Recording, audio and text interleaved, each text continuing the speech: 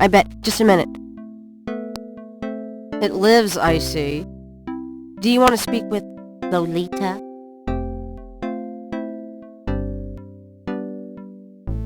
I'm sorry, but Gabriel is a lout. Oh, I mean, he's out.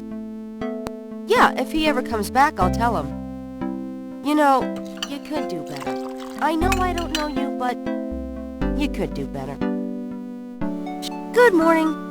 The phone's been ringing off the hook all morning. Let me know when you want your messages. Yeah. Gee, you're lively. Did you have another nightmare last night? Sort of.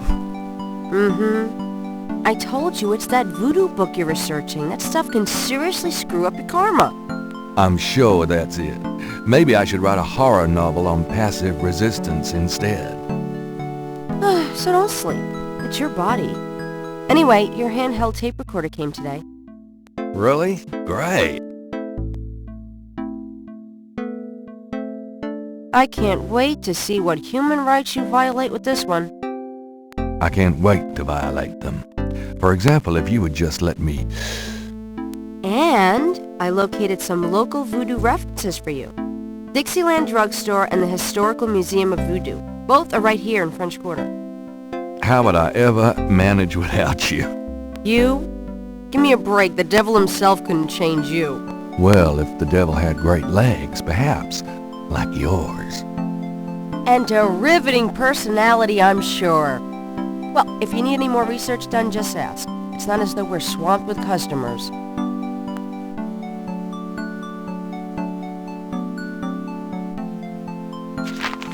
Times-Picayune, dated June 18, 1993. The front page has an article about the voodoo murders. The article says that the victims are all identified as members of the underworld. The general public of New Orleans is in no danger. Police claim the so-called voodoo trappings found at the crime scenes are fake, a scare tactic, and that the murders are not associated with any genuine practitioners. Gabriel also scans the Aquarius horoscope for the day. Potential storms ahead. Proceed with caution and do not get involved with anything new at this time. Right.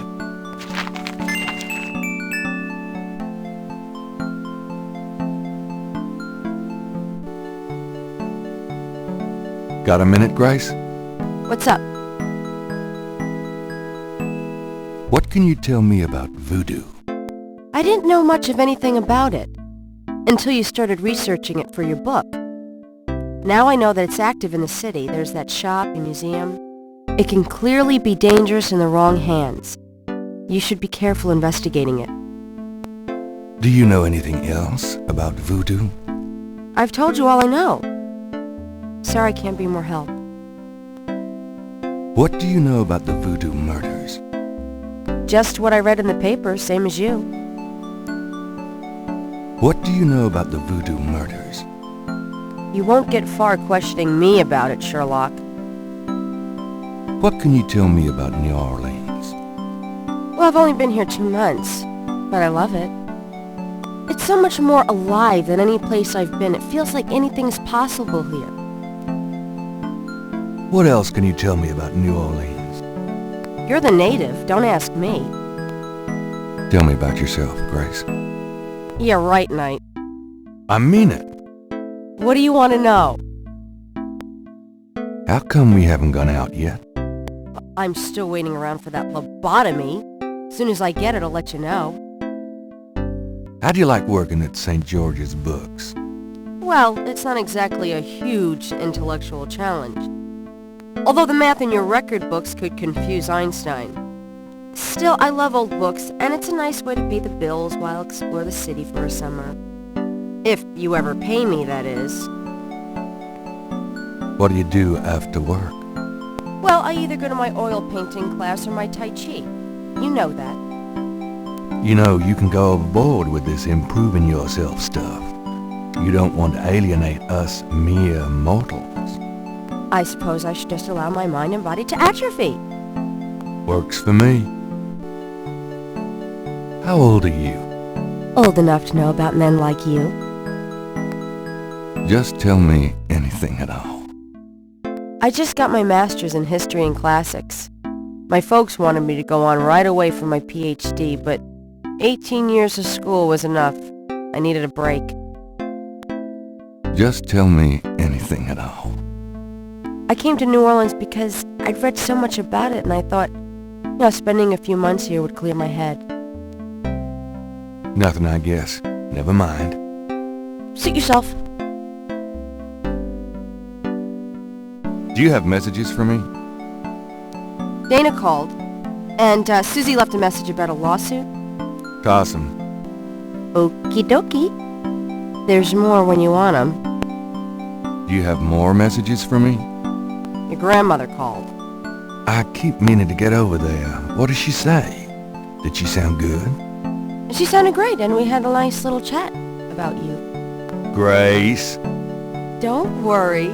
I didn't go into detail about your cardinal sins. Not that anything about you could surprise her. She adores you anyway. She's my girl. But she said to remind you to stop by and go through your father's things. Okay. Do you have more messages for me? here's a strange one. You got a call from someone named Wolfgang Ritter? He said he was calling from Germany. He told me it was urgent, maybe you should give him a call. Call Germany, like hell. If it's really important, he'll call back. Well, fine. Let's just hope he's not with the German lottery for pitiful American authors. Do you have more messages for me? Your friend Detective Mosley called. Talkative, isn't he? Especially with you. What do you want? He left an interesting message. He told me to tell you that his mother's maiden name is Humphrey. Oh, that's Humprey.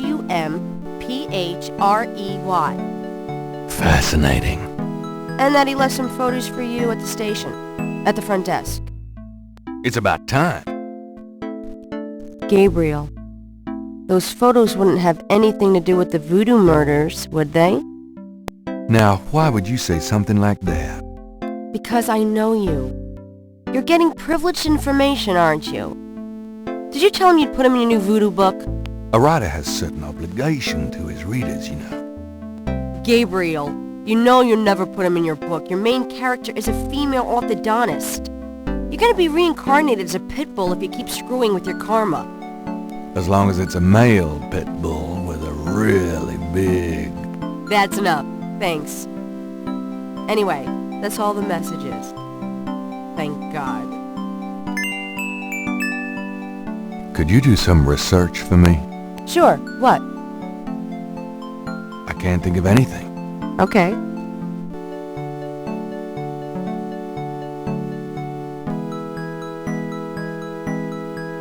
Mind if I borrow the magnifying glass? No, Sherlock. Just bring it back when we get the next estate shipment. No problem. I'm going to take the tweezers for a bit. Good. You're beginning to look a little scruffy. Just trying to make you feel at home.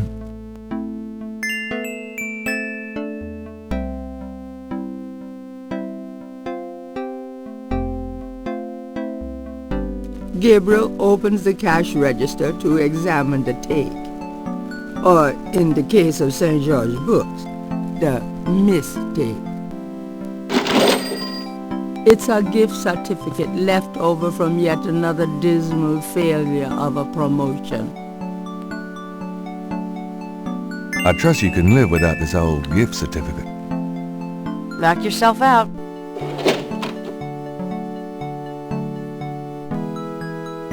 Gabriel pulls down a book on snakes.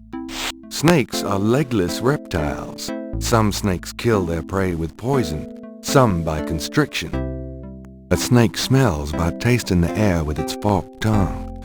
The smells are passed back to a sense organ in the mouth. Constrictor snakes, however, sense their prey by vibration. Did you know that medieval legends about dragons and giant worms are actually based on snakes? You know, dragons, devils, sea monsters, well, they've always been associated with snakes. Grace, get alive. Gabriel selects a volume of German poetry that he always found strangely compelling. Drei Drachen kriechen in meinen Schlaf. Die Ziele wollen sie lebendig zum Fraß. Feurigen Atems, gespaltener Zunge, genießen sie jedes Mal. That's nice. Kinda creepy, though. Who's the author? Heinz Ritter. I'm not sure what it says, but I get the feeling the guy was one sick puppy. Gabriel leafs through a German-English dictionary. Let's see, Mittag means midday, noon. Gabriel leafs through a German-English dictionary.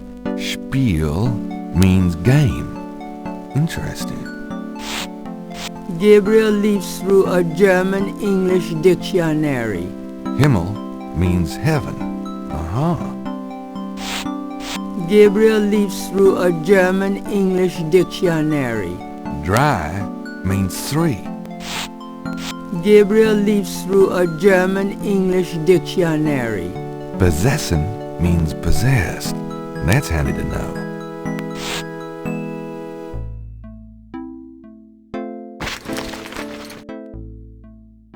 The medicine cabinet contains a few old prescriptions, personal hygiene stuff, and lots of hair products, including some hair gel. I'll take this hair gel. You never know when you'll need a touch-up. I might need a flashlight.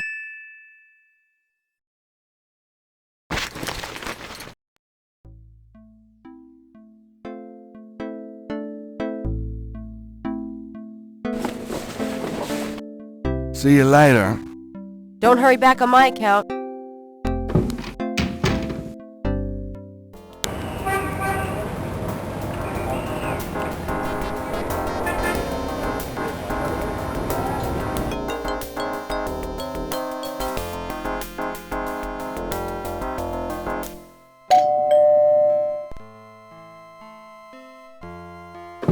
Gabriel, I'm so glad you stopped by. Sorry it's been a while, Grandma. Not at all. Give us a kiss. Now come and sit down. Tell me how you're doing. How you been, Gran? Just fine, dear. I'm sorry I bothered you at work, but I was hoping you'd get a chance to go through your father's things in the attic. Don't be silly. You can call me anytime. I'm going to go up to the attic, Gran. Be careful of the dust.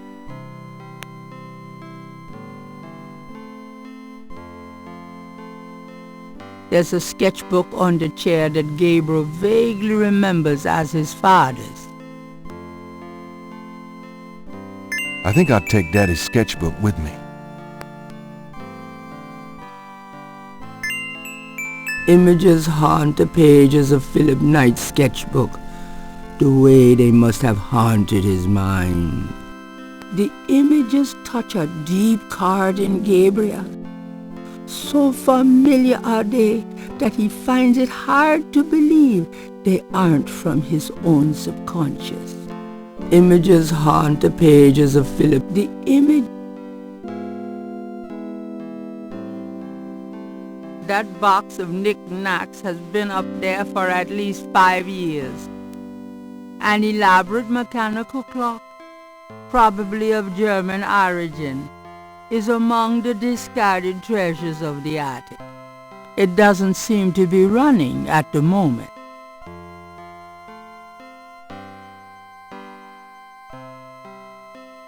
The hands do not appear to have any mechanical function other than to move.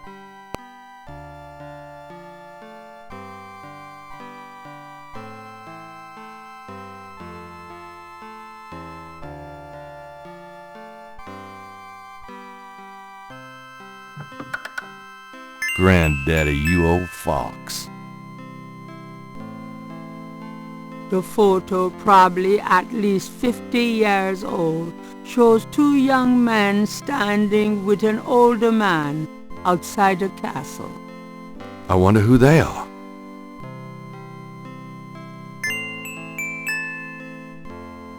It's an old letter on fancy paper.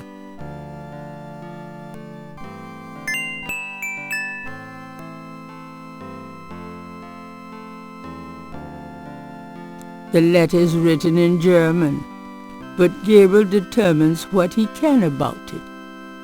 It was sent from a place called Schloss Ritter in Rittersberg, West Germany. The letter is addressed to mein Sohn Heinz and signed Wilhelm Ritter. One of the recurring words strewn throughout the letter is the word Schattenjäger. The only thing that Gabriel can decipher about the letter is a sense of urgency in the handwriting and in the heavy use of quill-tipped bold strokes and underlining.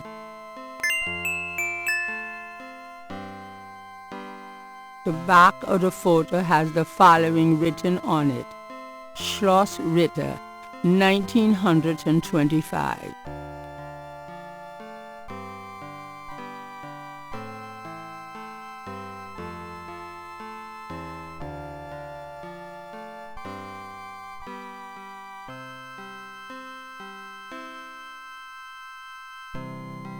That's it.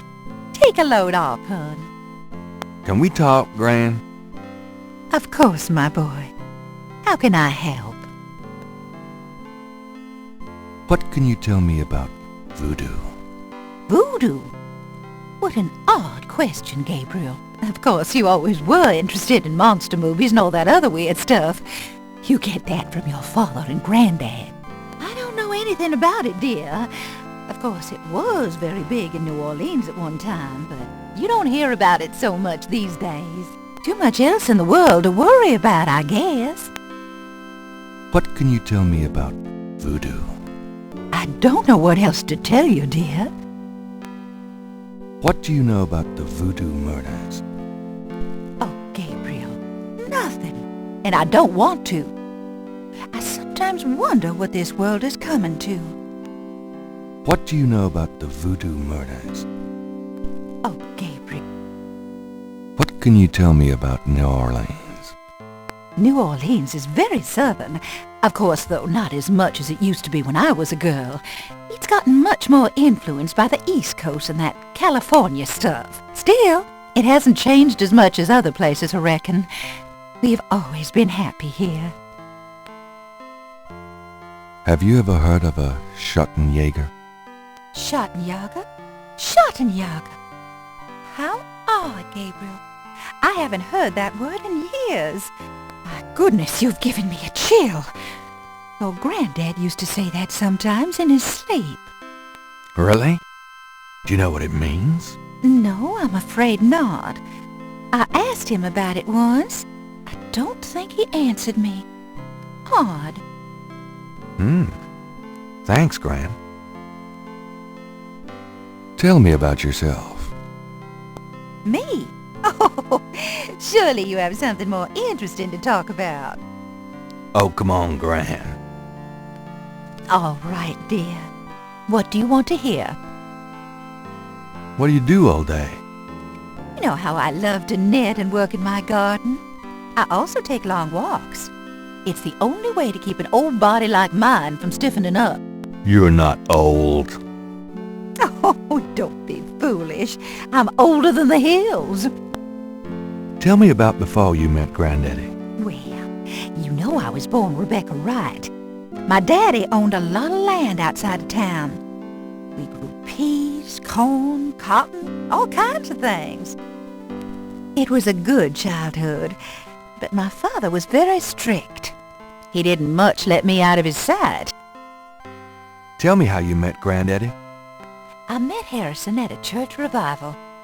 There was a traveling preacher back then, a big fella named Reverend Jim. I even remember his slogan, "Come to me to find your way."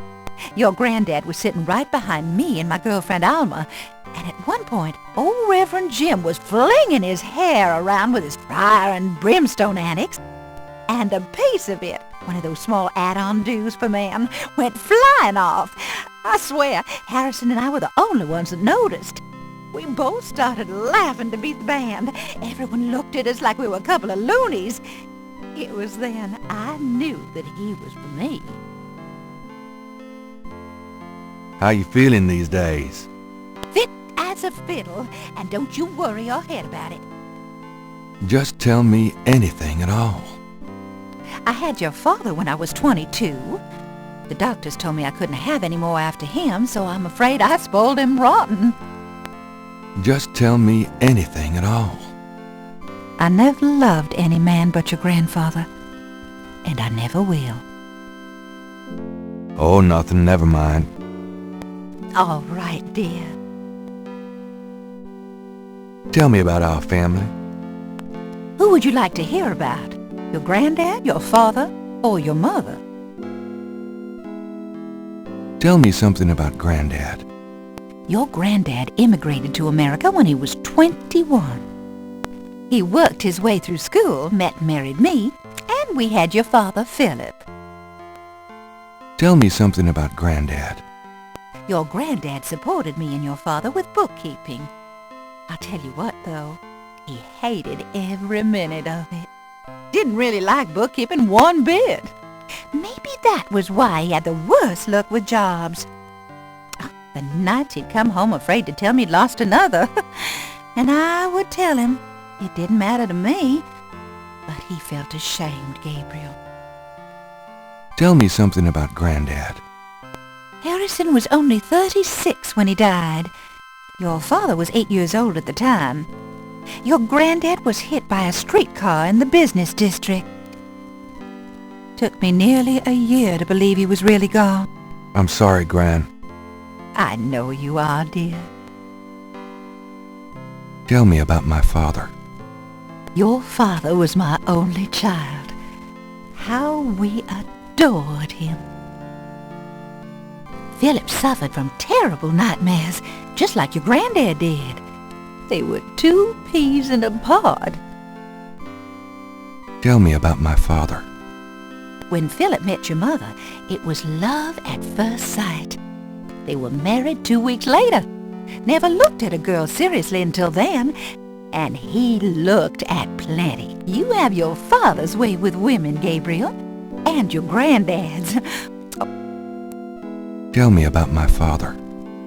I wanted to just lay down and die when he and your mother were killed in that car crash when you were only 8. It was the thought of taking care of you that kept me going, Gabriel. The police say your father swerved off the road after being frightened by something. Perhaps a deer in the road or a wild cat. Tell me about my father. Your granddad wanted Philip to have a normal life. He was obsessed by that thought. He pushed Philip to go to law school, but Philip was driven to art. He painted almost in a daze. He would get so inside himself when he worked. Tell me about my father. He always hated it that it was Margaret's money that supported the 3 of you when his painting couldn't. I kept telling him, try something more cheerful, like a landscape or 2. But he couldn't do it. His work was just too dark and disturbing for the public, you know. Tell me about my father. I don't know what else to tell you, dear. Tell me about my mother. Your mother was Margaret Templeton when your father met her. She came from a very wealthy Creole family in New Orleans. She was beautiful and reckless. She was madly in love with your father, of course, but I also think she liked defying her family. Since you're so interested in family history these days, why don't you go by St. Louis Cemetery No. 1 and visit the family tomb? It would be a sweet gesture. Maybe I will. Tell me about my mother. Your mother's family refused to give her money after the marriage. All she had left was a modest trust fund from her great-aunt, who happened to like Philip. The remainder of your mother's trust fund became yours when she died. That's what you used to open your bookshop. Tell me about my mother. The Templetons are all gone now. Every last one of them. They never wanted anything to do with us, of course. What a waste. Tell me about my mother. I don't know what else to tell you, dear. Do you know anyone named Heinz Ritter? Heinz Ritter. Oh, Gabriel, where did you hear that name? I found a letter in Granddaddy's clock. I promised I'd never tell you or your father, but I suppose it doesn't matter now. Tell me, Gran. Your granddad's name was Heinz Ritter before he came to America. He changed it to Harrison Knight legally when he arrived. Why did Granddad change his name? I don't know. I tried to ask him about his family, his life before America, but he didn't want to talk about it. He never even told me about his name change. I found out one day when I saw his passport in a drawer. Since he obviously found it painful, I never questioned him about it. But I'm sure it wasn't trouble with the law. Your Granddad was the best man I ever knew. Didn't Granddad ever say anything about his past or his family? Only that his family was crazy, and that he never wanted to see them again. He believed in some family curse, thought that he could spare Philip and Philip's children from what he called old nightmares. Whatever Harrison wanted to spare you, though, it cost him plenty. He never did sleep well, and he would often get a far-away, guilty look in his eyes. He was wrestling with something he thought he should be doing, someplace he thought he ought to be. I don't know how he could think that he should be anywhere but with me and our child. It's a terrible way to live. Do you know anything else about Heinz Ritter? I've told you all I know about your granddad's past. Tell me something about Granddad. Did you know that your granddad was a poet? He was! He wrote the most beautiful poetry for me when we were courting. I always thought he should have done something with that gift. But he was such a practical man. Didn't believe in chasing after dreams. Tell me something about Granddad. I don't know what else to tell you, dear. You know, you get prettier every time I see you. Oh, you.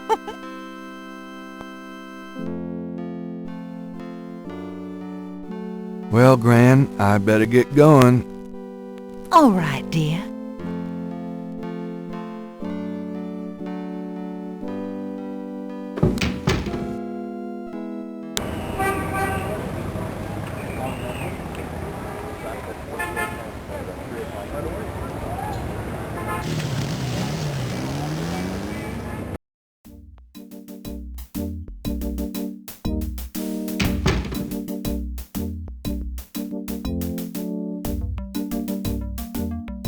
Got a second, officer? What can I do you for?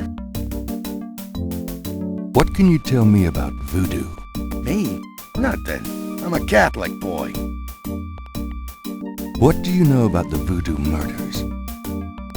I'm not allowed to give out information on police cases. What can you tell me about New Orleans? I'll tell you, I'm glad as hell it's not Mardi Gras. If it weren't for that 1 month a year, being a cop in New Orleans would be a real pleasure. As it is, I'd rather stick behind this desk. What can you tell me about New Orleans? Best food in the world. You can get it right here in New Orleans. Muffaletta sandwiches.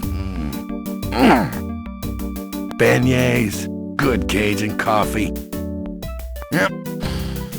Man can die happy in this city. Have you ever heard of a Schottenjäger? Can't say that I have, but it sounds dirty. Tell me about yourself. Who, me? I'm the Desk Sergeant Frick. Why? Frick? That's right. You got a problem with that? Not at all. Tell me about yourself. You see that front door? Yeah? Well, I watch people come in. See this book? Yeah? Well, I write people's names in it, see? People that bother me. Want me to put your name in this book? I think not. That's what I thought. I'm here to see Detective Mosley. He's out at a crime scene. Sorry. Where is the crime scene? Is it related to the voodoo murders? Crime scene information is police confidential. We don't need any more looky-loos than are probably already there. Come on, you can tell me where the crime scene is. Look, I know the paper's got everybody stirred up about these killings, but that don't make it public information. Back off. So this is a new voodoo murder then? Hey, I didn't say that. You'll read all about it in the papers tomorrow, I'm sure. Please tell me where the crime scene is. Look, buddy, you keep it up, and there'll be a crime scene right here. About Detective Mosley. I told you he's not here. I was supposed to pick up some photos from Detective Mosley at the front desk. Is that right? And who are you? My name is Knight. Gabriel Knight. Yeah, I got something for you, all right. Soon as you're done talking, I'll give it to you. Here's that envelope for you, Gabriel Knight. Thanks.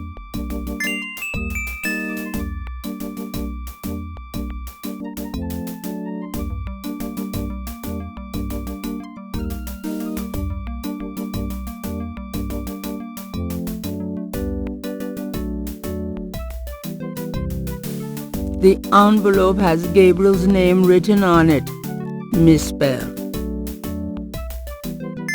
Gabriel opens the manila envelope and finds 2 photographs. One of the photos from Moseley is an official Voodoo Murders crime scene shot, a graphic close-up of a victim.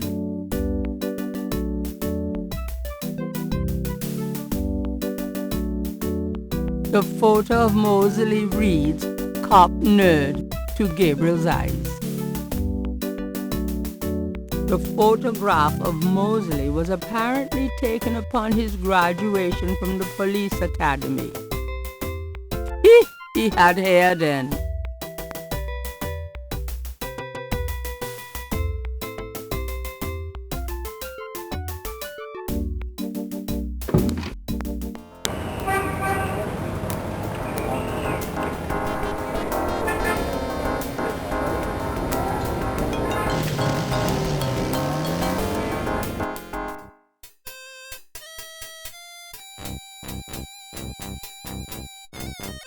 Good day, officer. Yeah, you too. Keep moving. Could I ask you a few questions?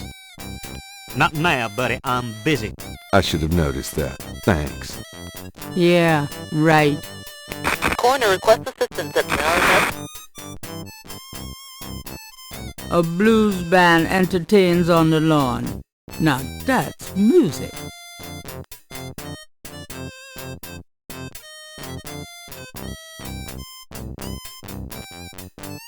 Coroner requests assistance at the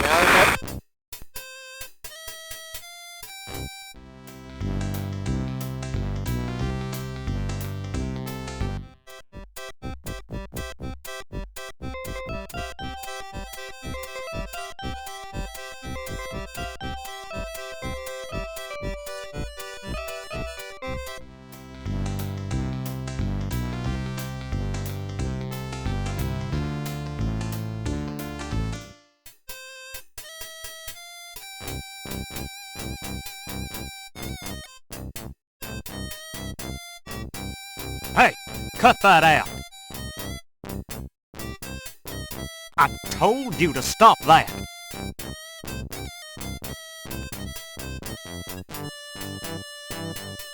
All right, mister. You want some of this?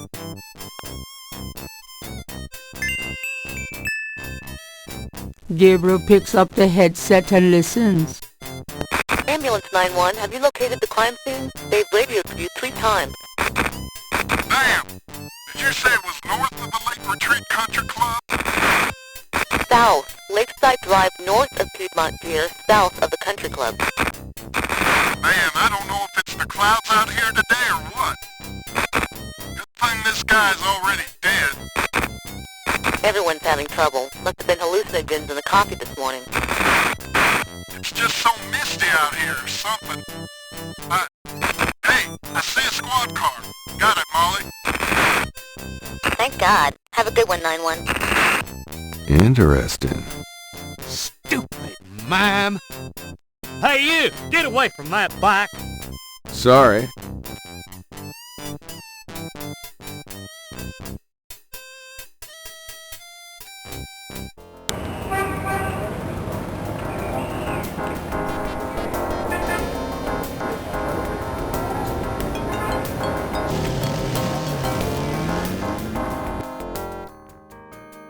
The crime scene team is still at the site. Gabriel parks a bit out of the way and walks over to avoid adding to the general confusion.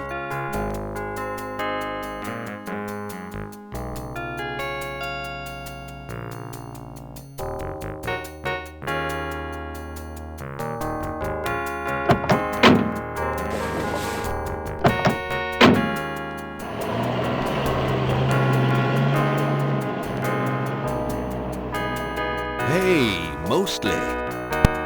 Huh? Knight, you wiener, I told you not to call me that. Feeling jumpy? Who, me? Don't be stupid. How'd you find me? Oh, I was just driving by. Well, for the book. But don't tell anyone I let you see this, huh?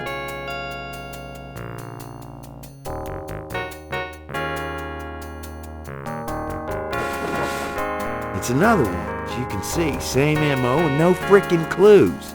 We're still waiting on an ID for the body. That's disgusting. Isn't this a rather, public area for this kind of thing? Yeah, they're frickin' ghosts, these guys. Lakeshore Drive isn't exactly the 10 expressway, but it is open to the public. No reports and nothing. Now, who the hell is that?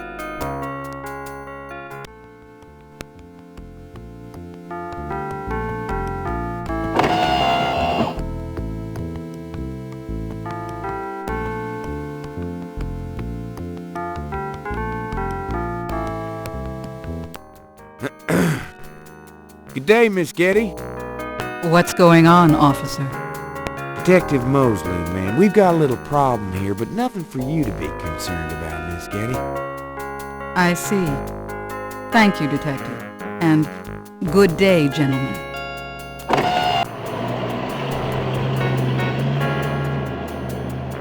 Whoa, I'm in love. Forget it. That's Molly again. She's about as far out of your reach as the moon. Probably on her way to meet some guy with a yacht right now. Near here? The lake's a popular place for country clubs. If she's out here a lot, maybe she saw something or heard something. Man, nobody ever sees or hears nothing. I told you. Besides, you just don't go around bothering people like her. We've about wrapped it up, sir. It's another clean sweep. Yeah, let's get the meat wagon moving then. Do you want to leave an officer here, sir? Nah, just leave the tape up for a few days. Yes, sir. If you'll excuse us, sir, we'll take him away.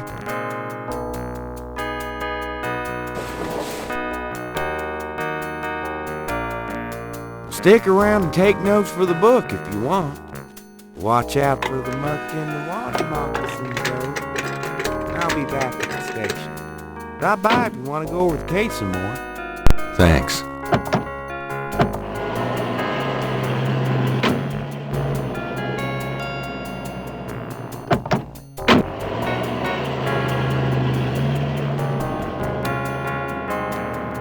There seems to be a pattern to the lines in the sand. But if there is a pattern, it's smeared. There's only one small area that's clearly defined.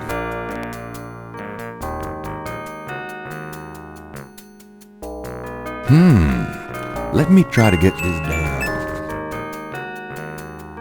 Out damn the spot. Will these pristine banks ne'er be cleaned again? The banks of Lake Pontchartrain are rich with clay deposits. Is that clay? Yuck! The grass has a matted appearance there.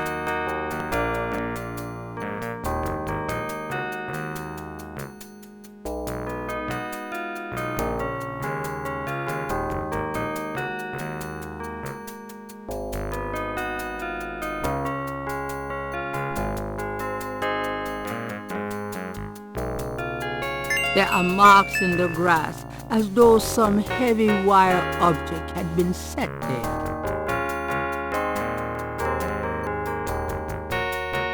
Gabriel carefully uses the tweezers to take the small iridescent scale. I think it's a snake scale, but it beats the hell out of me what kind.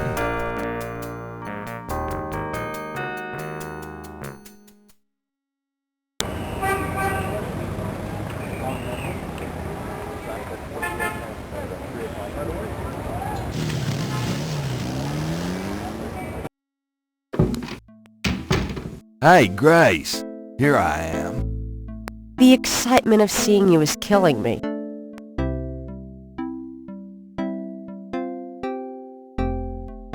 Got a minute, Grace? What's up? Do you know anything about snakes? Doing a family tree, Gabriel? Very funny. I mean real snakes. You know, scaly, cold-blooded. I would have thought you'd find them empathetic. Mm-hmm. I know very little about reptiles of any kind and prefer to keep it that way. I think there's a book on snakes around here somewhere, though. Okay, thanks. Could you do some research for me? Sure, what? Could you see what you can find out about a woman named Malia Getty? The name Getty sounds familiar. What's your interest in her? Oh, just, you know, stuff about the voodoo murders. If you could get an address... They're murders. Right. I'll see what I can find out. Anything else? I can't think of anything. Okay. Well, it's about closing time. So it is. Good night, Gracie. Good night, Gabriel. And try not to dream, okay?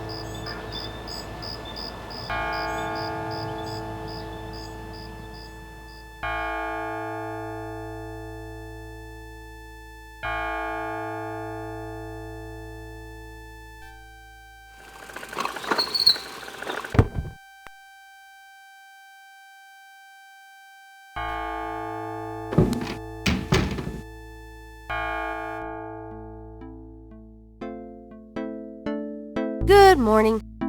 Don't you look swell today? Actually, swollen. So have some. There's a fresh pot on the table.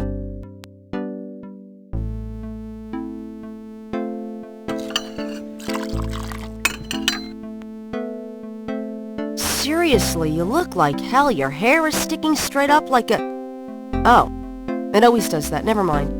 Ha, ha. Did you dream about the fire and the hang guy and that lion thing last night? Leopard, not lion. Did you get anything on Malia Getty? Well, I did get her address, but you're a little out of your league here, big fella. The Gettys own 3 local hospitals, just to name a few of their assets. They run in very high circles. Did you get an address? I got the address. I suppose this has nothing to do with the fact that Malia Getty is incredibly gorgeous. I should have known you wouldn't go for a rich, ugly socialite. And that address is... Hey! Far be it from me to postpone your total humiliation. It's 557 West England. That's a garden district, a state city. That's all I wanted to know. And yes, my dear, Malia Getty is the most dangerous-looking diversion I've ever seen. Ouch! Oy, men.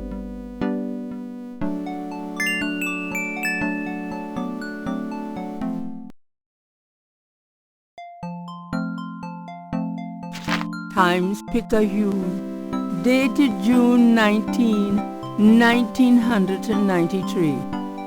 A front-page article describes the most recent of the voodoo murders. Gabriel scans it but learns nothing new. The article reiterates that the voodoo aspect of the crimes is fake. Gabriel shivers. It looked real enough to him.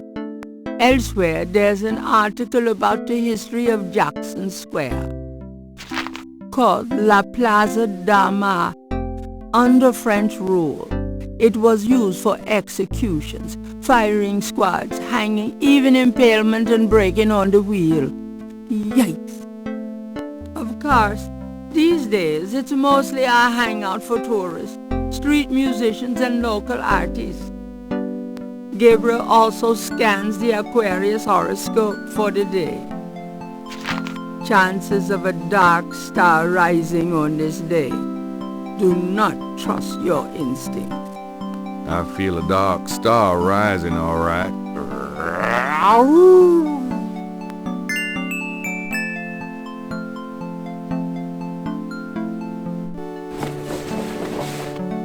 I've got some things I need to do.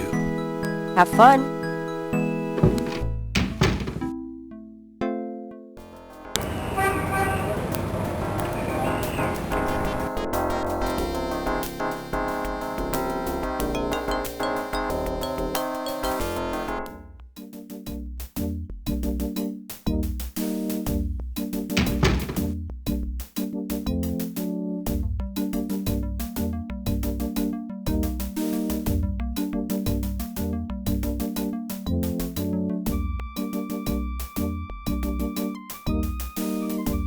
Got a second, officer? What can I do you for? I'm here to see Detective Mosley. He's in his office. Go on back.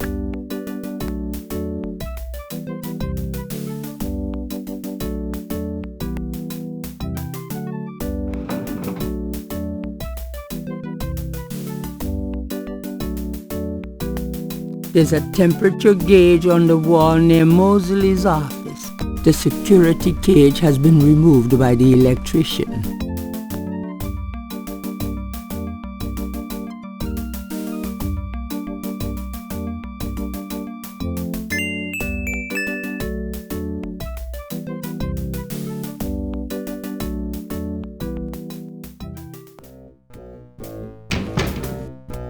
Detective Mosley.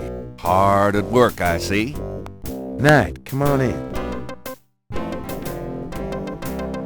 Whew, it's hot in here. Dang, the air conditioning must be on the blink. Are you hot? Man, I'm hot.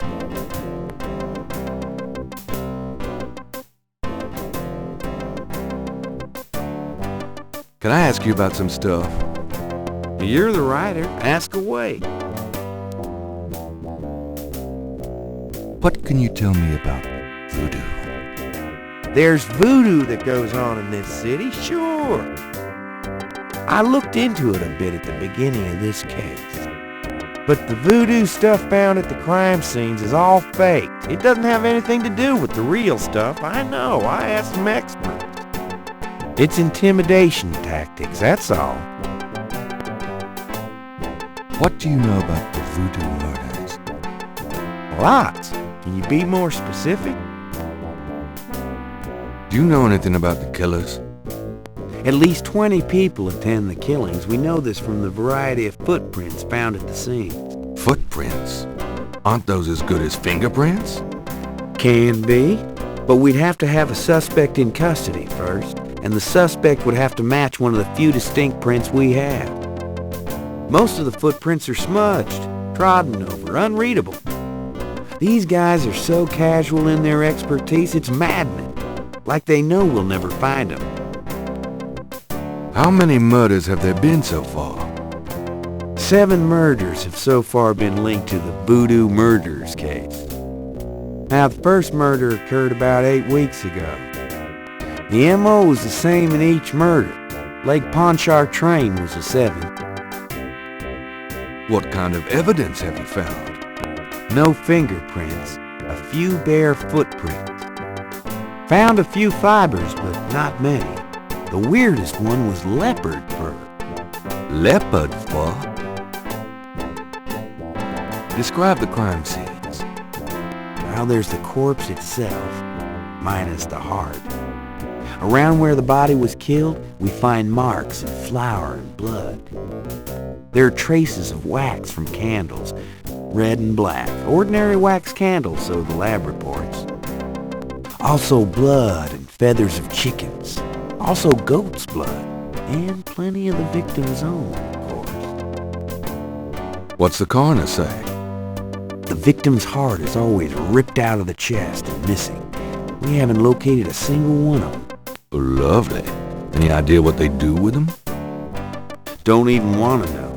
Also, the coroner says some of the victims had heart attacks before the incision. Literally scared to death. The knife wounds are consistent with a long, narrow, wavy-edged knife. Probably a ritualistic dagger. Any witnesses? Nope. There's never been a single witness. No one's even heard a disturbance. It's damned weird. Like they just don't want people to see, and so nobody sees nothing. Know anything about the victims? The victims are all out-of-towners. We still don't know why. Oh, nothing, never mind. Sure, no problem. What can you tell me about New Orleans? You and me grew up together. You tell me. It's a pretty nice place, even seeing the stuff I see. You know. The quarter's getting a bit too wild, though. Getting hard to control. Not quite what it was when you and me used to hang here, but... hell, I've never known anything else. Do you know anything about snakes? The only thing I know about snakes is I don't like them. Have you ever heard of a Schottenjäger? No. Ha! Is that anything like a Chuck Yeager? I don't think there's any relation. Tell me about yourself. For the book? Sure, why not? Okay, what do you want to know? How'd you like working on the police force? Are you kidding? You know I love being a cop. In New Orleans, it's the best place in the world to be one. What are your plans for the future? Well, you know, I don't like to count my chickens before they're hatched, but I don't see why I can't be the chief of police of New Orleans someday. I already know the mayor, and my record is one of the best in the department. I'm sure it's just a matter of moments, mostly. Yeah, you'll see. Got any hobbies? Yeah, making your life miserable. I'm serious. Don't you shoot or chew or something like that? No, I'm a freaking ballet dancer. Jeez. Yeah, I was #1 at the Louisiana State Fair Marksman Contest. I play trumpet, too. You know, put your lips together and blow. How's your home life? Oh, real funny, Knight. Why don't you just bring in some freaking salt? Well, you know Annie left me. My home life is shit. Right. Sorry about that. Just tell me anything at all. Remember how we used to play monkey in the middle?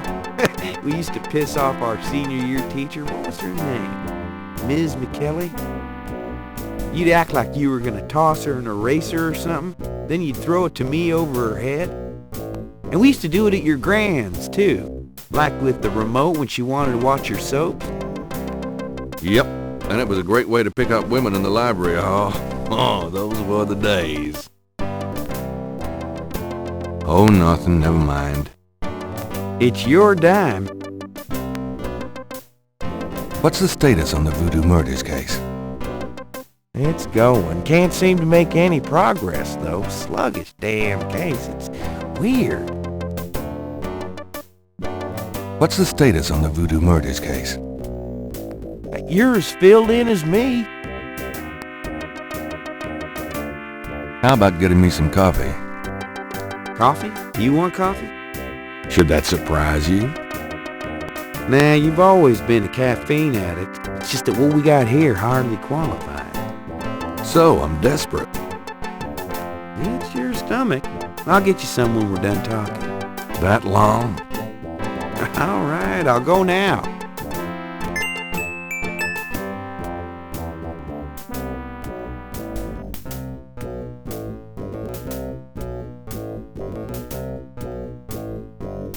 Don't touch anything while I'm gone.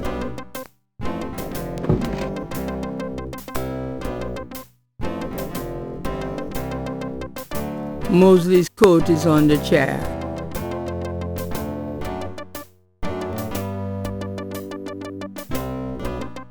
I think I'll just borrow this badge.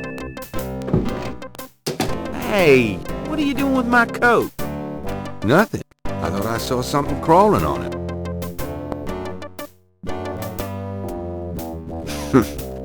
Just drink this.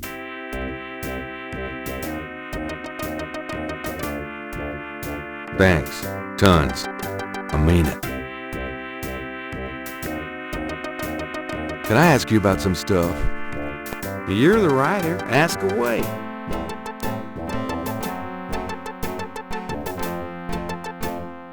I got those photographs you left for me. Really? Great. What'd you think? Astonishingly lifelike. Yeah, that's what I thought. Got any more ideas for photos for the book? Nope. I think we have everything we need. Okay, but you shouldn't underestimate the power of beefcake.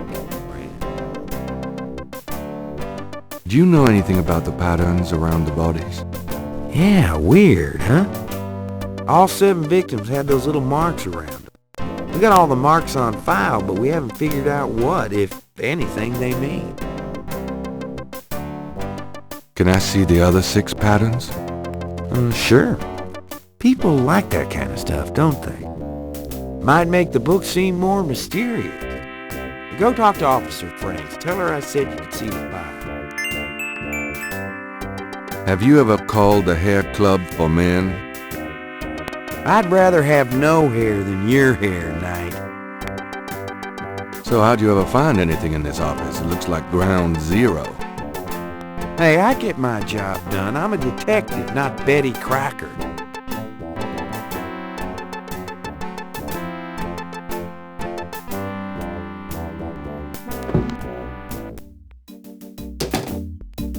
She's not bad. Excuse me, officer. Yes? Can you get a file for me? What file would that be? The Voodoo Murders file? Detective Mosley said I could see it. Really? Well, if he said so.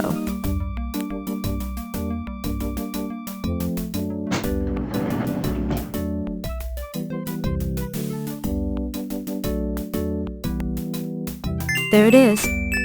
You can look at it all you want, but don't leave this area with it, okay? And no photocopies either, I'm afraid. Of course. I understand completely.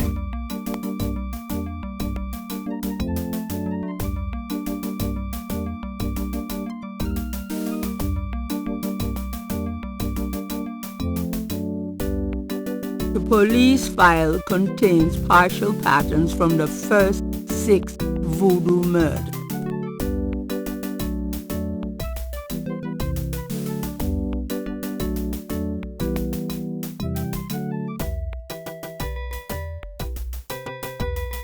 I'm done. Yeah, thanks.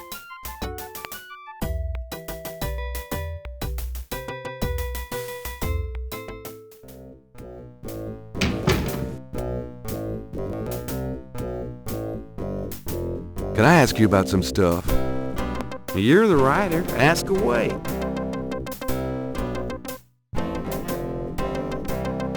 I got those photographs you left for me. So you said. Did you think of any other shots for the book? A cop ought Arthur photo might be nice. You and me? Together? Why not? Of course, you'll have to try to tone down your masculinity. Well, okay. Now I'll call the police photographer.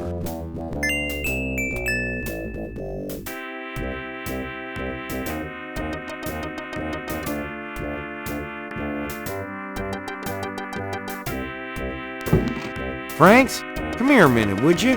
Bring your camera.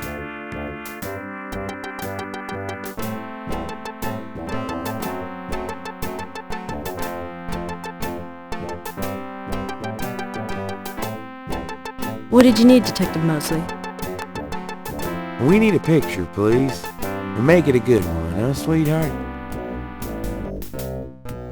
Sure, sweetheart.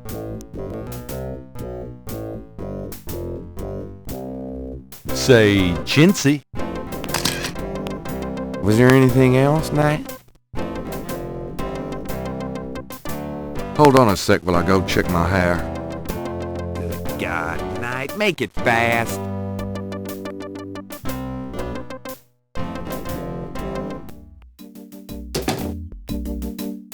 Let me see that file again.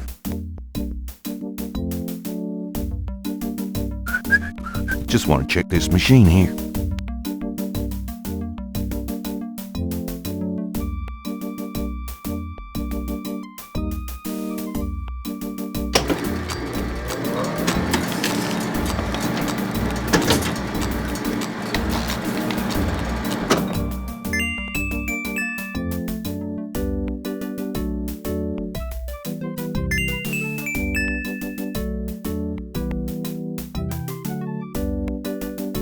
Would you just get in here? Hurry up, would you? Okay, ready.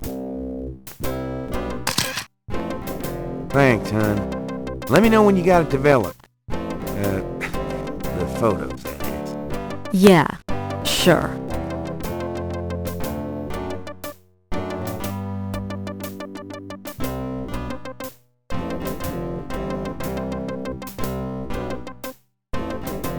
I'm gonna hit the road.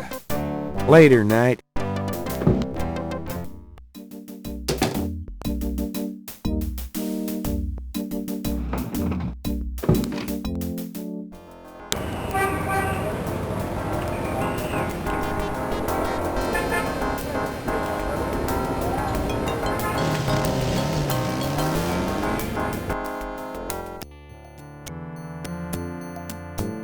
Hello. Mm-hmm.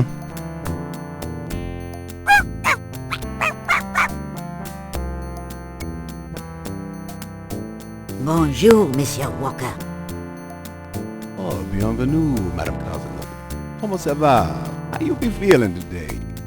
Well, I'll tell you, Mr. Walker, I'm certain someone's buried a sleep knot bag somewhere near my steps. I haven't slept a wink in weeks. Oh, don't that beat all? Well, you're gonna need some easy night candles then. Do you think that would help? I do hope you're right. I said 3 rosaries this morning for Our Lady's intervention. Rosaries are good, sure enough. But you burn those candles too and you're gonna whip any old no-sleep gree-gree, I tell you for sure. Very well, Mr. Walker. Put them on my account and send them round to my house. Oh, and there's another thing. I didn't catch her at it, but I know Mrs. Lefebvre put stomachache powder in my tea at the last meeting of the Creole Grand Dames. Oh, I've been in misery. You put 9 pinheads up in a little box, add a pinch of graveyard dust, and put it under her front porch step. That'll turn the trick back on Mrs. Lefebvre, and she'll be the one with the bellyache. I have the pins and the dust right here if you want them. If the Blessed Virgin will grant me her protection, I'll be safe from these practitioners of evil. Oui, madame. Though it don't hurt to be proactive none either, now does it? Naturellement, monsieur. Merci beaucoup. Mais non, madame. It is nothing. Au revoir. Au revoir, Monsieur Walker.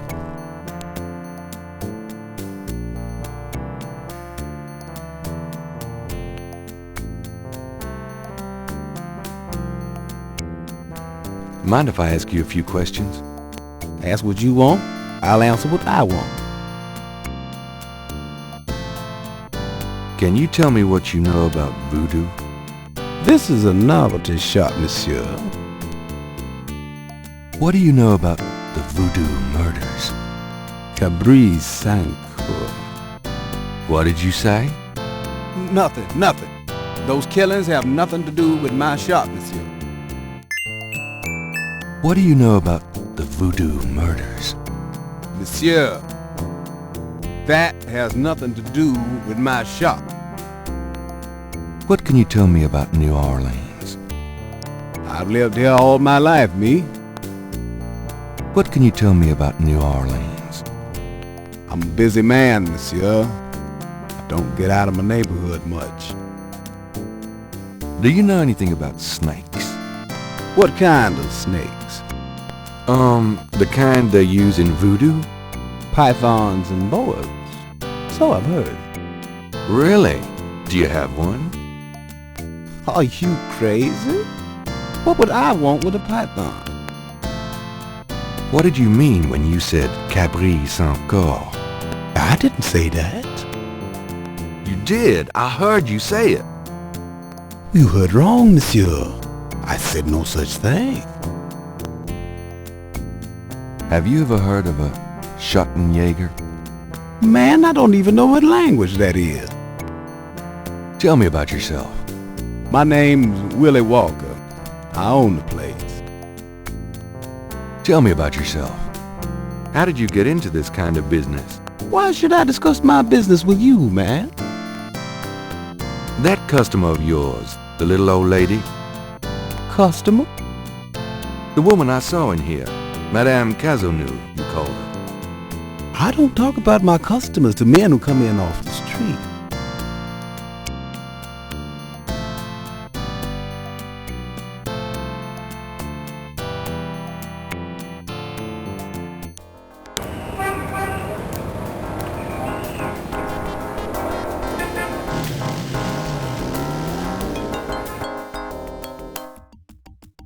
Welcome, my friend. Hello. I am the proprietor, Dr. John. If you have any questions, I will be happy to assist. Great. My name is Knight, and I'll probably take you up on that. A street drummer has settled outside the museum. On the table is a small coffin. So small, in fact, that it would only fit an infant. Charming. Something about the shape of that knife gives Gabriel the creeps. A very large, very formidable-looking snake is secured in a plexiglass cage.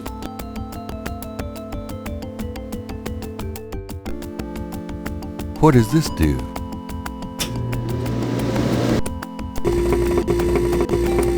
Turn that thing off.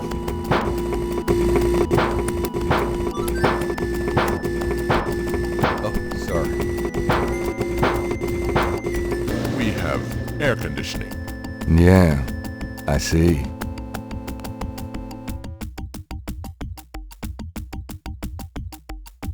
Could I ask you some questions? That is why I am here.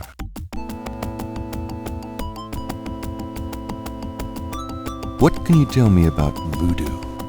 Historical voodoo? Or the voodoo currently practiced in the city?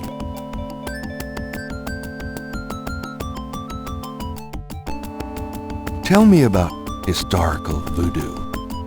Very well. I will start at the beginning, Mr. Knight, and will go on from there at your prompting. Sounds good.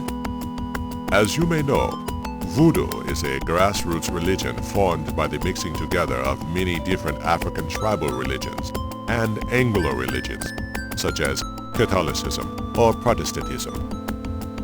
In other words, it is a religion born of the African slave trade, but African slaves were imported not only by the United States, but also into the West Indies, where the French and Spanish ran plantation islands.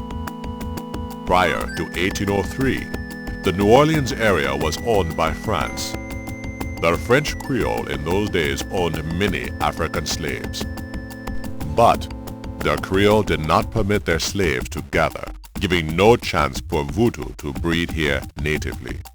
The Creole also knew enough about the corrupted pagan practices of the West Indies slaves to ban the importing of slaves from that region. So, how did voodoo come to New Orleans? After the Louisiana Purchase, American legislators relaxed regulations. Slaves were permitted to gather. The Americans also removed the ban on West Indies slaves. Around the same time, a slave revolt occurred in Santo Domingo, what is now Haiti. Between the lifting of the ban and the Haitian revolt, West Indies slaves began pouring into New Orleans. Some of them were free people of color, freed or escaped slaves. Some came with their white owners who were fleeing from the revolt. What happened when the West Indies slaves got here? They brought voodoo with them. The native slaves were more than enthusiastic about embracing it. It gave them power, Mr. Knight, if only in the form of a communal bond. Among the first meeting places were the Bayou St. John and the shore of Lake Pontchartrain. The early voodoos were heavy snake worshippers, worshipping the one they called the Great Zombie. Tell me more about historical voodoo. By 1817, the voodoo activities were beginning to cause fear among the white slave owners. An ordinance was passed to forbid slave gatherings except in designated public areas at designated times. The time was Sunday afternoons and the place, Congo Square. The slaves and free people of color gathered to dance simulations of their voodoo dances right in sight of Creole society. Of course, they also continued to meet in private for the real thing. Tell me more about historical voodoo. There were a variety of kings and queens at first, voodoo priests and priestesses.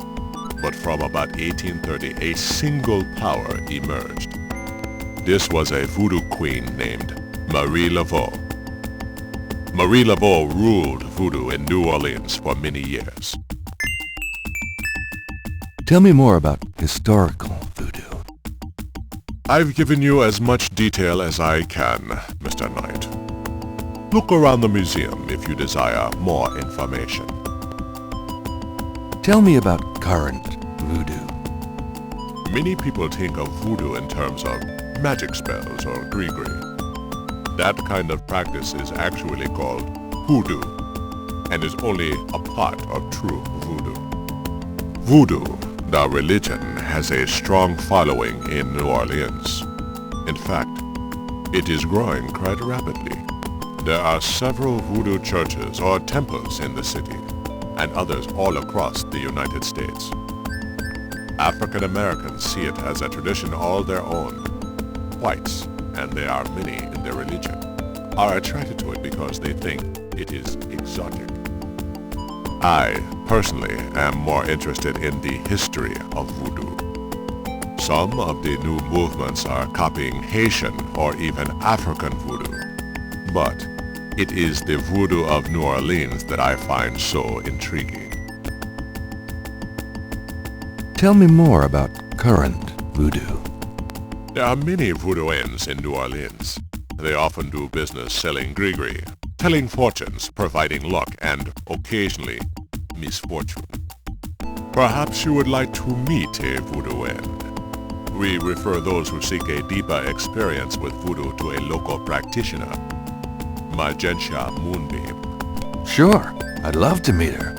She lives on the corner of Orleans and Dauphine. I will call her and tell her you might stop by. Great, thanks. Tell me more about current voodoo. You have tapped my resources. My expertise is really historical. Perhaps Ms. Moonbeam can be of further help. Is there anything else I should know about voodoo? Not if your interest is primarily in voodoo. Hoodoo is of interest to those who study rural folk traditions, but it will not aid you in understanding true voodoo. Tell me more about Marie Laveau. There were actually two Marie Laveaux, mother and daughter. Most people thought they were the same woman. Her continued youth added to the mystique. The original, the mother, was also known as Widow Paris. It was she that began the empire. When the Widow Paris began to practice, there were many voodooans in the city. By 1830, she was voodoo queen of all New Orleans. Tell me more about Marie Laveau. The Widow Paris was a hairdresser for rich Creole ladies. She also paid household servants to spy for her. Between the two, she knew everything about everyone who mattered in New Orleans.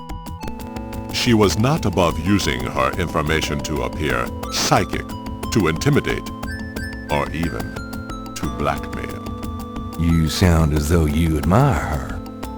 For a black woman in the mid-1800s to gain power is an incredible thing, Mr. Knight. However, she achieved it. Tell me more about Marie Laveau. She kept a pet snake, danced with it too. She held traditional voodoo ceremonies out by the lake. She took herself seriously, very seriously. But she was not above selling tickets for her events to curiosity seekers. She was not above using voodoo any way she could to make money. That is for certain. But if she had been in another line of work, in another age, that would have been interpreted as entrepreneurial genius rather than a sign of fraudulence. Hey, you don't need to convince me. I admire anyone that can actually make a living. Tell me more about Marie Laveau.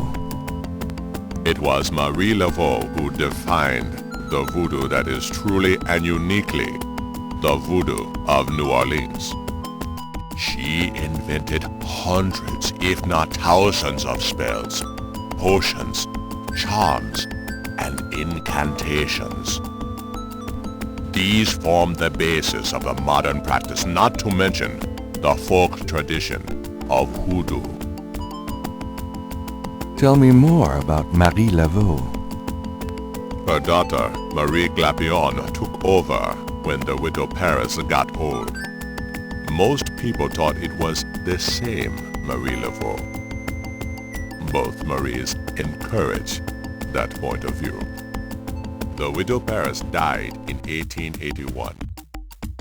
Marie Glapion had been reigning a long time by then. After the death of the Widow Paris, other voodoo queens surfaced, and by 1890, the cult was fragmented again. Marie Glapion just sort of faded away. Tell me more about Marie Laveau.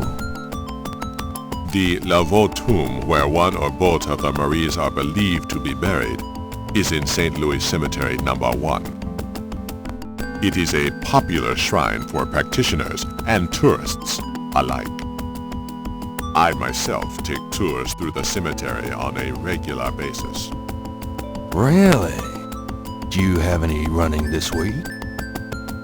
No, but the cemetery is open to the general public as well. Do you have any idea what Cabri Saint-Cor means? I fear my French is not all it should be, Mr. Knight. Do you know anything about snakes? Ah, you have perhaps noticed the museum's snake, Mr. Knight. They are beautiful creatures, do you not agree? And the tourists seem to associate them with voodoo. Tell me about yourself.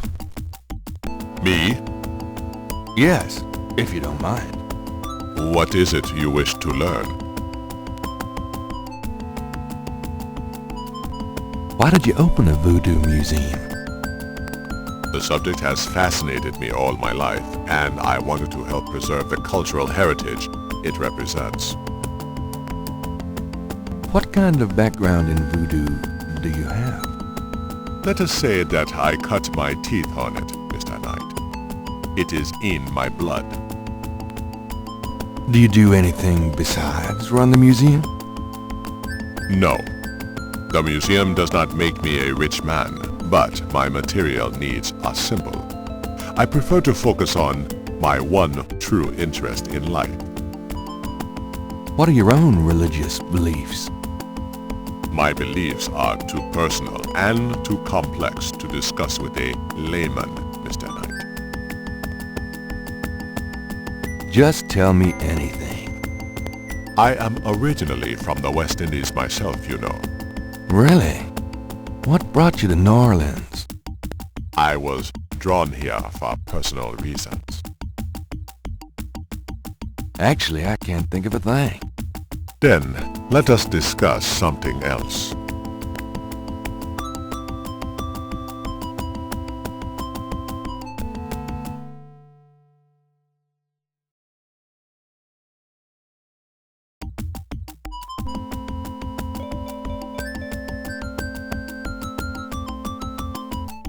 Thanks a lot. Bye now.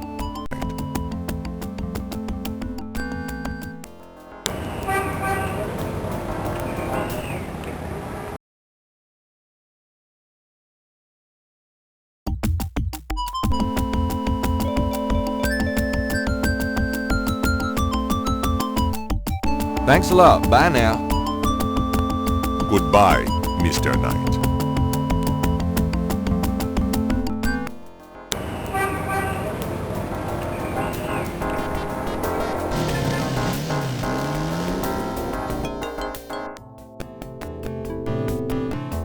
Welcome, Seeker.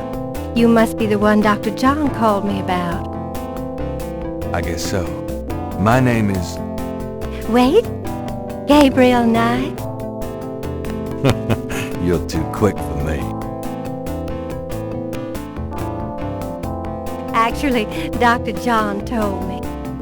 You have come to the right place, Mr. Knight. Tell me how I can help.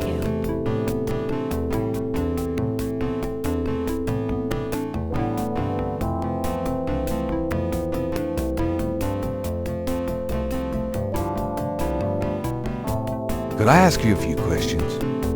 Of course, Seeker. What can you tell me about voodoo? My practice is mainly selling charms and potions with magic power, such as gree-gree and voodoo oils. You know, everything from unrequited love to wandering spouses to winning a lawsuit. But my spells and charms are powerful, and they work. What can you tell me about voodoo? Much of a voodoo yen's work is protecting her clients from the spell of others. I make special protective gree-gree to be worn in secret.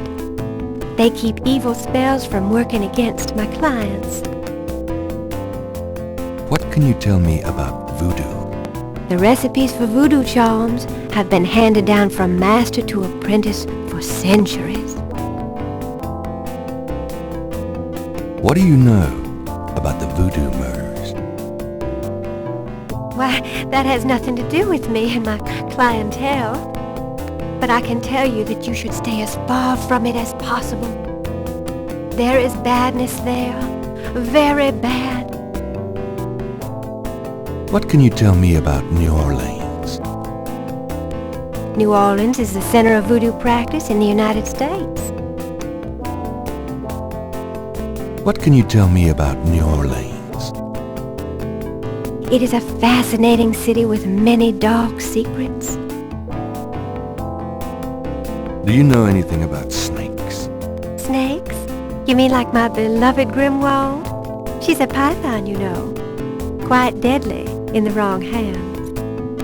I was trained by one of the great voodoo queens to learn how to hypnotize and handle snakes. Tell me more about snakes. Oh, I wouldn't want to give away my trade secrets. Do you have any idea what caprice sans cœur means? No. No, I don't. Do you know anything about Marie Laveau? Oh, yes. She was the first of the great voodoo queens. Do you know anything about Marie Laveau? She ruled voodoo in New Orleans for 100 years, they say. Have you ever heard the word Schottenjäger? I don't know anything about that. Tell me about yourself. Yes? What would you like to hear? How'd you get into this business? I trained in the voodoo arts for many years with the great Queen Tabitha. Really? Who's she? You have never heard of her? For shame! I can see you know little of the world of magic. I'm beginning to get that impression, yes. What kind of people come to see you? Seekers after the truth, such as yourself. Do you do anything else? I am a voodoo yen, and that is plenty. It takes much spiritual effort. How many voodoo yens are there? No one knows exactly. Many practice in secret. There are probably hundreds. But of course the level and the power of the voodoo yens differ greatly, depending on their training and natural gifts. Tell me anything at all. I haven't always lived in New Orleans. I came here from Kansas as a young woman. Tell me anything at all. I began studying voodoo more than 20 years ago.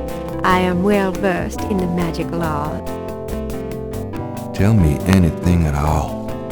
Many non-believers come to me. They are usually believers when they leave. I can't think of anything.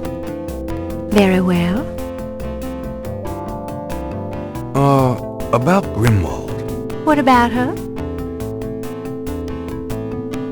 Where'd you get Grimwald? She belonged to a traveling reptile show. She was being terribly mistreated, so I offered to buy her. She's named after a spirit guide I had once.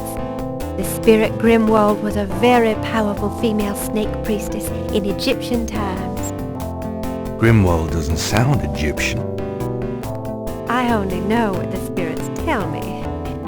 Monsieur, I am sure they know better than we. How'd you learn to handle Grimwald? I told you a great voodoo queen taught me. She learned from Marie Laveau herself. Ah, fascinating. Would you consider giving me one of Grimwald's scales? No, I couldn't do that. You might do some gree-gree of your own, no? One must be very careful with such things. Hair clippings, nail parings, and snake scale. Are you sure you wouldn't consider giving me one of Grimwald's scales? I told you I couldn't do that. How about showing me how you handle Grimwald? Really? You would like to see me dance, perhaps? That would be swell. I won't make you wait, Monsieur Knight.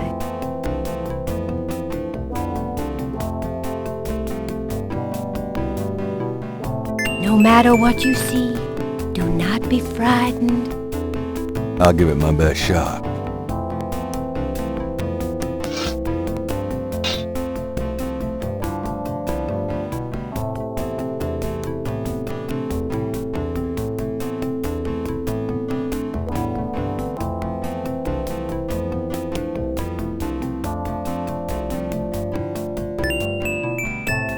Gabriel grabs the shed snake skin while Magenta is otherwise occupied.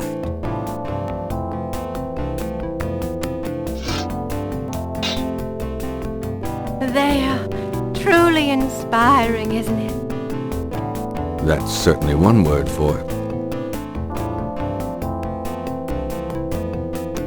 Could I ask you a few more questions? Certainly.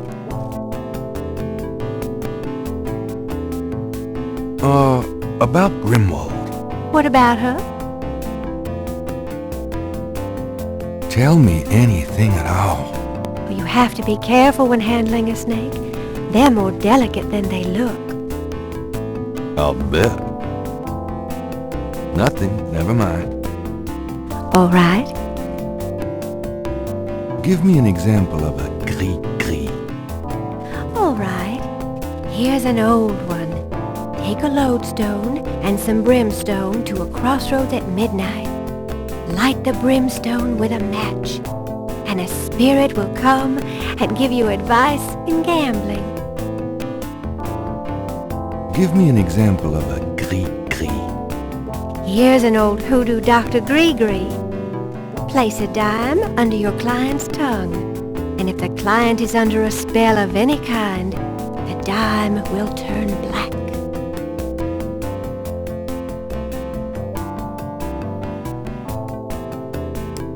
Well, I guess I'll be gone now. Do what you will, if it harm none. Count on it.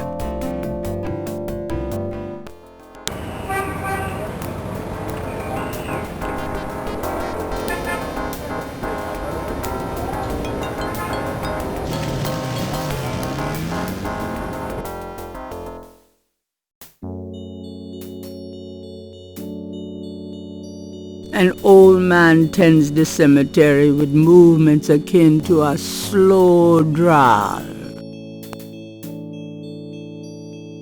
Near the Laveau tomb is a piece of red brick. Undoubtedly a cast-off from spiritual graffiti writers.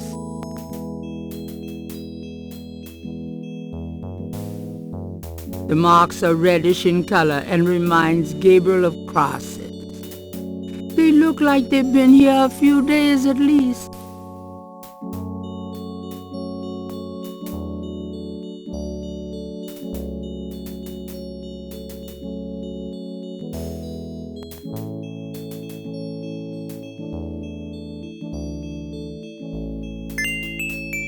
I want a copy of these strange marks.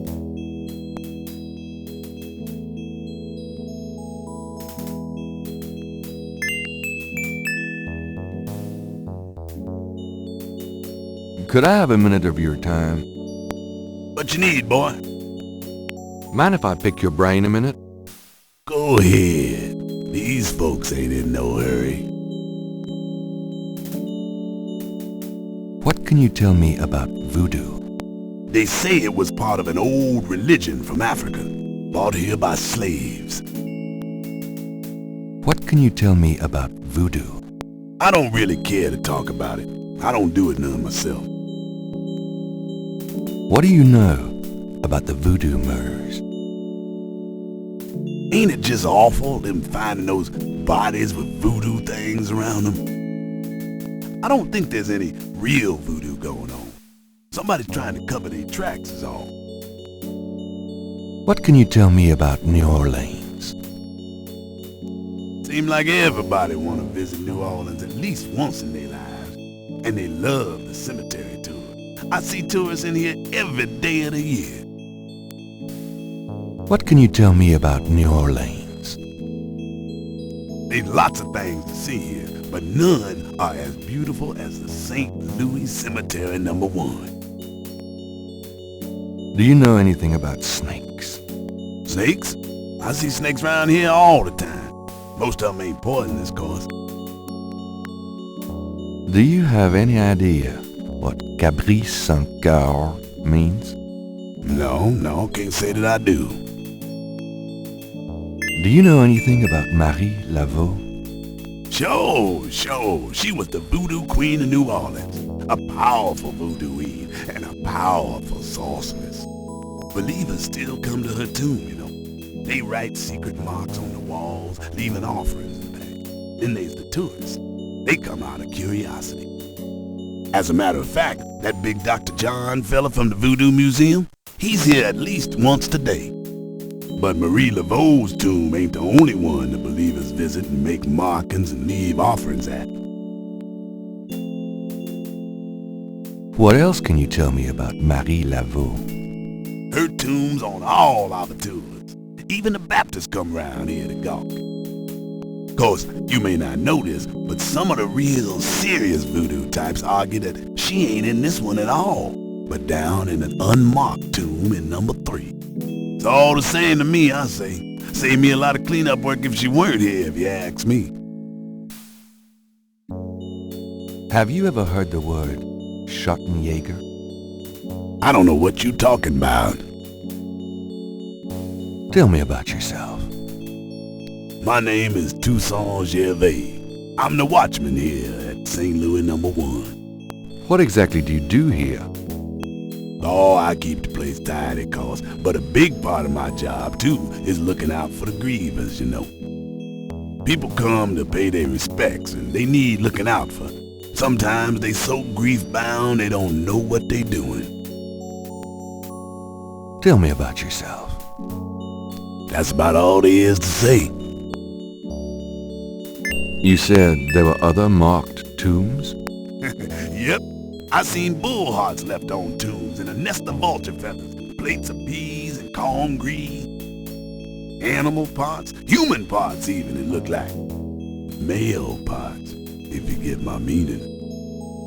And this at one of the great family crypts, mind you. Odd how them types just pick a spot and stick to it. What other tombs get marked? Can you show me? No, I ain't one for naming names. I don't like to encourage that kind of thing. It's distressing to the families, and rightly so. Don't know how that sort of thing gets started. Why folks come to start leaving stuff at that one spot. But it happens all the same. Tell me something about St. Louis Cemetery, number 1. You know why the dead are buried in tombs and not in the ground, don't you? The water table's too high. Them coffins would float right out of their graves. Them dead would go floating right down into the water. Course, if it were Mardi Gras, nobody'd even notice.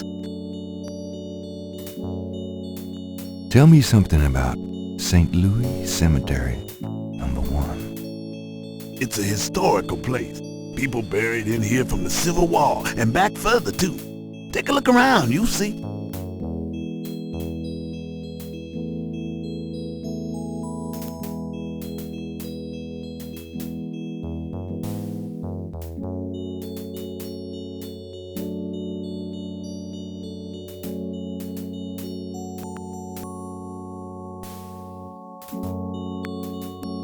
Gabriel magnifies the shed skin from Magentia, Moonbeam's snake.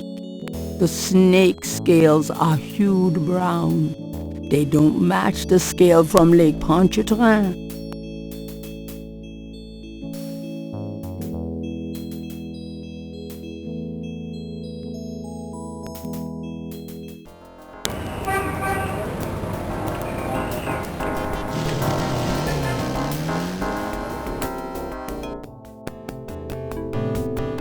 Gabriel Knight, come in.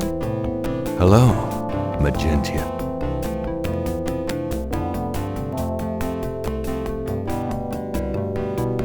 Please, be seated.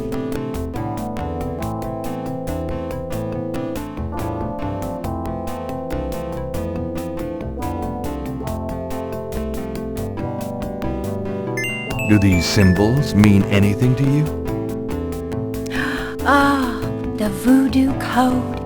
It is very secret, yes. I studied it with my mentor, the great Queen Tabitha. Really? Great. Can you tell me what it says? Let's see. Well, some of it is nonsense, I'm afraid. Whoever wrote this wasn't very good. That's all right. Just tell me what it says. It starts with a D and a J, and then... Okay, this part makes sense. It says, conclave tonight, bring... Then there's more nonsense. FWETKASH.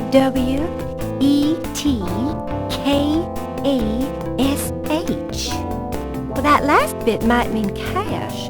Fresh cash? It doesn't make much sense. That's okay, thanks. DJ Conclave. K-A-S-H. It's a start. I'm happy I could help.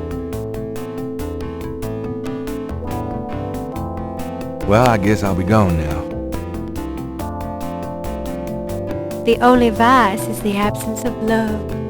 I've heard that. Bye now.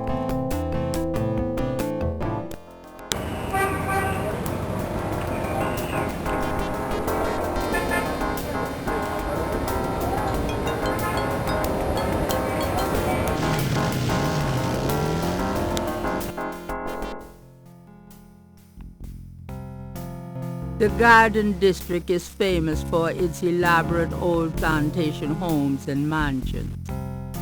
This particular mansion is impeccably groomed.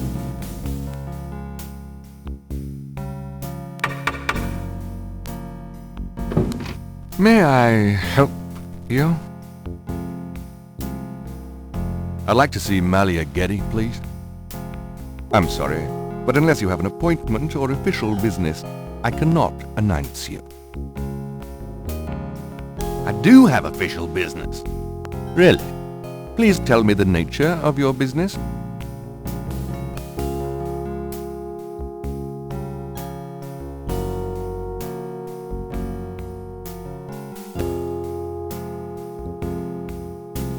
My name is Detective Mosley. I'm here on police business. Really? How interesting. Wait here. I'll inform Miss Giddy.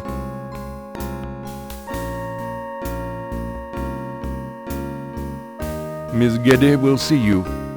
Right this way. Miss Giddy will be down shortly. Thank you.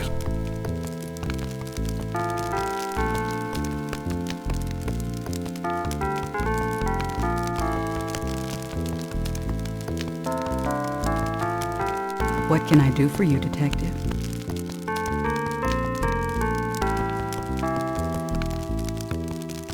Does this mean anything to you? It got you in to see me, Detective, so it obviously means something to me. Mind if I ask you a few questions, Miss Giddy? I assume that's what you're here for, Detective. What can you tell me about voodoo? Voodoo? Why would you want to know about that, Detective? It's rather silly, isn't it? There's nothing silly about the voodoo murders. But that voodoo is faked. That's what I've read in the papers. That's what the papers say, all right. But you're not convinced? No, frankly, I'm not. The police department isn't known for its imagination. Oh. Well, I can see that your imagination is considerable. What do you know about the voodoo murders? The murders? Only what I read in the papers. And what do you read in the papers? I'm sure you know much more about it than I, Detective. Tell me about your life in New Orleans.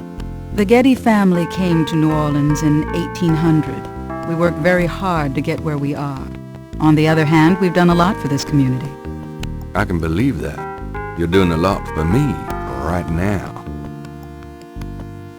What do you know about the voodoo murders? The murders? Only what I read in the papers. And what do you read in the papers? I'm sure you know much more about it than I, Detective. Tell me more about New Orleans. I'm afraid I don't get out into New Orleans society much. Because of the Getty money, we have slots in the best country clubs and on the best Mardi Gras courts. But I must admit, I hate it. I avoid actually making an appearance unless it becomes absolutely necessary. I know about those courts. They're very exclusive. Yes, especially when it comes to people of my race. That's why we don't turn down the appointments. It's a rare opportunity to rub their noses in it. But that's not where I spend my time. I have more important things to do with my life. That's admirable. Many women would love the chance to get caught up in that kind of life. I'm not any kind of woman you might be familiar with. Yes, I can see that. Tell me more about New Orleans. I don't know what else you want to hear, Detective. Anything you might care to know about my public life you can easily look up in the papers. Do you know anything about snakes? I'm afraid I quite abhor them. Do you have any idea what Cabri Saint-Gar means? No, I don't. What does it mean, Detective? That's confidential information, ma'am. Do you know anything about Marie Laveau? I have heard of her, of course, but that's about it. Have you ever heard of a Schottenjäger? No, I'm afraid I can't help you with that, Detective. Tell me about yourself. I suppose I don't really have a choice. What do you want to know, Detective? What kind of things interest you? I don't have a lot of free time, but I do appreciate the arts. Opera, symphony, ballet, fine art. If you look around, you'll see that we collect African art, for example. Yes, it's very beautiful. It is, Detective. It means a great deal to me. Do you have a career? A career? Being the head of the Getty family is a 24-hour-a-day job. We have many holdings and many responsibilities, financial and otherwise. The management of our business affairs and properties leaves me with time for little else. Poor little rich girl? Believe it or not, Detective, wealth does have its price. Tell me about your family. The Gettys? We're a very private family. How many people are there in your family? Well, my mother just passed away. I am sorry. So am I. She was a magnificent woman. We were very close. I was an only child. And your father? I never knew him. It's hard to believe that any man would leave a woman like you. Or like your mother must have been. He did not leave, Detective. But that's really none of your concern. I'm sorry. Go on. There are, of course, other Gettys in the city. I have a large, extended family. I see. Do you have a husband? A boyfriend? I'm very independent, Detective. The women in my family have always preferred it that way. So, you've never been married? No, and I never will be. What about children? Yes, that is likely. Someday. I'd like to hear just about anything. I do a lot of charity work around the city, primarily in the prison and reform system. I'm not a professional sociologist, but it does interest me. I'd like to hear just about anything. I have a business degree from Vanderbilt.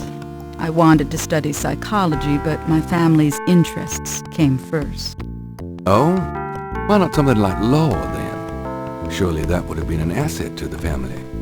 Law? Please, I do have some morals, Detective. I'd like to hear just about anything. For the record, I'm 28, Detective. I wouldn't know where to begin. As you wish, Detective. Can you tell me anything about what happened out at the lake? I wish I could, but I've never seen or heard anything unusual at the lake, and I do spend quite a bit of time out there. Can you tell me anything about what happened out at the lake? I wish I could, but I've never seen or... Excuse me, but your eyes are really distracting. I don't think I've ever seen a color quite like that. Brownish gold. It's so deep and rich. Man, if I could bottle that, I'd make a fortune. Thank you, Detective. That's an interesting observation, though probably not relevant to your case. A good detective never knows what might be relevant, Miss Getty. Then you must be truly exceptional at your job. I think this has gone on long enough. You're not really a detective, are you? Who, me? Well, I am on this case, Miss Getty. I saw you at the lake yesterday. I thought you must be with the police since you were there, but you don't act like a police officer. Besides, I'm rather certain that the other man said his name was Mosley. All right, you caught me. I'm not with the police. My name is Gabriel Knight. I'm a writer working with Detective Mosley on a book. Well, Mr. Knight, now that we've established who you are, perhaps you can tell me the real reason you're here. Well, I am researching the book, and I thought you might have seen or heard something at the lake. I don't like liars, Mr. Knight. Okay, you're right. I really just wanted to see you again. You can be mad at me if you want, but I swear I've never done anything like this before. Mr. Knight, you've lied about your identity and wasted my time with meaningless questions. If it weren't vaguely flattering, I'd really be angry. You're lucky I don't call the real police. I think you should go, Mr. Knight. Malia, wait. If you just give me a chance. I've wasted enough time.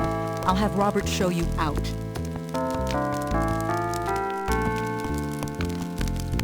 Robert?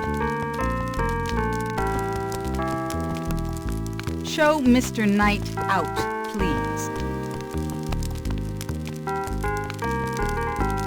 I most certainly will. Thank you very much. I had a lovely time. Ah, shit.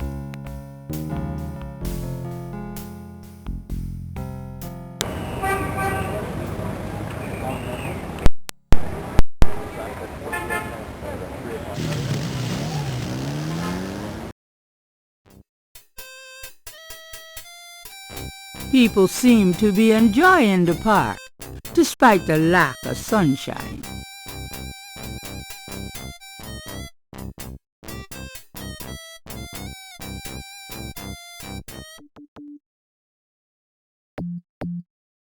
The juggler looks like a beginner practicing the act.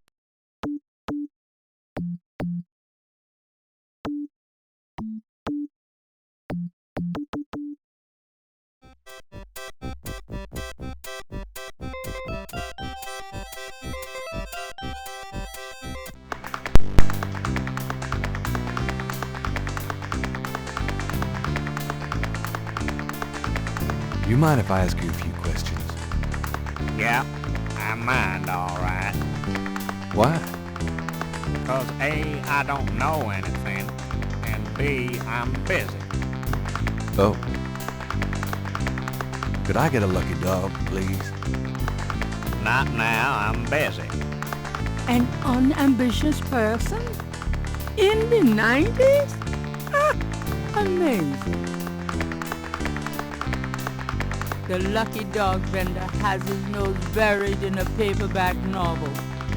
Gabriel noticed that it is not, big surprise, one of his.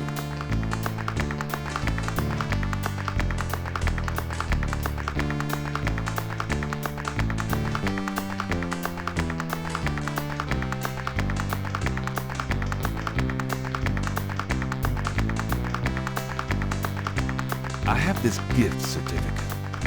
I'm busy. It's good for $20 at St. George's Books, finest bookstore in New Orleans. Really? I'll have to check it out sometime. You could take this gift certificate with you, if you'll give me a lucky dog. A lucky dog for a $20 gift certificate? Well, sure. Here you go.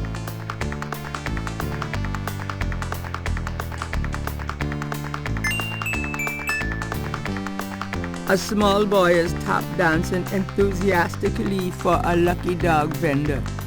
The vendor ignores him.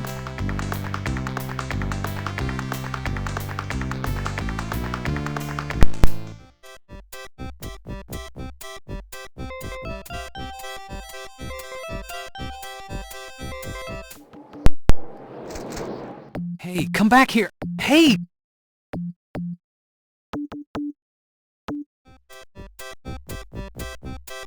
Oh, unbelievable. Rotten luck!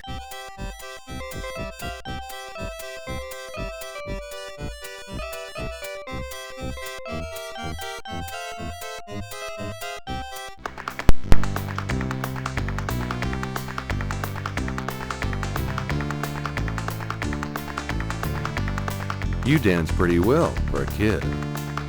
Give me some money then. I don't have any.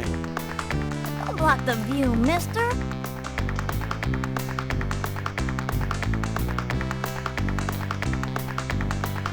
Leave the lucky dog. You wouldn't like a lucky dog by any chance. Would I? Thanks, mister. You got any special requests, let me know. You mentioned something about special requests. Yeah, you got one? Can you fit through the bars around the statue? Can I? Just watch me. Good. There's something in there I can't quite reach. Come on. Can you reach that piece of paper? Sure thing. Here you go. Yep. See ya.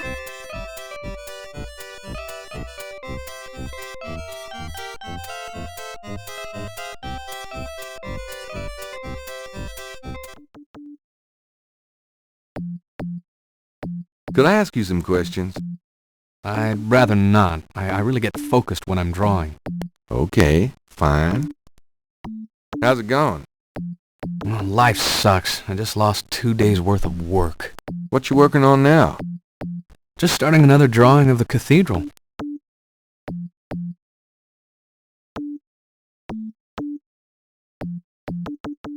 It's a technical drawing of Saint Louis Cathedral. This belongs to you, doesn't it? My drawing? How'd you get it? Oh, it was a bit of a squeeze, but I hate to see you lose your work. I lost my only copy of a manuscript once. Well, you saved my butt. Let me know if I can ever do the same for you, huh?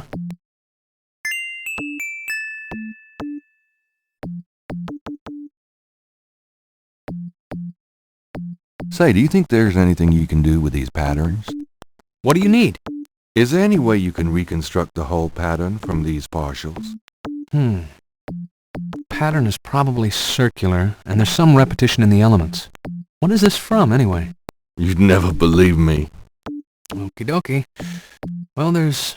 I think there's an area missing. If you could get me any more of these... I'll see what I can do.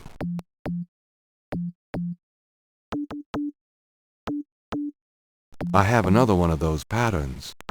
Really? Let's see. Yeah, this is great. I think there's enough overlap now. I'll give it my best shot. I'll show you what I come up with tomorrow. Great. I appreciate it.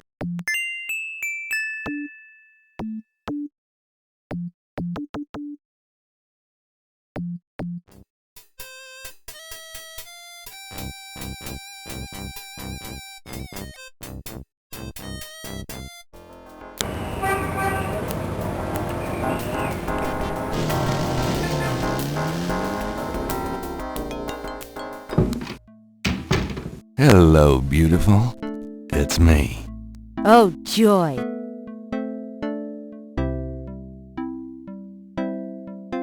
Got a minute, Grace? What's up? Could you do some research for me? Sure. What? I need you to look up a Madame Cazeneuve. Madame Cazeneuve? Is she related to the murders the same way your friend, Malia Getty, was? Grace, Cazeneuve's at least 70. As if that makes a difference to you. Okay, I'll see what I can find. Anything else? I can't think of anything. Okay. It's time to close shop. So it is. Have a nice night.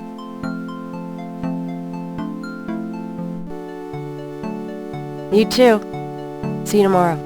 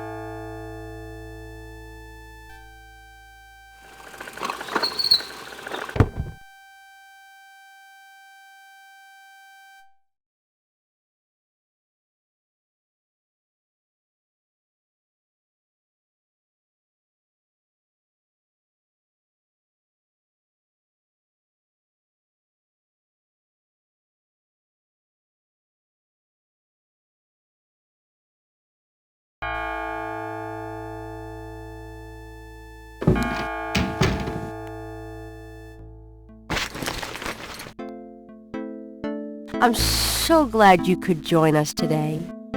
I've got messages when you want them. I also checked out Kazanu. There are multiple listings in the white pages. I got the page, but you'll have to figure out the right one. Great, thanks.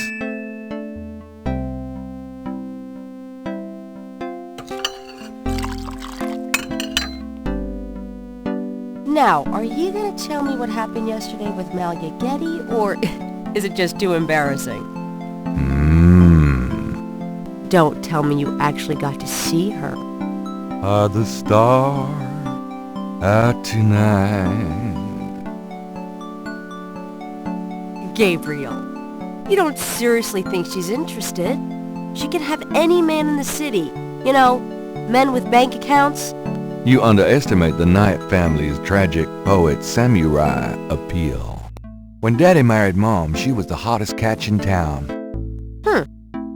I always suspected there was something fishy in your family tree. But seriously, I think you should be careful. Grace. I'm serious.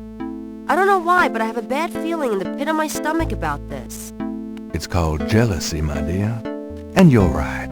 You should be jealous of Malia Getty, as should every woman on this planet. Oh, never mind. I'll just fix these books. Your life is in your own slippery little hands. The point is to get it into somebody else's hands. And soon.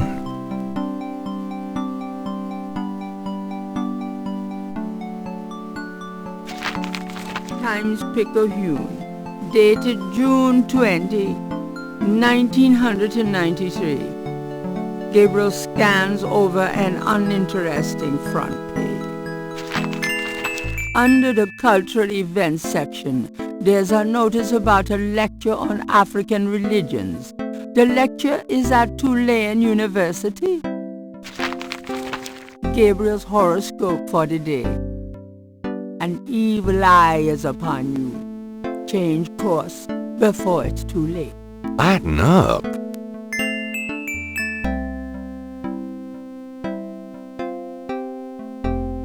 Got a minute, Grace? What's up?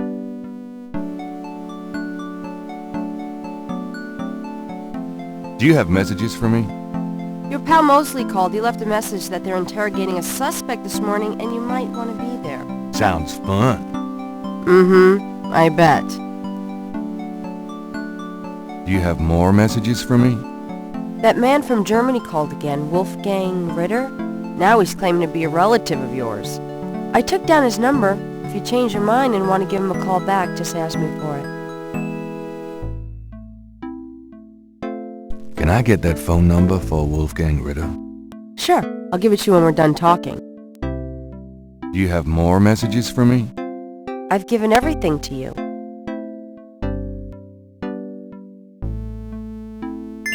Here's that phone number. Thanks.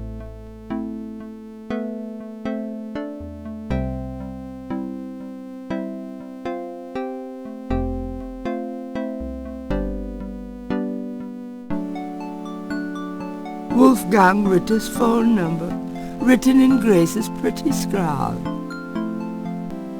The number written on the note is 4909-324 3333.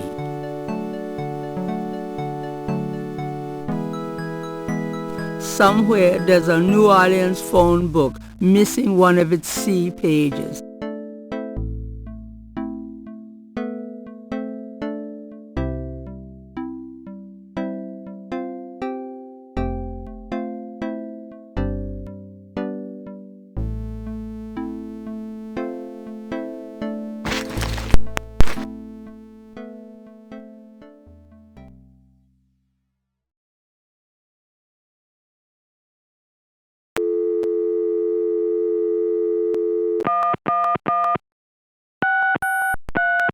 Hello. Hi, is this the Kazanu residence? Yes. What can I do for you? Do you or does anyone in your family patronize the Dixieland drugstore? I'm a busy man. What are you selling? Nothing. Good. Goodbye.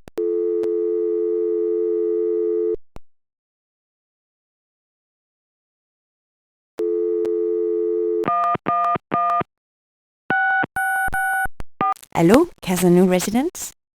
Hi, I was wondering if you could help me. Yeah? A woman in the Dixieland drugstore dropped her purse today, and the name Kazanu was inside it. Dixieland drugstore? Never heard of it. Sorry.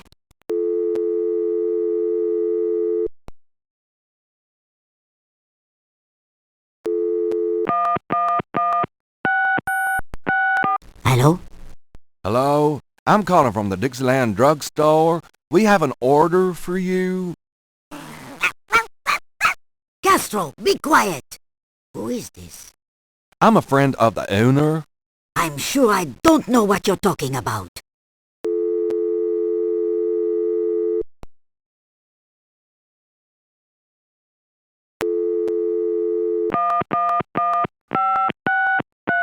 Cajun Critters Animal Clinic, this is Melissa. Do you have a Madame Kazanu as a client? Madame Kazanu? Sure, I know her. She's not here right now, though. Really? She told me she'd be there. Would you happen to have her address by any chance? Yes, but I'm not sure I should give it out. Who are you again? I'm worried about Castro. He's missed 3 dance lessons. Castro? Her little doggy? Oh, he's so sweet. Well, I guess if you know Castro, it's okay. Her address is 345 Dauphine. Thanks.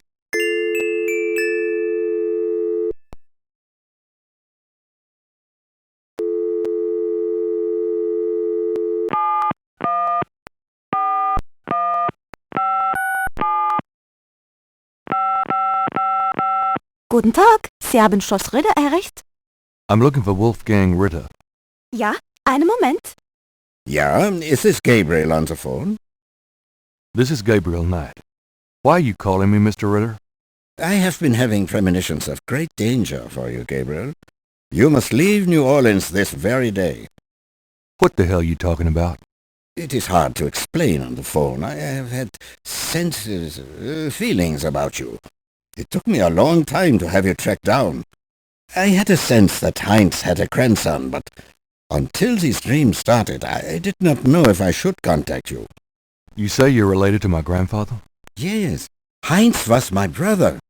There is much about the family that you should know, Gabriel. Come to Schloss Ritter in Rittersberg, West Germany. It is our family home. I will tell you everything when you come. You must come immediately. You are in great danger there. Look, I appreciate the family spirit and all, but frankly I don't know you from Adam, and I'm not going to fly off to Germany even if I could afford it. Gabriel, please. If you won't listen, at least let me send you something. It is a journal from one of your ancestors. Promise me you will read it. Well, I'm pretty busy. Please, Gabriel, you are the last of our line. I am too old to carry on. You are our last hope. Please, for your family, read the journal. All right, I'll look at it. Good. Now be careful and come to me as soon as you can. Goodbye.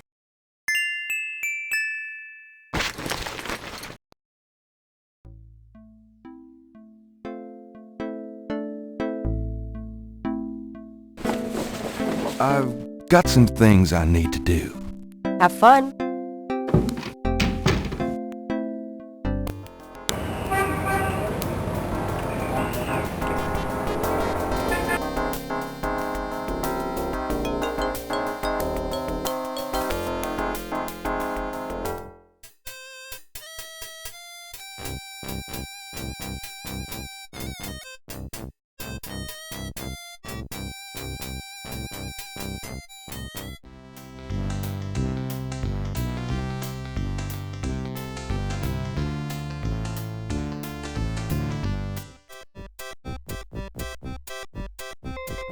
The Cajun band is a little busy for that right now.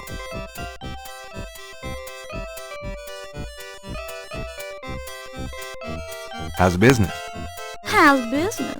I have no time for such dull conversation, darling. How about a reading?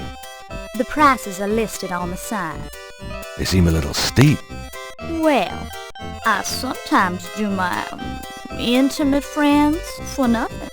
But I am a businesswoman. I'm sure you are.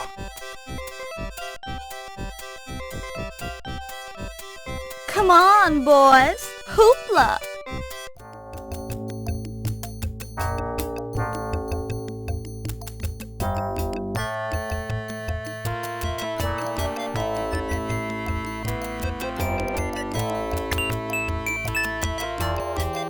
Not a bad idea.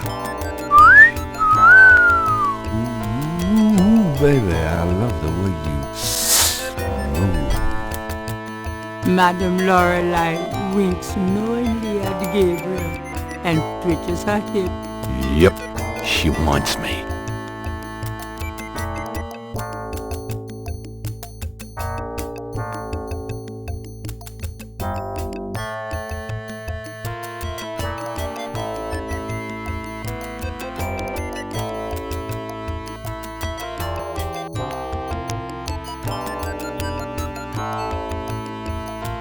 Thanks, boys.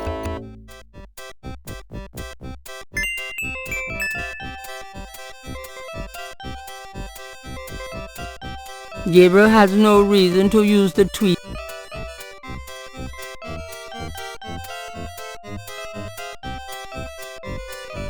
Gabriel examines the veil with a magnifying glass. That sequin looks a little strange. Why, it's a snake scale.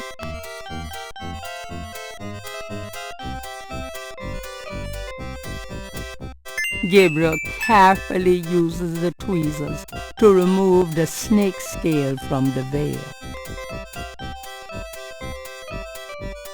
I think this veil belongs to you. Huh, my veil. I'm always losing those things. You have no idea. Well, darling, you're such a sweetie to return a lady's delicates, and so handsome as well. Will I? And since you have such a clear interest in fortune-telling, let me see your hands. They look so strong. Perhaps they will make both our fortunes clear, no? I wish something would. Strong. Yes, enough, yet so delicate and flexible. You don't know the half of it. Oh, good. I see a mysterious woman in your immediate future.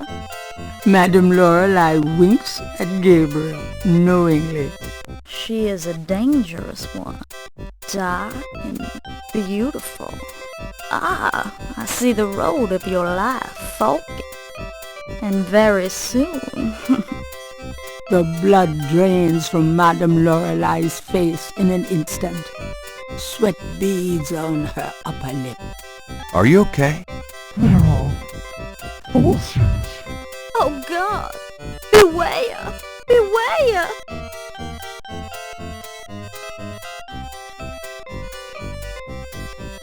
What is it about me lately?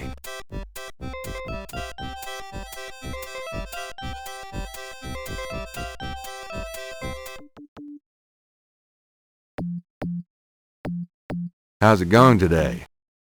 What? Oh, it's only you. Man, I have been jumpy all day. That pattern of yours really freaked me out for some reason. There's just something creepy. You finished it? Yeah, and you're welcome to it. Here. Wow, this is great. Uh-huh. Just don't, blow up the planet with it or something, okay? I didn't mean to upset you. Oh, forget it. I'm probably just being stupid. Do your thing with it, and good luck.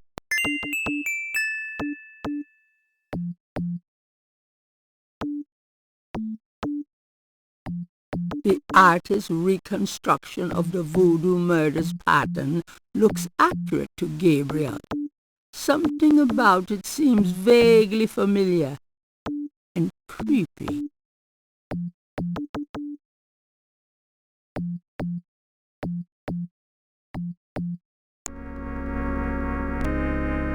The chancel of St. Louis Cathedral consists of a raised dais, an altar, 2 pedestals, and a choir area. There's an inconspicuous door near the chancel.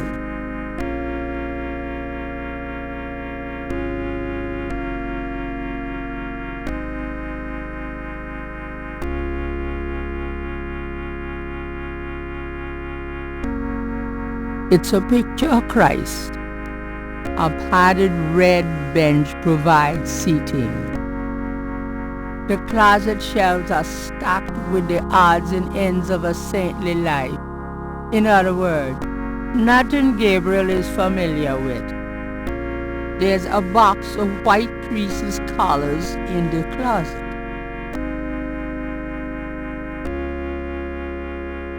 Well, you never know when a priest's collar will come in handy. The closet shelves are stacked with the odds and ends of a saintly life. In other words, nothing Gabriel is familiar with. Long ceremonial robes hang in the closet. The closet shelves are in a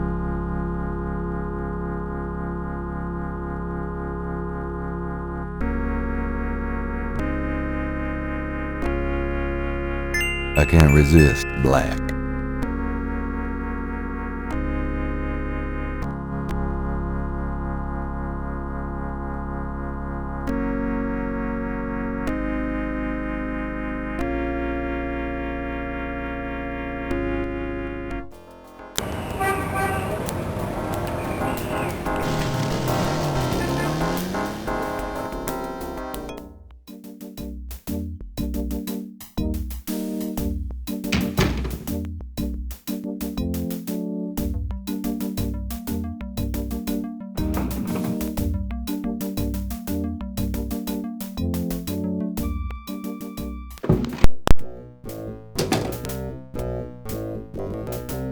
You son of a... Give me back my badge. Now, Knight! Sure. Thanks for letting me borrow it. Yeah? You borrowed again in your history. About today. Glad you made it. It'll give you a feel for how I am in action. You know, handling suspects, that sort of thing. I'm sure it'll be invigorating. Who is this guy anyway? Calls himself Crash. He's been an informant for us before, mostly helping us bust small-time pimps and dealers trying to break into the territory. Well, he's been staying invisible during these murders, but we picked him up this morning to Jackson Square. Pushing coke? He knows something. Call it detective's instinct. Detective's instinct. Got it. All right, Crash. I want to hear about these murders. You been present at the so-called voodoo ritual? I don't know nothing. I told you. come on now, you can tell me. Do you know anyone who's been to these rituals? Look, I can't say nothing. You gotta let me go, man. Now, you relax. No one knows you're here. The men who picked you up were plainclothesmen. Plain clothes, like you could fool them. They know I'm here. They've got ears all over the city. They know everything. Now, who are they, Crash? Are they the ones doing the murders? Let me go. If you're so worried about being detained, start talking. Now, you tell me what I want to hear, and maybe I can get you in the witness protection program. But you have to earn it. Witness protection? Are you crazy? Don't make me laugh. Jesus, just let me out of here. Oh, come on. Who's behind these murders, Crash? Why are the victims all members of the underworld? By now they know I'm here. It's different when I'm supposed to come here. Well, if I can send a message, tell him I didn't say nothing. Christ, he's frickin' useless. Take him back to detain him, would you, Tony?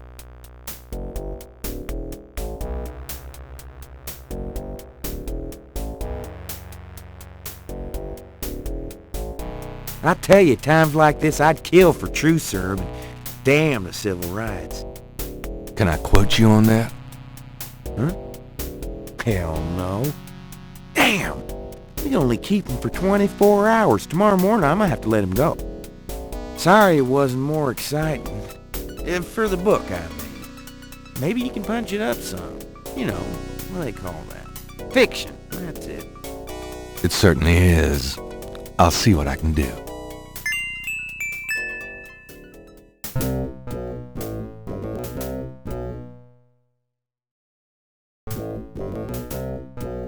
I'm gonna hit the road.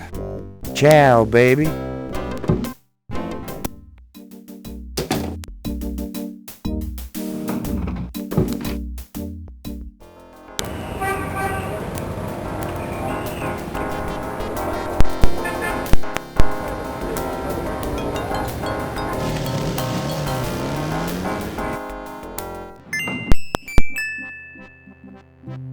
It looks like the lecture is just starting. Gabriel decides to record the session. Voodoon is the tribal religion of Africa, but the name Voodoon is actually a banner heading under which resides an entire body of distinct tribal belief systems. The word Voodoon may sound familiar to you. What is known in the States as voodoo is actually an amalgamation of African religious systems, voodoo, and European religions, primarily Catholicism. All of the subcults of African voodoo have certain things in common. The most important is the worship of a pantheon of spirits instead of the single deity that the Christian and Muslim systems have. Some of these spirits are elementals. Some relate to specific tasks or places. Some represent important tribal leaders who have died. This spirit worship is what makes voodoo so easily adaptable. With all those spirits, it's no problem to add a few more. Say, for example, the Virgin Mary. At the height of tribal Africa, warfare was common. One tribe would conquer another, and the Loa, important in the conqueror's tribal system, would be adopted readily into the conquered tribe's Loa pantheon. In this way, many of the voodoo cults spread and mingled throughout tribal Africa, enriching the belief system and causing innumerable offshoots. The basis for the voodoo religion seems to be as old as man himself. It has much in common with many early pagan practices: animal totems, sympathetic magic, elemental spirits in the trees, the heavens, the bodies of the sick. Africa is believed by many to be the cradle of the human race. Some of the voodoo Loa may be as old as the Garden of Eden itself. We still can't explain some of the real power of these primal religions. And note, I said primal, not primitive. There are African Bokors who baffle our scientists with their supernatural powers. Now, let's discuss the elements of voodoo. Fascinating guy. In voodoo, the spirits are called the Loa. During a voodoo ceremony, celebrants are possessed by the Loa. This is called being ridden. The human worshipper is seen as a horse, and the Loa as the divine horseman. A person being ridden by a Loa takes on the characteristics of that spirit and becomes, in effect, merely a vessel for the more powerful entity.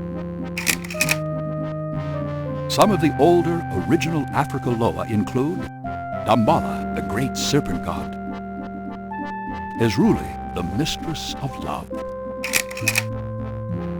Papa Nebo, or Gede, the lord of death, Agwe, the spirit of water, Legba, spirit of the crossroads, and the cruelest and most dangerous, Ogun Badagri, the lord of destruction. Ugh. Oh, I gotta get more sleep at night. A tribe-specific Loa can have as much or more power as the more widely worshipped Loa. For instance, a particular tribe might revere highly the Loa of an ancestor who was a legendary hunter or politician. Voodoo temples are called Hounfors. Their priests, Hungan or Bokors. Their priestesses, Mama Loa. In a Voodoo Hounfor, there's a ritual circle marked by a center pole called a poto mitan. The ritual circle is prepared with a veve, a pattern of symbols. Each tribe's veve is slightly different, consisting of complex symbols that identify their special Loa. During ritual conclaves, initiates dance under the supervision of a Bokor and a Mama Loa, or head priestess. The use of totems or animal masks and markings was not uncommon in the original African ceremonies. Now, though, all but the oldest sects have abandoned this practice. Ritual objects used during the conclaves include the ritual gourd or asson, the ritual knife or kubasa. That knife gives me the chills. The ritual whip or fouet cache. And the ritual coffin or seke madule. These items are often optional, called for by the Mama Loa for specific magical rituals. The Mama Loa is the most powerful figure in any Voodoo sect. Voodoo is a truly matriarchal system. Even the Bokor knows his power is limited. Mama Loa is the supreme woman. She butterflies, fireflies.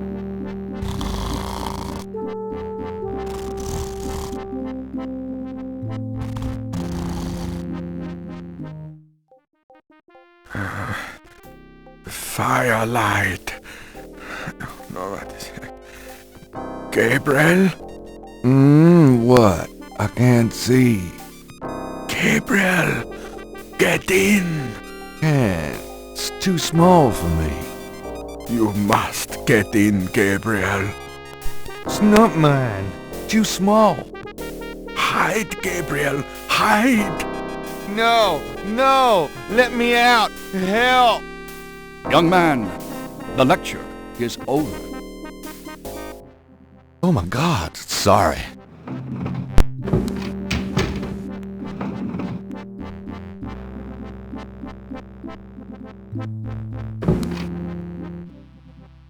Are you a student?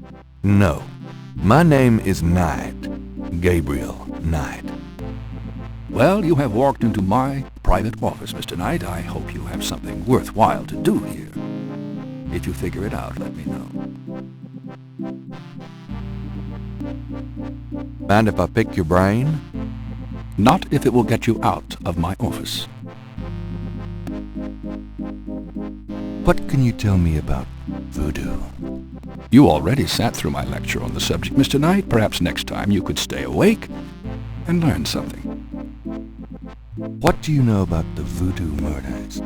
I've read about them in the papers. I must admit to some interest. But according to the newspapers, the voodoo aspect is faked, so I haven't really pursued it. You know how Americans, especially Hollywood, treats voodoo.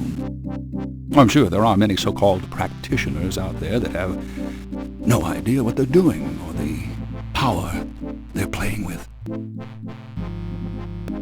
What can you tell me about New Orleans? I find it interesting to see the occasional fragment of voodoo practices in the everyday culture of New Orleans. Do you know anything about snakes? I'm not a zoologist, Mr. Knight, but I know all I care to about reptiles. Do you have any idea what Cabri sans corps means? Cabri sans corps? Yes, I do. It's a Haitian term, I believe. It's French, and literally translates as goat without horns. As in a female goat? No, as in a human sacrifice. Sacrifices in voodoo are usually of the animal variety. Chickens, wolves, goats. If the gods demand a goat without horns, it means a human being. Do you know anything about Marie Laveau? While I find the colloquial bastardizations of voodoo somewhat interesting from a sheerly intellectual point of view, there's not a lot of relation between people like Laveau and true voodoo practices. Do you know anything about Marie Laveau? I'm not in the habit of repeating myself, Mr. Knight. Do you know anything about animal masks? As I said in my lecture, which I assume you actually listened to, is that animal masks, totems, are used extensively in most African voodoo religions. Tell me about veves. If you'd taken notes during my lecture, you wouldn't have to ask. Have you ever heard of a Schottenjäger? I'm afraid I can't help you there, Mr. Knight. Tell me about yourself. All right, Mr. Knight, I'm 35, a fully tenured professor at this university, as well as a fellow at Cambridge.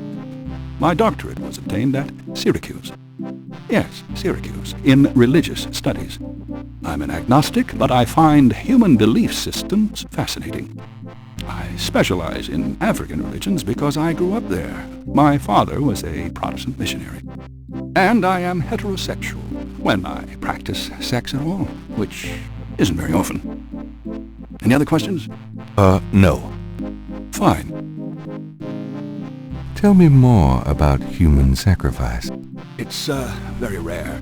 Most voodoo practices do not include human sacrifice as a matter of record, but it is theoretically possible if that's the gods' demand. For example, one of the chants I had translated for me from a Haitian ritual went like this. Mistress Azuli, come and aid us. If a cock is demanded, we will give it. If a bull will suffice, behold it. But if a goat without horns is required for sacrifice, oh, where will we find one? Azuli is the gentlest of Loa, so they call on her for mercy. But I have seen grown and powerful Hungan tremble before a possession by one of the more violent Loa, such as Apanibo. Clearly, they are afraid that something of the sort will be ordered, or that the Loa will simply take it for themselves.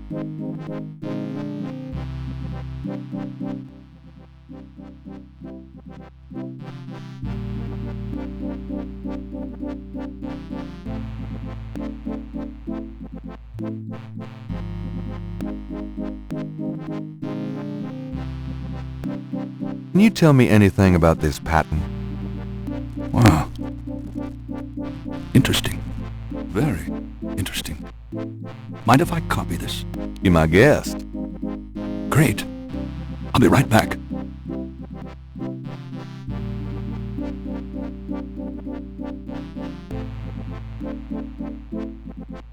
Here you go. You know, this is a fascinating veve. You must tell me all about its origin. Actually, I was hoping you'd tell me. Can you figure out anything about it from the symbols? Well, some. That's why I wanted a copy. I want to research the design myself. Each of the symbols in the veve represents something, a loa, a place. Where did you get this? Have you heard of the voodoo murders? No, you're kidding. Really? then the voodoo is authentic. The newspapers are wrong. Boy, are they wrong. You think this Veve is authentic, then? Authentic?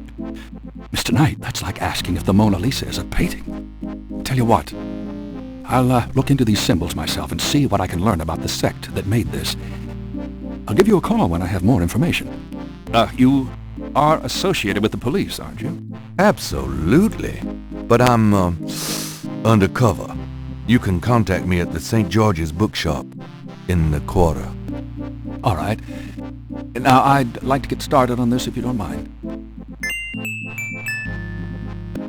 The squatter grins maliciously at Gabriel. It's an enormous stone head. The carved stone head looks African and very old. Dr. Hartridge is sharp-eyed and even sharper-tongued. When he condescends to look at Gabriel at all, it's with a dismissive glare.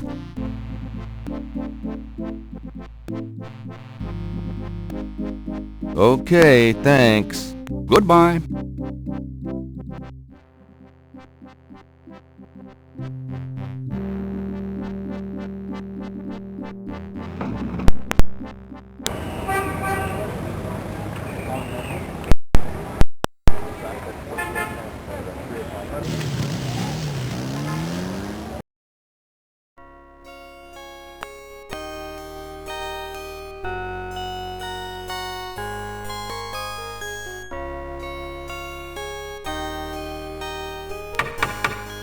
Yes? Who is it? Hi, I'm doing an article on voodoo, and I heard that you... I am a good Catholic, young man. Take your evil influence elsewhere. But I just have a few questions. I can feel the evil eye. Go away.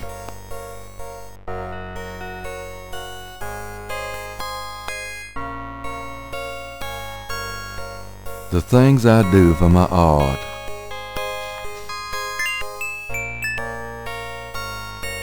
This is the last page of inventory. All right, but this is private.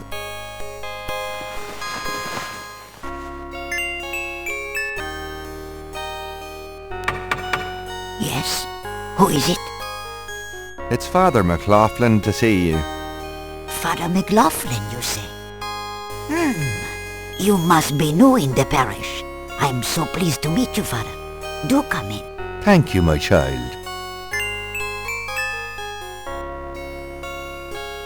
Please be seated, Father. Thank you. Now, what can I do for you? Do you mind if I ask you a few questions, my child? Of course not, mon père. What can you tell me about voodoo? People think I'm just a foolish old woman, but I know the things they do. My family's been in New Orleans since 1750, so I know more than most. Voodoo people are all over this city, in the shops, everywhere. They'll curse you like that, and most people don't even notice. Spit on your bread at the bakery. Take strands of your hair at the store when you try on the clothes. You have to be so careful. But I know their ways, so I can protect myself. I know how to use the magic too, and I can counteract their evil spells.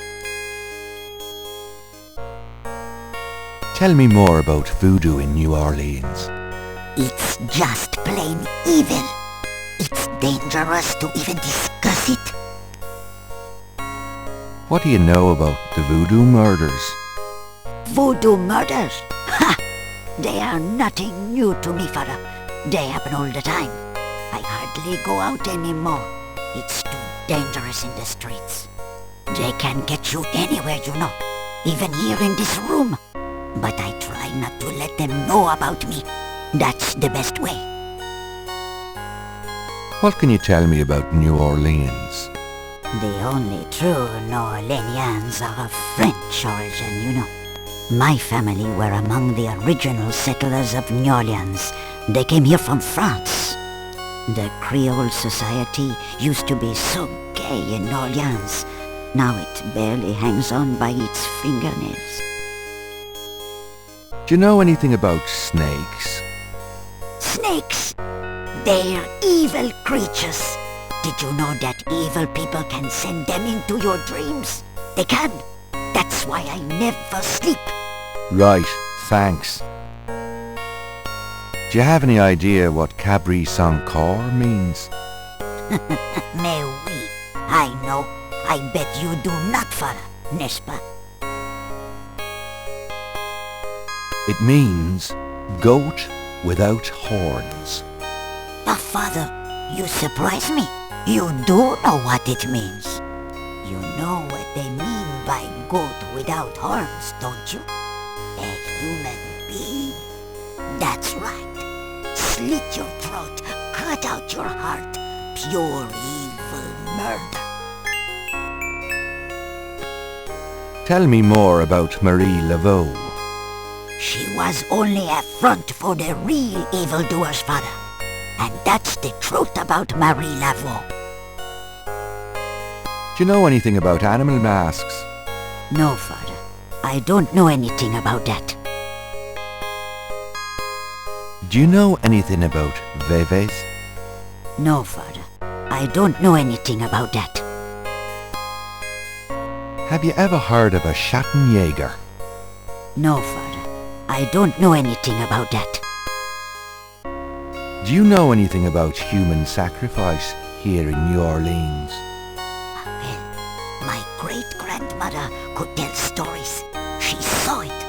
People say that sort of thing wasn't done in New Orleans. But the real voodoo queens did it. Oh, yes. Who were the real voodoo queens? Well, my great-grandmother told me that Laveau was just a front, a flamboyant decoy. She distracted authorities from the real voodoo queen of New Orleans. It's been the same one for almost 200 years. She's head of a secret voodoo enfant. That's what they call the temples, you know. It's so secret, most of the voodoo people in the city don't even know about it. The real voodoo queen controlled Laveau, gave her a little bit of power, and used her like a puppet. Tell me about yourself. Me? I am Creole. My family has been in New Orleans for over 200 years. Real New Orleanians are French, you see. These days the city is overrun with people with no heritage at all. No offense, father, but it's true. But the French, naturellement, will always be the true blood of New Orleans. Tell me about yourself. Well, father, I don't know what else to say. Tell me more about this secret voodoo hound fool. Well, I've never seen it. I wouldn't go near it if you paid me. But it's here in Orleans, I guarantee it. I hear the drums at night, oh yes. That's why I am so ill. I tell you, those drums. But we shouldn't talk about it. They'll hear us. It's the devil's work that happens there. I can tell you. I'll show you something. Something secret. You mustn't tell anyone, father. I swear on my collar. Here it is, mon père. A true object of evil if there ever was one. It radiates something, all right. It belonged to my great-grandmother. She told my mother that it was a token to gain entrance to the real voodoo ceremonies. You don't say. To tell you the truth, I always felt nervous about having it in the house. You know, evil influence and all. Oh, I can see how you would, yes. And yet, I could never part with it. It's been in the family for generations. Would you bless it for me, father? I feel strange asking such a thing of you, but surely you understand. Bless this bracelet of a snake, even though its vibes aren't great. Let it do nobody harm when they wear it on their arm. Voodoo spirits, go away, don't come back another day. And now, let us pray.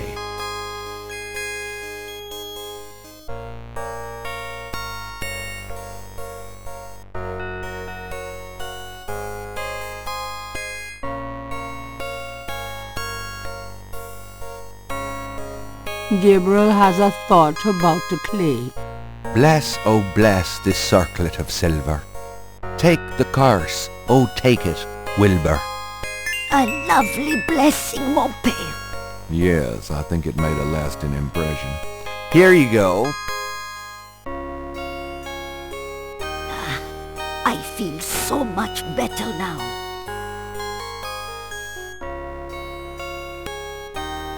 Well, madame, I must be going. Of course, father. I know how busy you must be tending your flock. I'm not going back on the street looking like this.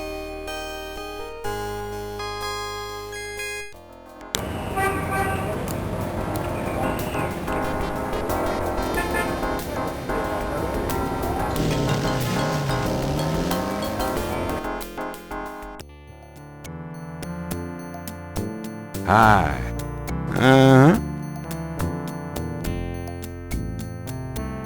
Can I ask you just a few more questions? Whatever, man.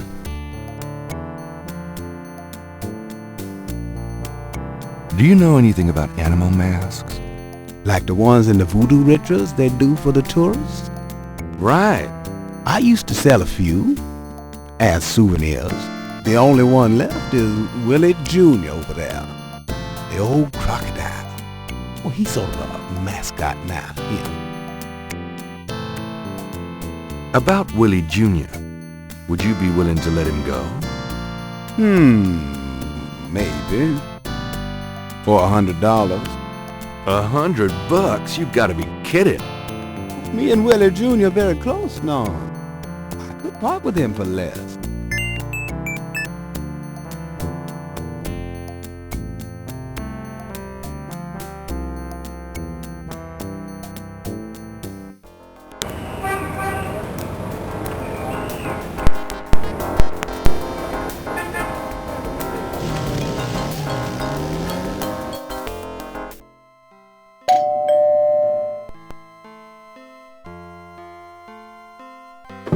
It's my favorite grandson. How nice.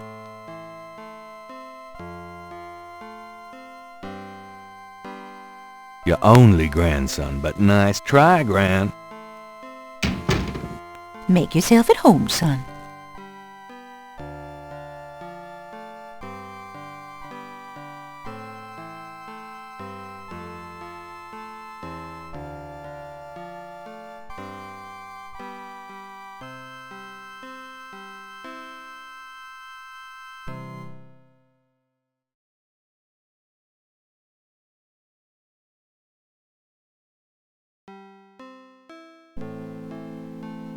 Can we talk, Gran? Of course, my boy. How can I help?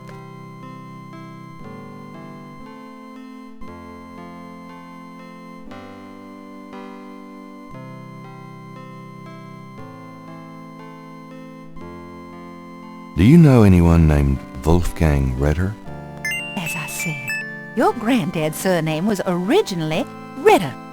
I never learned much about his family, but from things he said, I always thought he had a brother back in Germany. I don't know if Wolfgang Ritter is related to your granddad or not.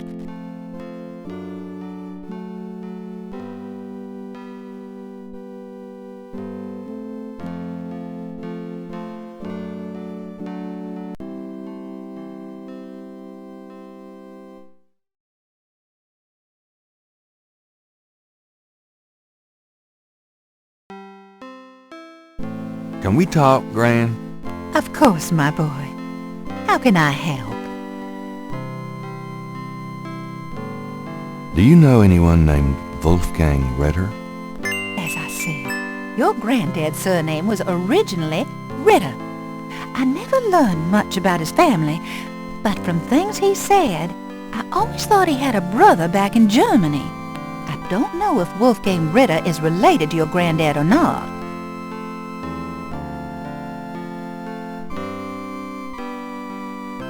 Well, Gran, I better get going. All right, dear.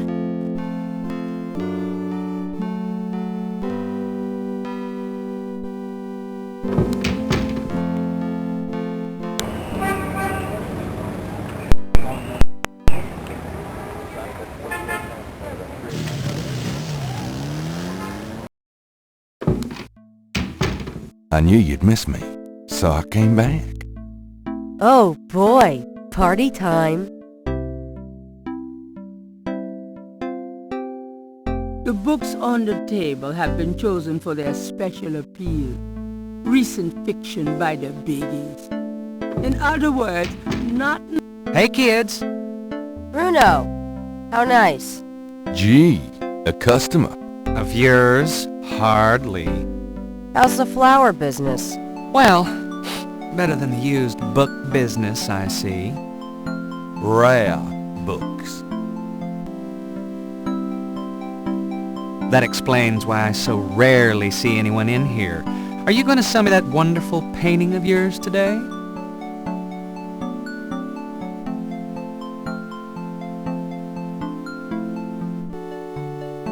How much would you give me for it, Bruno? Gabriel, don't you dare sell your father's painting. Stay out of this, Grace. Ooh, you're serious? You'll let me have it? Yeah, I'll let you have it, all right. How much for the painting? Well, I could give you 100. That's all I can let go at the moment, you know. My fares are so tied up. Gabriel, $100 for your father's painting? Grace, let me deal with this. Fine, it's yours. Gabriel! Here's the 100. You better take good care of this, Bruno. This is not just another of your hip art pieces, you know. Really? Well, I fully intend to make the most of its display, though not for your sake, I'm sure.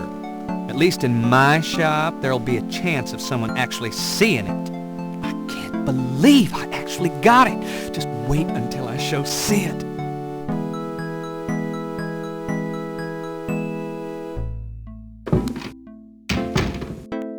I don't believe you! It's just a painting, Grace. There are things I have to do.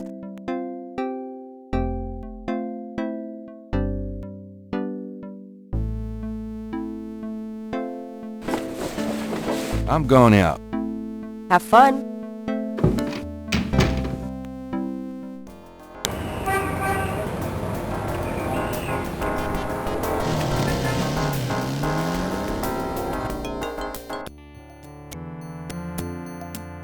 Hi.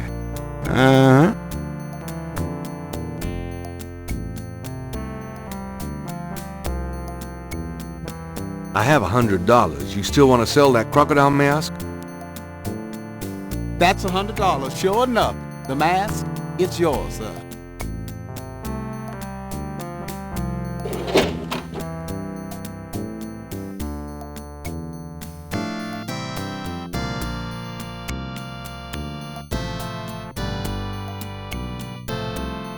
Here you go. Careful it don't bite you now. Yeah, thanks. Don't you go forgetting your lagniappe. A free bottle of Master Gambling Oil. The sign said I could get Lady Luck oil instead. Well, I wasn't thinking a man as young as you would be needing that kind of remedying. But if you's having problems with your... Oh, that's all right. Believe me, I don't need it. I'll just stick with this. Thanks, anyway. Of course, it ain't none of my business if you do need it. I don't need it. Of course you don't.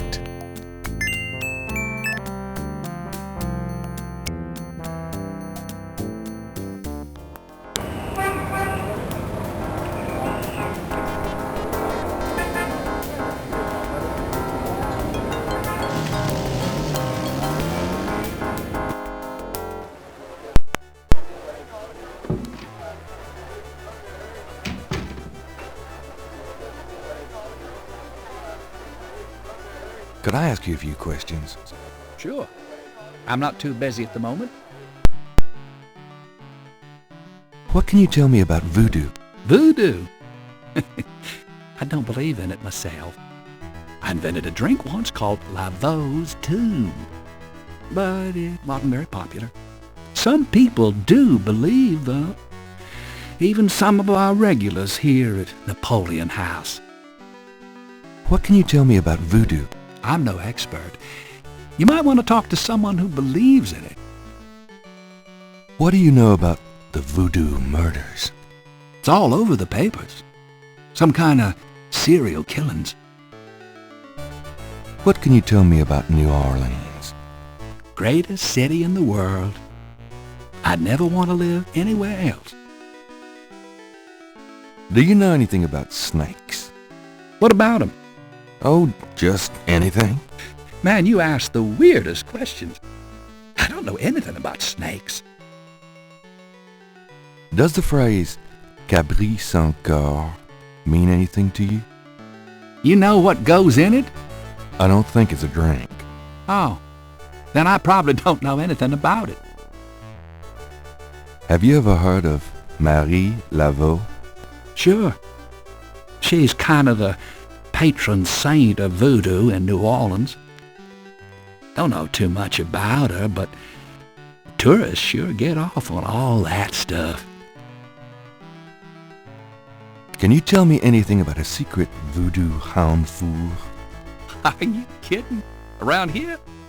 Hope they aren't serving drinks. Well, if they are, I don't think anyone in his right mind would want one. Do you know anything about animal masks? Come Mardi Gras, you see all kinds of masks in here. Do you know anything about Veves? Never heard of it. Have you ever heard of a Schottenjäger? Never heard of it. Tell me about yourself. A good bartender listens to other people's life stories without telling his own. Tell me about yourself. A good bartender listens to other people's life stories without telling his own. What can you tell me about your regulars in here? This crowd, the ones you see, are mostly regulars. That guy and girl in the corner come here a lot. When they're not fighting, they're all over each other. In other words, they're in love. What can you tell me about your regulars in here? See those old guys at the chess table? That's Sam and Marcus. They played every day for 20 years. Sam, the one with the purple jacket, he's lost every one of those games. It's not that he's a bad player. I've seen him beat guys twice as good as Marcus. But Marcus has Sam so psyched out, he loses his nerve every time. By the way, Sam, the chess player, he's into that voodoo stuff. He's always talking about spells and gree-gree and stuff. Really? Thanks. Tell me about the street musicians around here. I like music as much as the next guy, but they get pretty monotonous sometimes, you know? Like that drummer right outside. They say there's been a drummer outside Napoleon House since the day it opened. I like drums, but this character really gets on my nerves. It sounds like the same thing over and over. I just want to say, enough already. Sounds like my life. So what has Sam told you about voodoo? Well, about 50 years ago, Sam was too shy to talk to this pretty girl he was in love with. He went to a voodooine and had her make him a love charm. It was a little pouch that he had to bury under the girl's front porch. Well, he buried the pouch, and the next day, he went up and talked to the girl, and sure enough, she didn't reject him. Now she's his wife. Poor guy.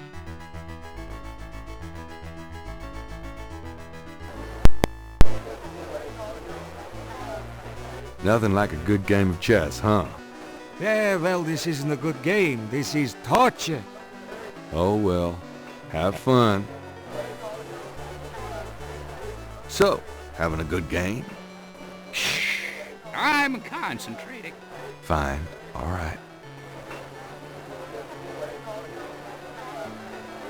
Excuse me.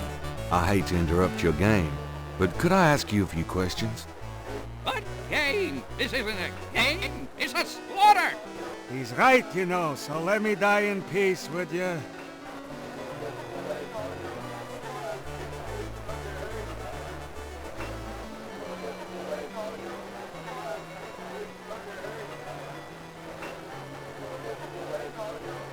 The small bottle is labeled Master Gambling Oil.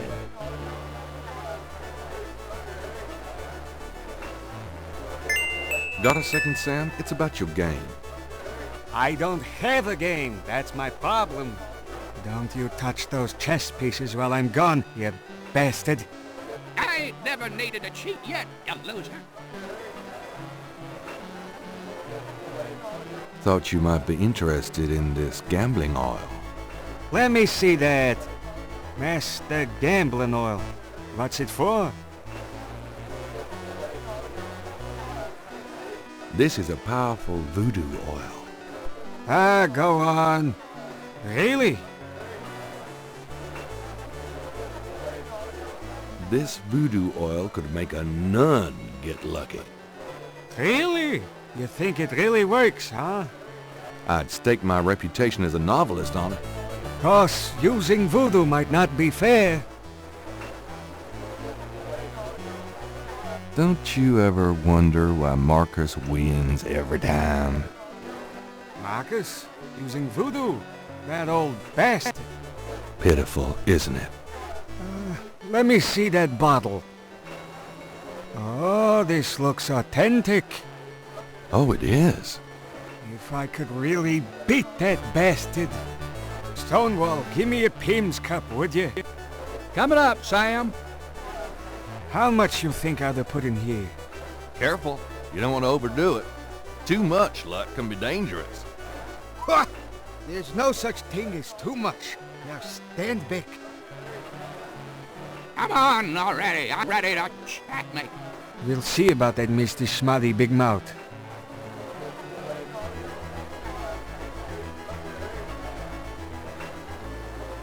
Checkmate! Checkmate, you bastard! Son of a bitch. 20 years I've been waiting to say that. Checkmate, checkmate, checkmate! You are the biggest butthead Sam Singleton that I ever met. Checkmate! You can just put this chessboard where the sun don't shine! Hallelujah, I did it! Yippee! Nice game. Nice game. Hell, I was brilliant! Course, I gotta give some of the credit to that oil of yours. I've been losing to that guy for 20 years. If you ever need a favor, you come to Sam, you hear?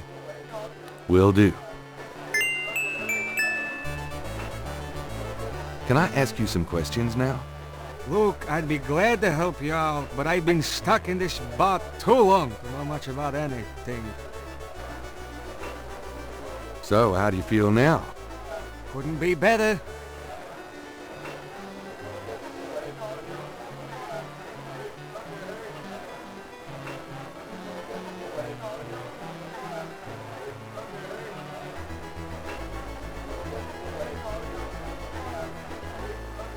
Could you do anything with this? What is this? A clay mold? Well, I am a jeweler, you know. And I owe you one. Would you like me to cast this for you? If you can. You got it, pal. Actually, it'll be a pleasure to get my tools out. First time in years. I've been too busy playing that goddamn game. I'll have the bracelet tomorrow. Meet me here. Great, thanks.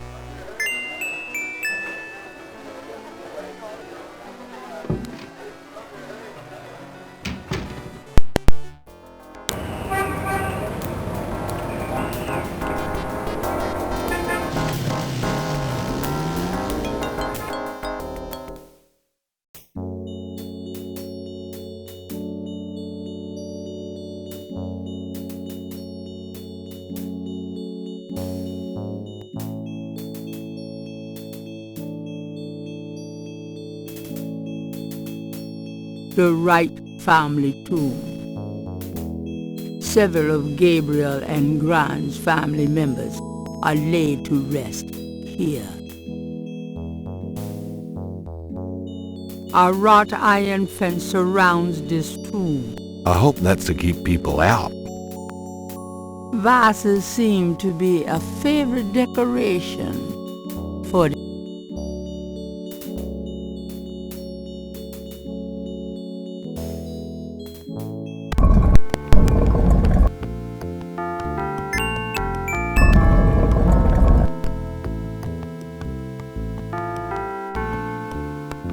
Malia. Mr. Knight, what are you doing here? My family's tomb is here. Mine too. I noticed. Subtle. Well, Mr. Knight, if there's nothing else. Don't go. I need to talk to you. Whatever for. I can't stop thinking about you. I've been in your thoughts too. I can see it in your eyes. Mr. Knight, you don't know anything about me. I'm not in a position to get involved. I've said that a million times myself, but this is different. I think we both know we can't fight it. Oh, I can't believe I'm saying this. I have so many obligations. My family is very traditional. You wouldn't understand. Hey, I love tradition. I've seen Fiddler on the Roof 100 times. This isn't a musical, Mr. Knight. We live in different worlds. Look, I know you've got more money than God.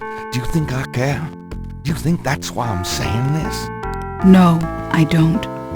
Why don't you come see my world? I have a little bookshop, St. George's on Bourbon. I know. See? I knew it. You're crazy about me, too. Come back tonight. Please. My world isn't so bad.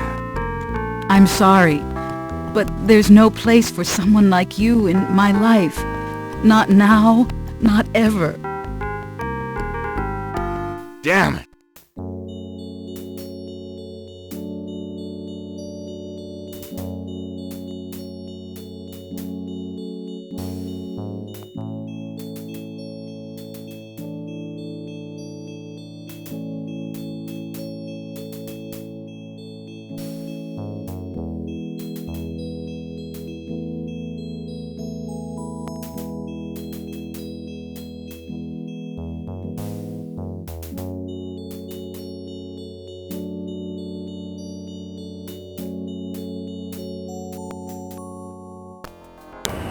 It's getting late. Gabriel decides to go home for the day.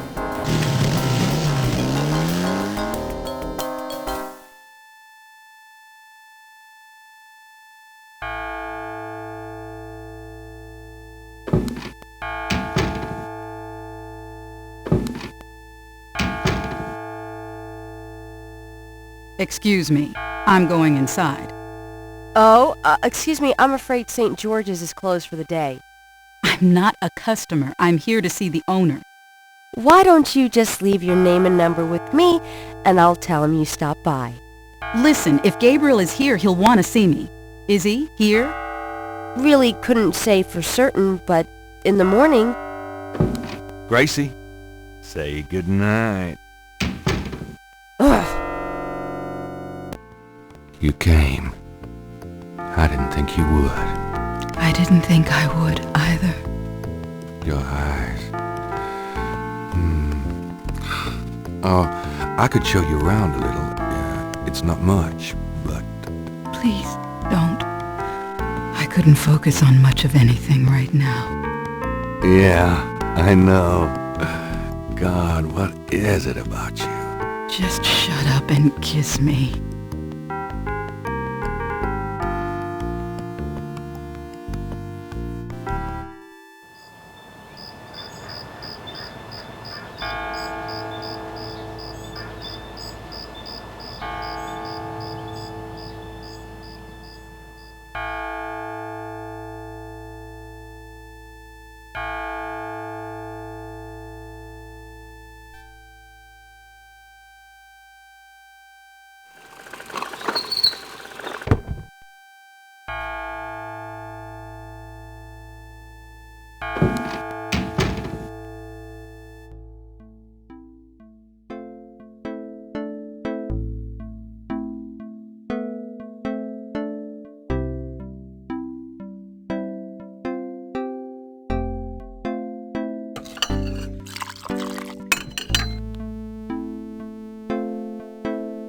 You're not speaking to me this morning? Don't be silly. I just have nothing to say. Have it your way.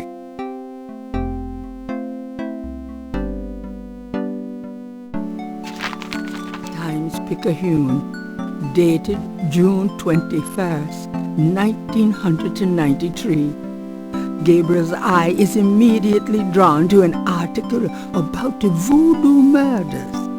He scans it quickly. I don't believe this. They've closed the case. What case?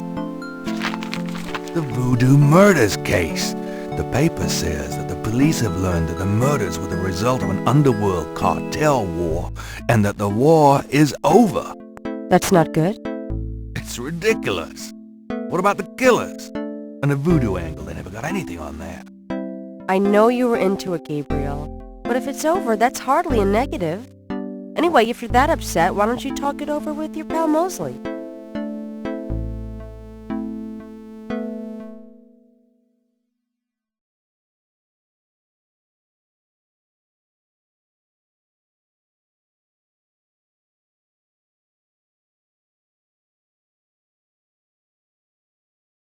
You don't get it, Grace. Just forget it, okay? Gabriel decides to check his horoscope, despite his disgust. Death walks close to you today. Resist temptation, lest his eye fall on you too. Peachy.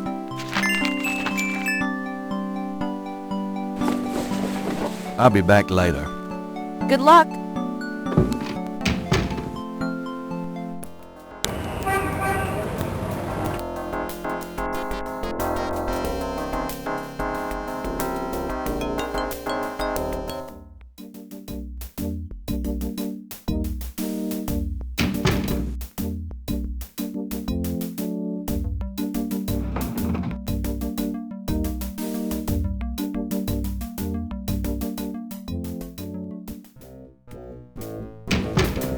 Detective Mosley. Hard at work, I see. Knight, come on in. Knight, I hate to tell you this, but you're out of a book. The voodoo murders case has been closed.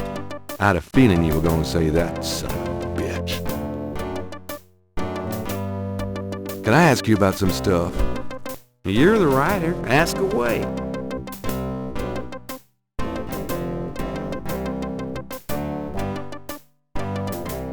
What do you know about the voodoo murders? The case is closed. There's nothing more to discuss. What's the status on the voodoo murders case? The case? What case? I told you. The voodoo murders case is closed. How can you just close it? It's not solved, is it? Oh, it's solved. Turns out the Chicago Mafia was trying to invade local territory, using Mississippi for drug running now that Florida's so hot. What we had here was a little resistance from local businessmen. Word came in this morning that the Chicago group is giving up and pulling out of New Orleans. But that doesn't bring the killers to justice. Well, the boys upstairs seem to figure it this way. Let the slime kill each other. Better the vermin we know than the Chicago vermin, I guess. The attitude in the department is that we've just been done a huge favor. Well, they're probably right. What about the local cartel? Are you just gonna let them go? At least they're part of us. We'll deal with them over time, always have. New Orleans is pretty clean that way, you know. Well, that's the illusion, isn't it? Look, I'm not totally in agreement here either, but what can I do? These guys are not about to get caught. I'm disappointed about the book, too. Next big murder case I get, I'll call you in and we'll do that one up right, okay? In fact, I could probably dig up some old cases and you could spice them up. No, thanks. How can I convince you to reopen the case? Look, the department's not interested. So, couldn't you make them interested? With what? I've got 7 bodies and still no leads. The voodoo angle's worthless. And besides, these people aren't hurting anybody but out-of-town drug dealers and hitmen. The voodoo stuff is not worthless. It's the key to the whole thing. And these people are dangerous. They need to be stopped. Okay. You want me to reopen this case? prove what you just said. What do you mean? You need to prove there's a legitimate voodoo cult in New Orleans. Prove that they're a threat. Get me a lead on the cult. Have you ever called the hair club for men? I'd rather have no hair than your hair, Knight.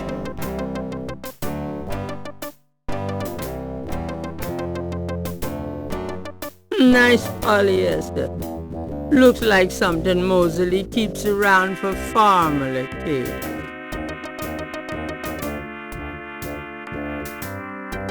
Well, I'll be seeing you. Ciao, baby.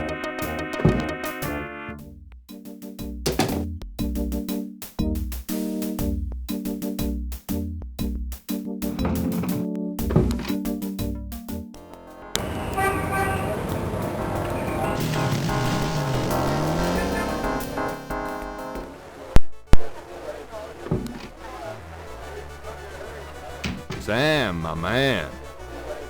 Hey there, it's you. I got that bracelet for you. This piece was a real toughie. For some reason, the metal just wasn't setting. I must be out of practice. Well, it looks good to me. Thanks, Sam. No problem. By the way, I'm heading out of town tonight. Yeah, where to? Marcus used to tell me that if I ever beat him at chess, he'd take me around the world. The old bastard has enough money stuffed in his mattress to cover the federal deficit, and he hates spending a penny of it. I'm gonna enjoy watching him squirm through every mile. Sounds like fun. Good luck. Are you kidding? Luck is my middle name.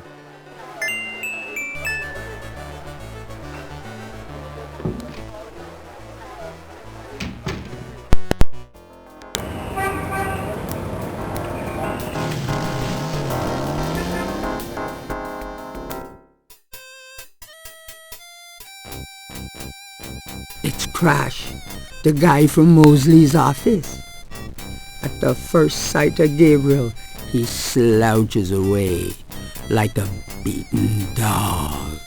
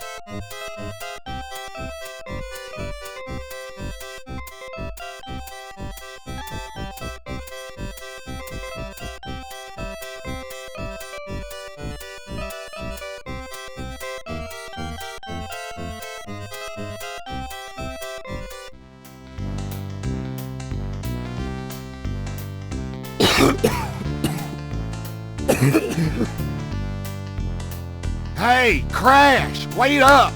Crash only looks scared and keeps walking.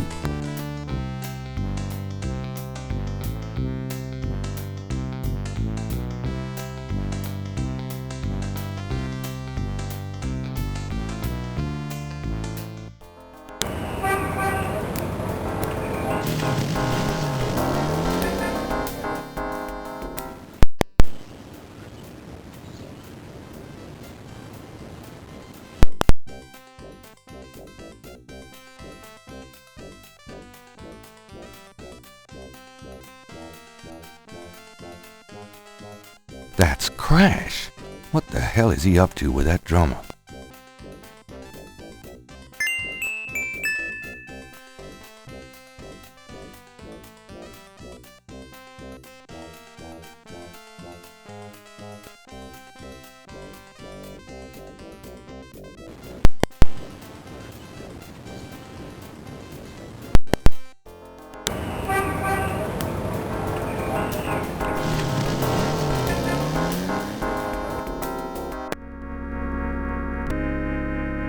crashes huddled in a pew. He looks seriously ill.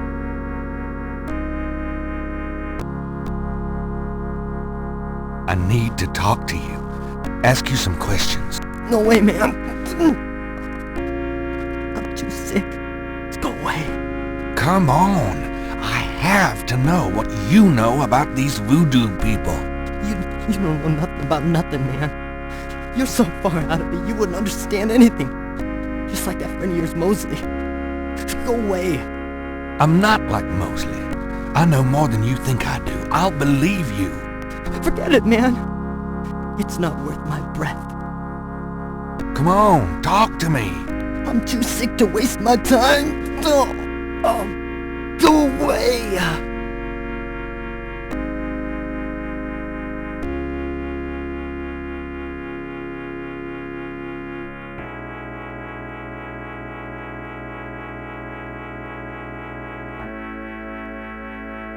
Do you recognize this? Where'd you get that? Why? Do you know something about it? Know something about it? Look at this. Crash opens his shirt and reveals a tattoo. It's the same snake. It's their sign. The mark of the snake. Without it, they'll never let you get close. The sign of the snake, right. Your tattoo, my bracelet. Now, do you believe that I know something about these people? Yeah. You know about them, I guess. Will you answer some questions for me now? Okay. Okay, I'll talk to you a little. I'll make it fast.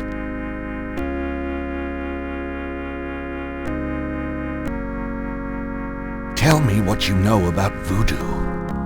Look, just take some advice. Stay away from this voodoo shit. You don't really want to know, man. Believe me. Just do yourself a favor and leave me alone. I saw you talking to that drummer. What did you tell him? You saw me with the drummer? Nobody's supposed to see. Shit! I blew it again. I promise you won't say nothing to no one. It'll get back to him, everything does. Promise me you won't tell anyone you saw me. Okay, but you have to tell me everything I want to know. Okay. Okay. I was sending a message, man. They have these rotter drummers posted around the quarter. They see everything. And they report. Report? How? The drums, man. It's some kind of code.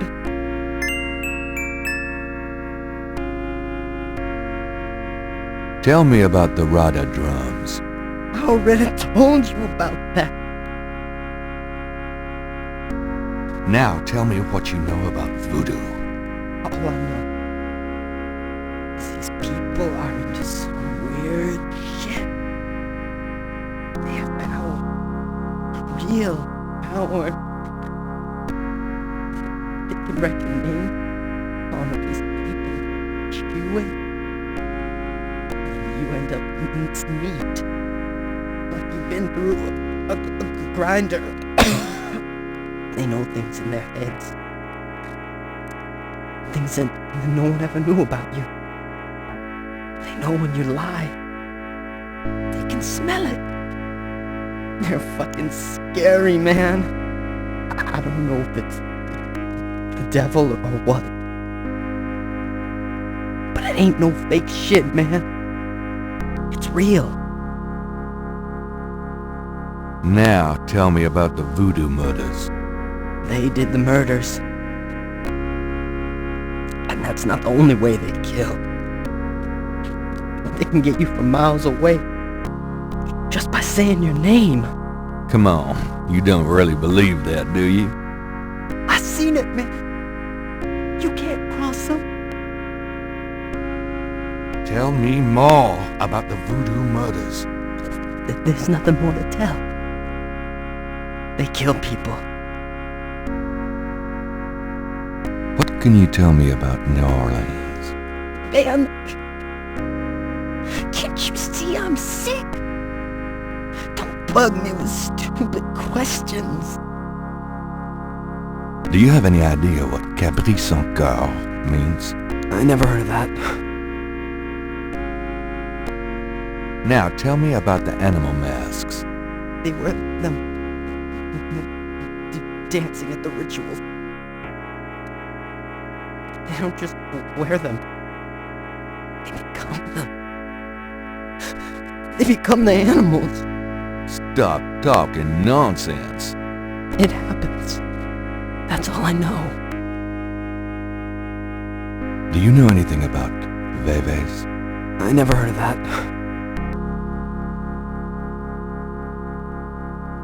Tell me what you know about a secret voodoo hanfour in New Orleans. All right. There's this is an underground cartel in New Orleans. A voodoo cartel. They control everything that happens on the street. I mean, everything. Bought or sold. They have their fingers in the legit world, too. Banks, foreign stuff, you name it. There's supposed to be this temple. What you said, a hound form. That's their headquarters. I heard people say it's underground. Somewhere in the French Quarter. I don't know where. Have you ever been there? No. I've never been in it. I'm a nobody. A runner. But I saw them once. Out at the lake. They became animals, man. Beasts. I remember the eyes. The eyes. Hey, are you okay? The eyes of the snake. I think I should go get a doctor. Hey, are you alright? Someone! I need help! The eyes of the snake. Dambala. Oh! What snake? Crash! Crash spasms twice more, then died as Gabriel wanted. Oh, God. Poor bastard. Crash is dead. He's not going to be very communicative.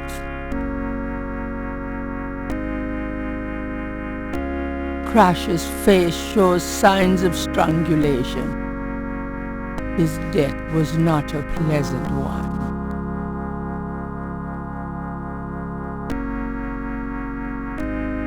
On Crash's chest is a tattoo of a snake.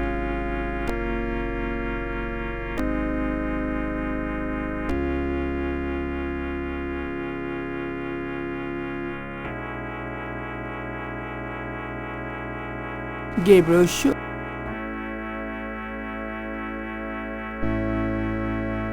I guess I better copy this tattoo.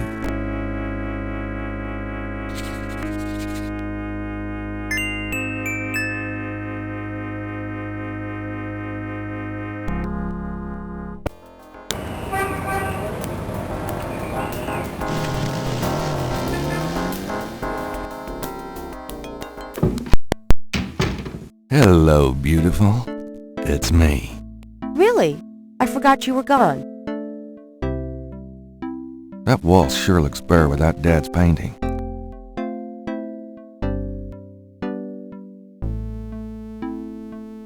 Got a minute, Grace? What's up?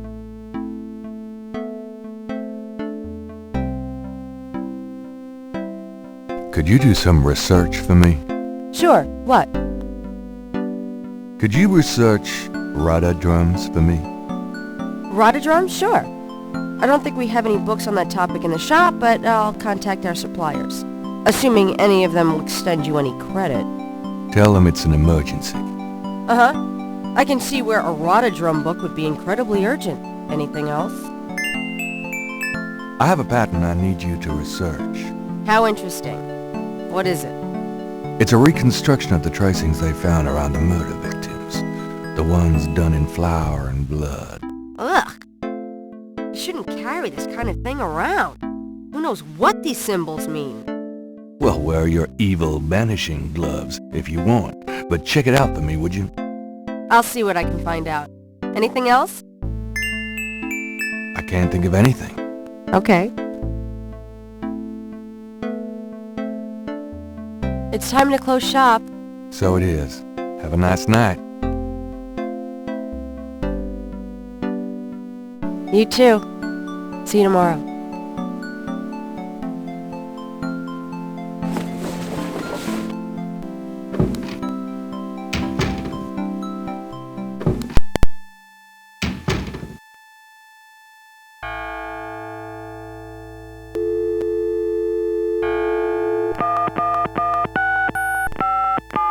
Hello? It's me. I can't sleep. Me neither. Can I? Yes. Come.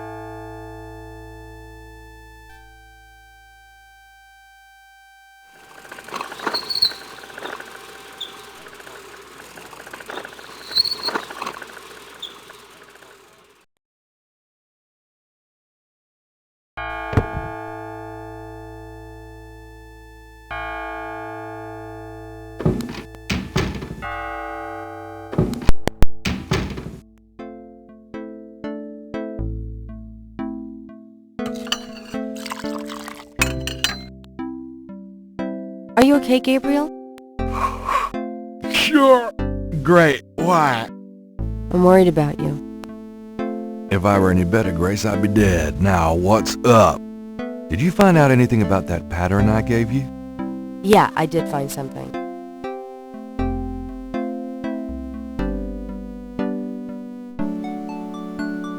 I checked the microfiche at the public library. I found an article about a murder in 1810. The newspaper published a part of a pattern found around the body. It looks damn close. You're incredible. All that work. Forget it. We got that book you ordered in this morning. The one on rata drums. Really? Great. You got another package this morning. FedEx from Germany. I was expecting that. Where is it?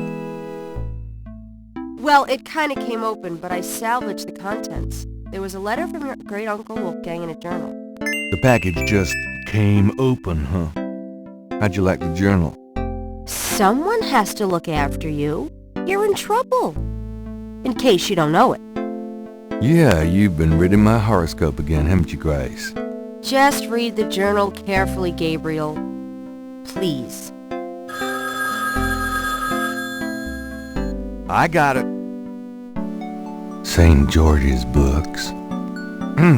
Oh, Professor Hartridge, I'm glad you called. Did you... You did? Wait, slow down. The aigris? Really? You think that's them? The wheel within a wheel? A goon badagri, huh? Well, that does sound like it. Dambala, the snake. That's the wavy pattern at the bottom, okay. The 1791 slave revolt in Santo Domingo. Well, why would the Veve show up there? Okay. Okay. Okay. Look, I'll come over as soon as I can. Okay. Relax, Professor. I'm excited too, but you're gonna give yourself a heart attack. Okay. Thanks. See ya. I wish you'd tell me what's going on. I swear you're gonna step into a hole you may never get out of. Don't look so worried. No one knows what I'm doing. I'm perfectly safe. And I'm getting some great stuff for the book. Besides, there's something about all this. My dreams. What about your dreams? Nothing. I'll be careful, I promise. This guy's really starting to bug me. No kidding. I have a feeling if he can see us, they can see us.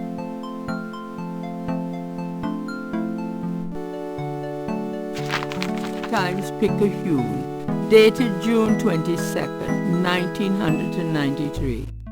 Disgusted with the state of the voodoo murder case, Gabriel turns right to his horoscope. The shadow upon you is no longer reversible. Wonderful.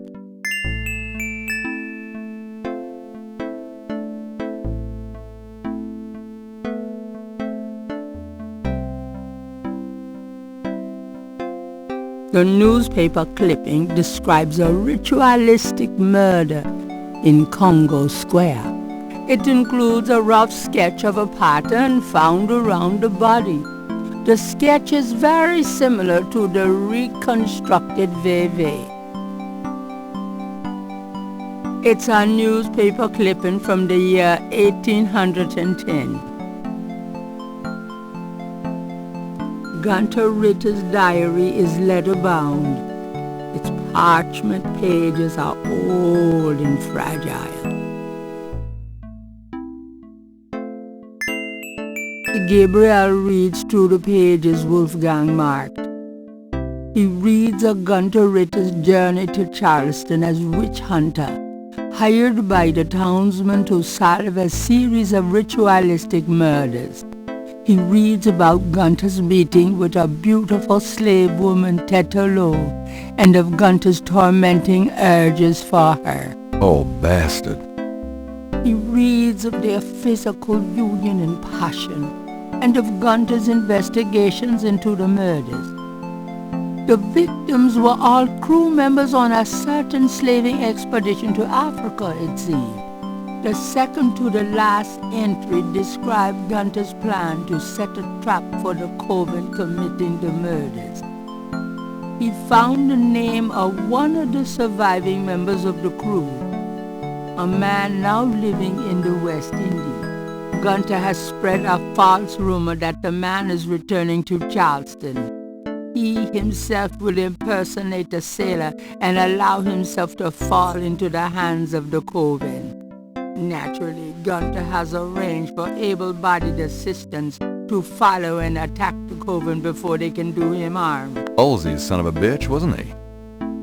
Gabriel turns to the final entry of the journal.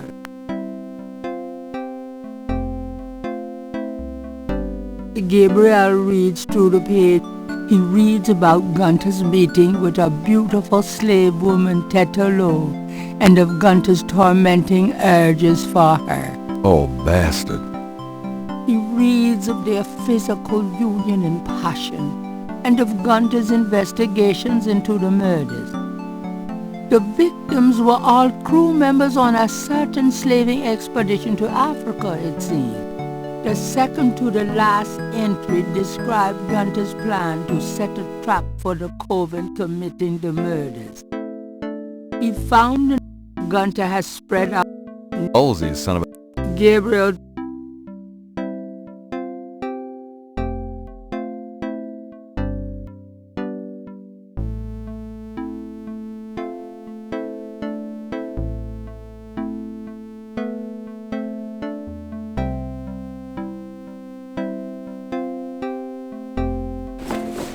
I'm going out. Uh-huh.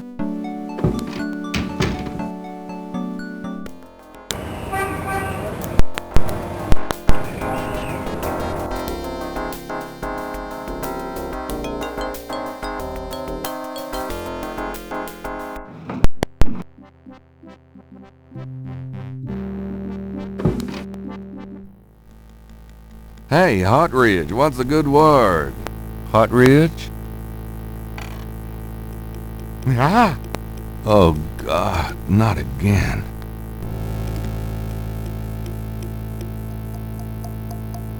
Something about Hartridge's death mask reminds Gabriel of the way Crash checked out.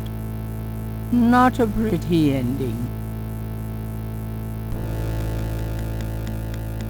That would be up to the coroner. Dr. Hartridge's desk is remarkably neat. especially considering the rest of the room. On the desk is a sheet of paper with some scribbled notes. It looks recent. These notes look interesting.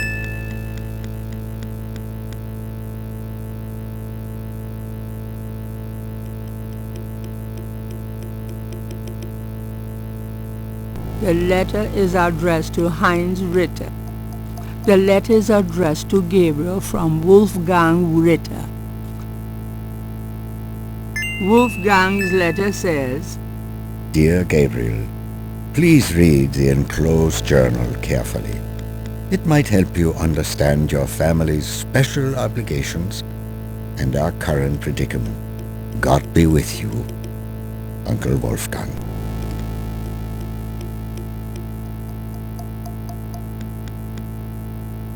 Hartridge's notes are scribbled on notepad paper. Hartridge.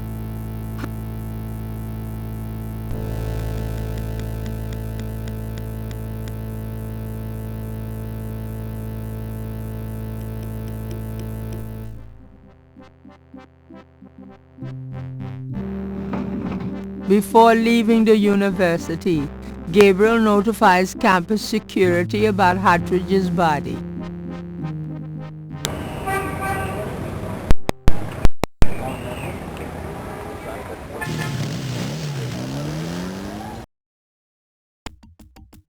Why is it so dark in here? Dr. John? Hello? Uh-oh.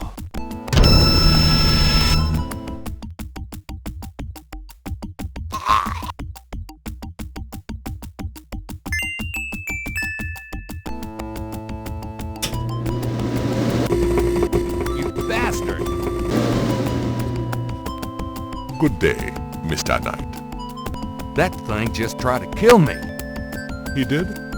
I am sorry. The museum is closed today, you see, and we were not expecting visitors. But if you will excuse me, Mr. Knight, I must go look for him. He is incredibly valuable. You don't need to ask twice. I'm out of here. By the way, you might want to lock your door next time you're closed. Not a bad idea. Goodbye, Mr. Knight.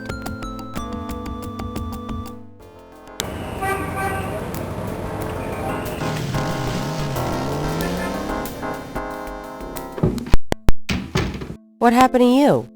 Who, me? Nothing. Why? Well, you're kind of a pale green color. Come here. Pale green, you say? Charming. What's that on your face? I'm sure you'll tell me. Looks like a sparkly or something. Got it. I love it when you pick stuff off my face, Grace. Well, excuse me.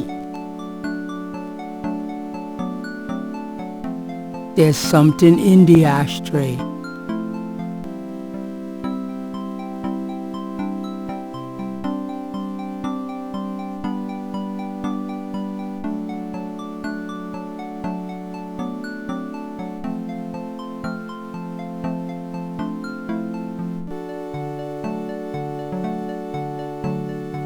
There's a snake scale in the ashtray.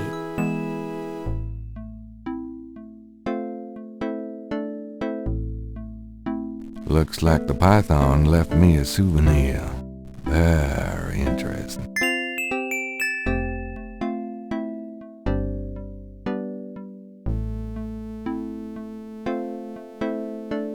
Gabriel magnifies the scale from the lake. The iridescent scale is brilliantly hued with greens and purples.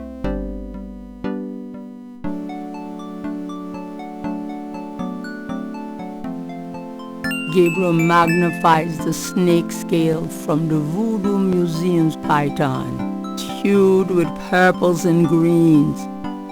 It matches the scale from Lake Pontchartrain. He places the two scales together.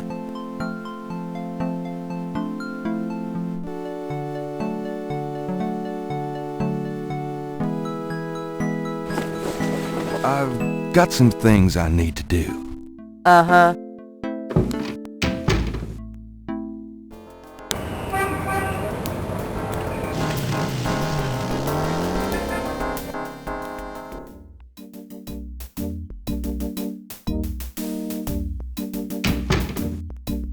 One of the Getty drummers watches the police station.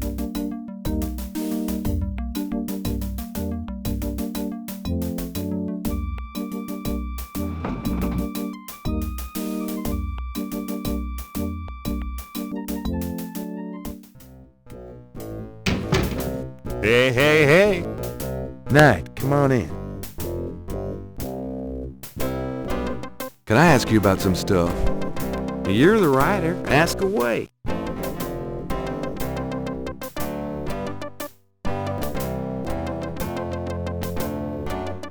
Have you ever heard of Dumbala?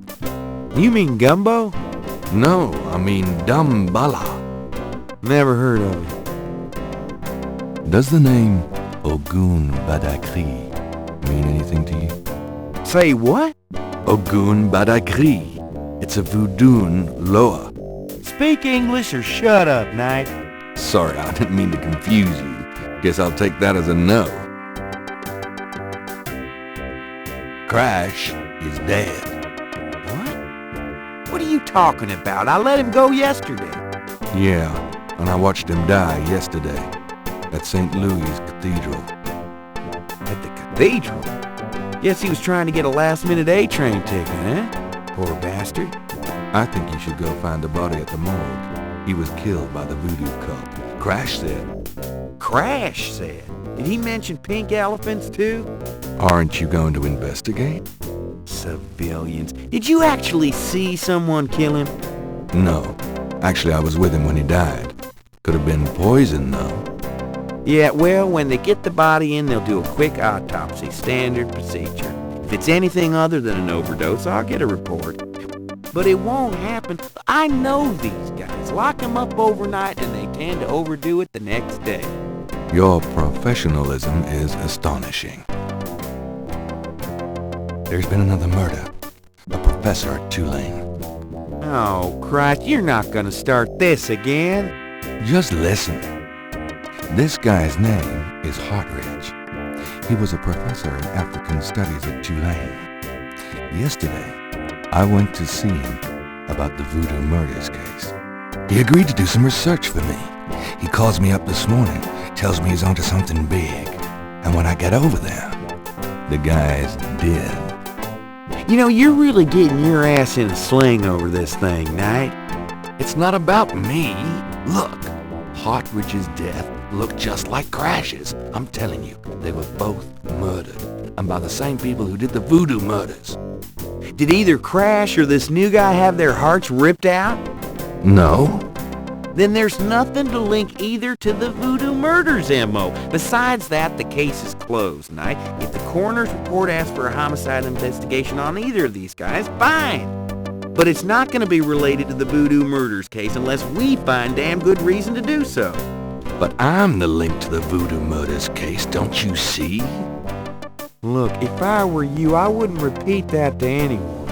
If I weren't an old friend of yours, I might take you seriously and lock you up. As it is, maybe you should start keeping your mouth shut and not involve other people with this shit if you think it's so dangerous. How can I convince you to reopen the case? I already told you. You need to prove there's a legitimate voodoo cult in New Orleans. Prove that they're a threat. Get me a lead on the cult.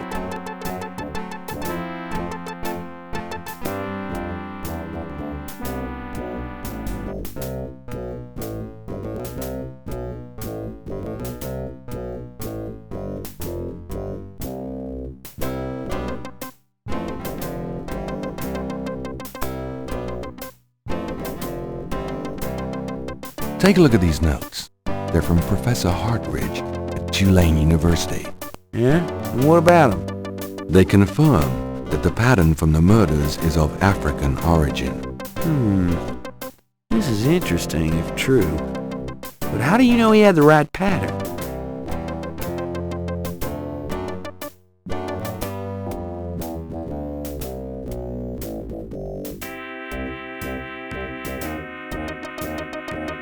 You know those marks you found around the murder victims?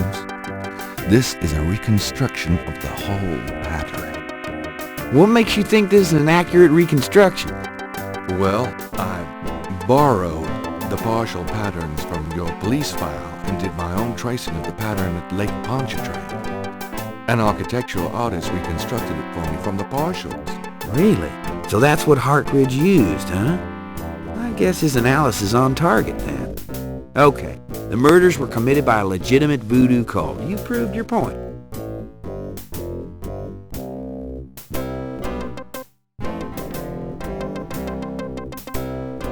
Somewhere there's a New Orleans. It's a new...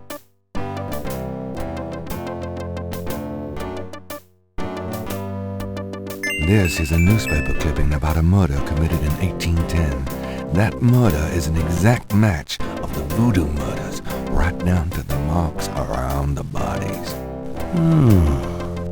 This does sound like the same M.O. 1810? 1810. They killed then, they're killing now.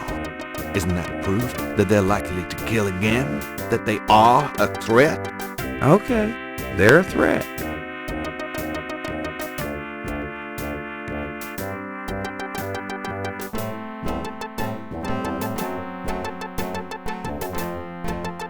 I have these two snake scales. One's from the crime scene at Lake Pontchartrain.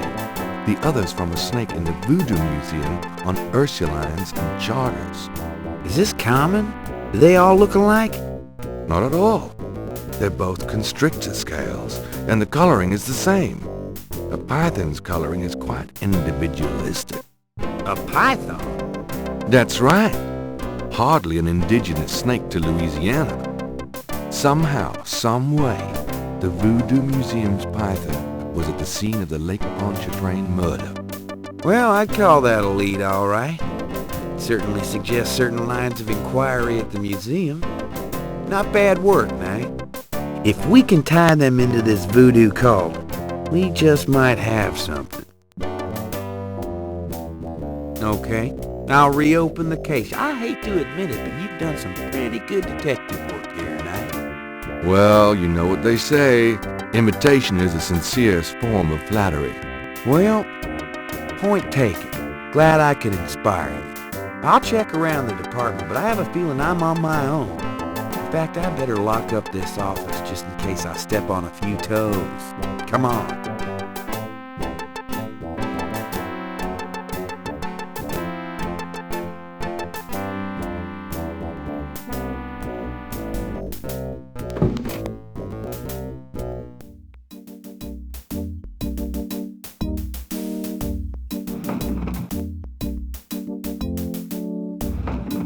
Now, lay low and let me handle this. Yeah, fine.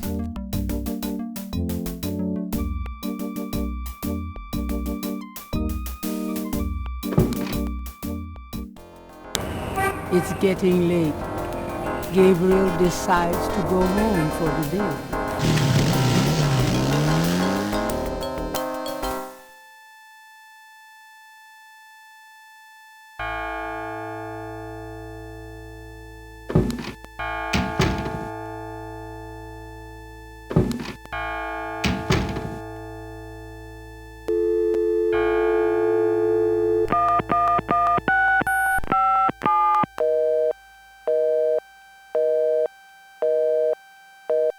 Dang!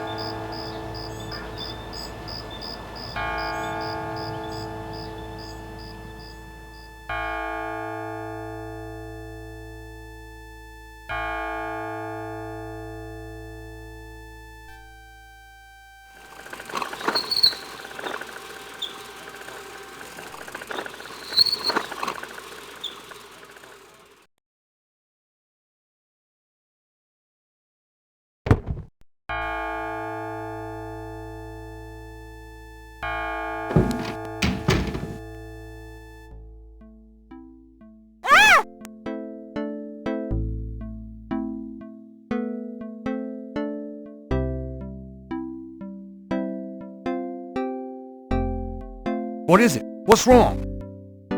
Gabriel? I see it, Grace. Hold on. There's no one in the shop, and I know there's no one in back. It's okay. Okay? Gabriel, that thing is still barely alive. How could someone do this? With a knife, maybe? God, don't even start. We should call the police. No. I'll take care of it. But Gabriel... I said I'll take care of it. Why don't you go get some coffee? I'll have it all cleaned up before you get back. They know where you live now. It's gonna be fine. Now go on.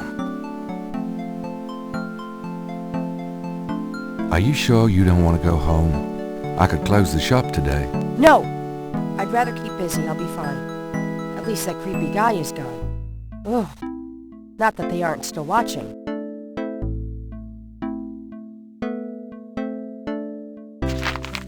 Times-Picayune, dated the 23rd of June, 1993. Gabriel finds an article about St. Jean's Eve. It discusses the day's Catholic roots and its adoption by voodoo devotees. In the early to mid-1800s, St. Jean's Eve was celebrated with elaborate voodoo gatherings at Lake Pontchartrain, Bayou St. Jean, and other sites outside the city. These days, the day is commemorated commercially in some of the local shops, and a few churches still hold a St. Jean's Eve Mass. Despite his better judgment, Gabriel reads his horoscope. Today you will either die or your life will change forever. Sure, why not? It is St. John's Eve. They'll be out tonight for sure. But where?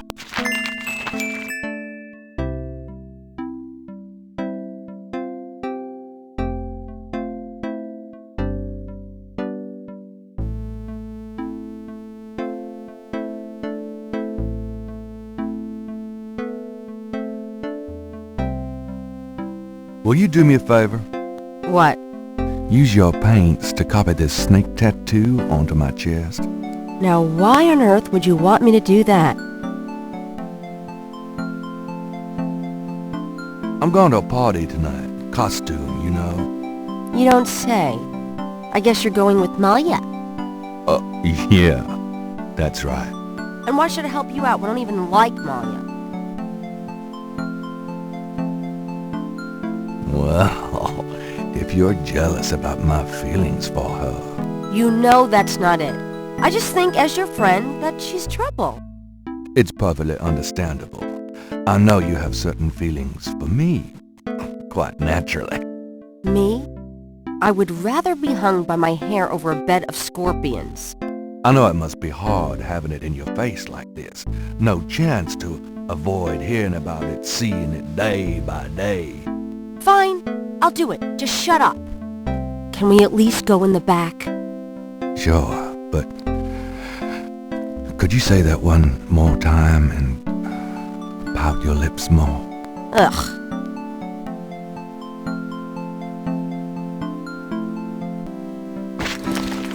What did I say?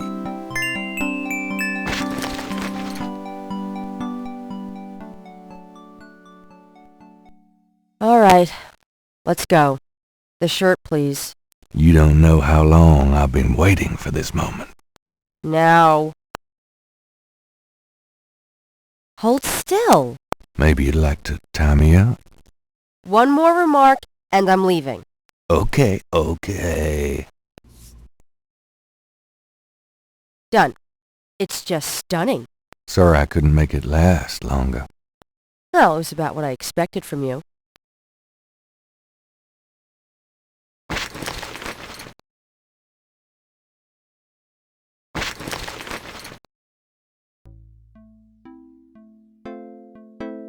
Gabriel! I see it. Stay back. Perhaps Gabriel should find out what it is first. Special delivery, it seems.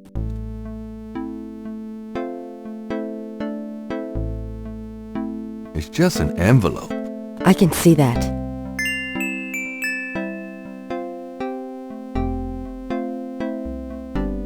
The envelope is unmarked.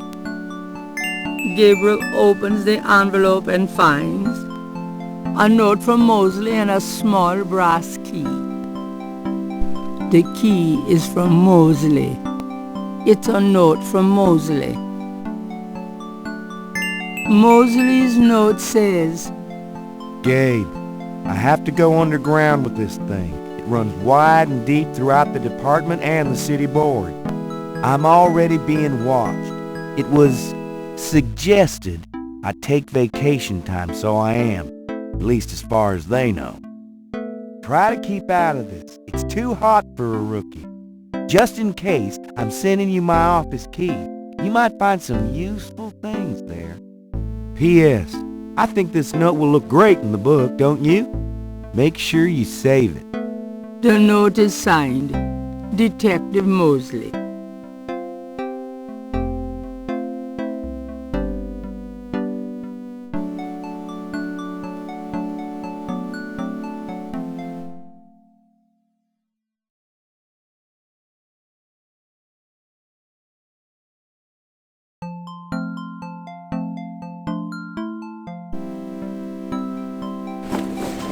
Are you gonna be okay here by yourself? I'll be just fine. Just fix this, okay? I'm trying, Gracie.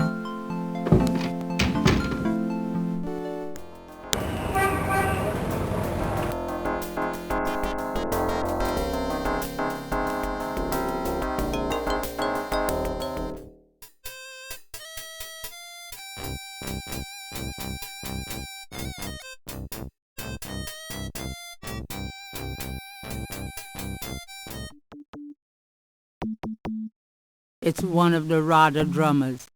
They transmit coded messages through the French Quarter for the Voodoo cartel.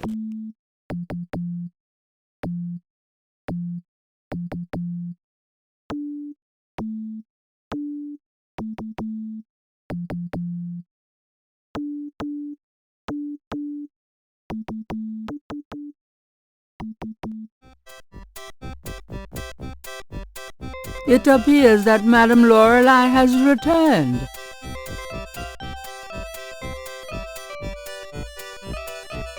You're back. You know, you really freaked me out running off like that. Yoo-hoo! Anybody home? Stay away from Margaghetti, or you shall pay with your life. What the hell is going on?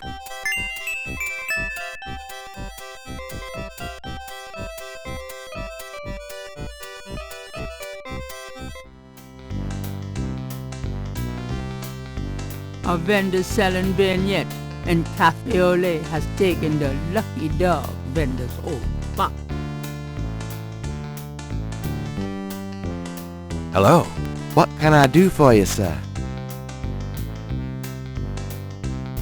What the heck are beignets, anyway? Deep-fried sweet dough with powdered sugar on top. New Orleans donuts, sir.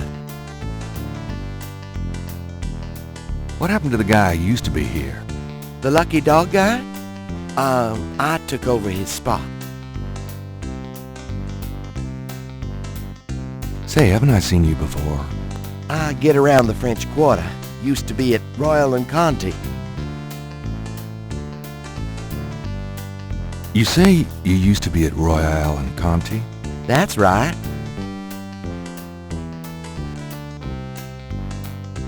Why don't you go back there? Do you think? I've been kind of torn. Must be the weather. These thick clouds we've had all week. I'm just not seeing the crowds here that I expected. I definitely think you should go back to Royal and Conti. Really? I'm glad you think so. I always liked that beat, but I thought I ought to give this a shot. Oh, absolutely. The grass is always greener. Exactly. You're right. I'm going back over there today.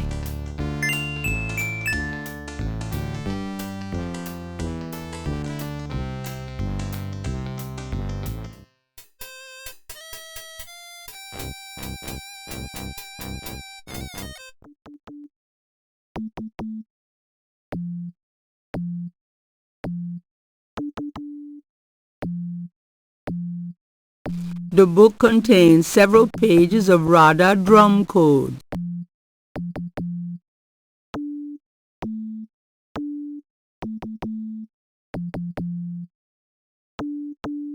Gabriel listens carefully to the drums and opens his radar book to translate.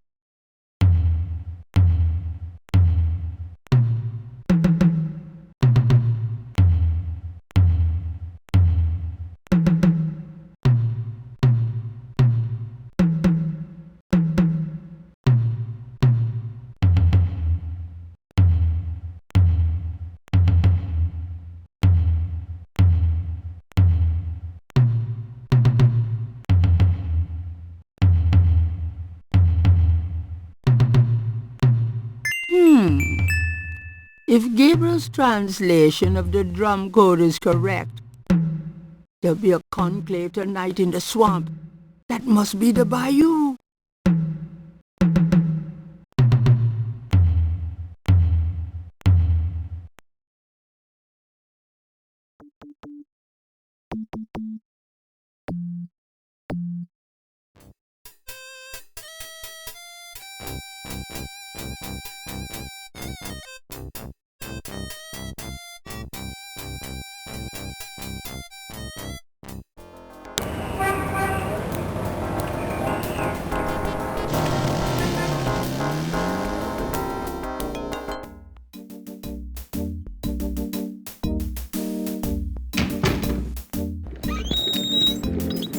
Hey, it's a beignet guy. He's back. Where?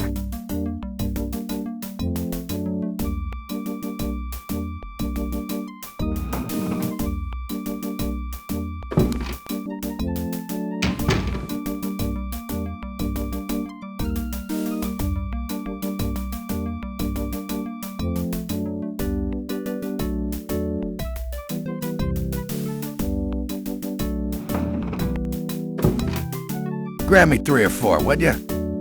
Forget it, I'm broke. Rats. You stay put. I'll be back in a minute.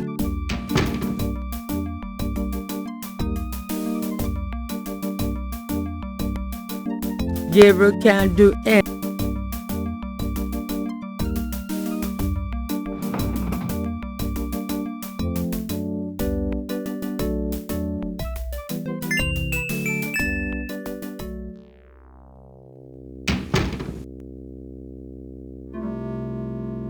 Mosley's office looks a lot like his room at college.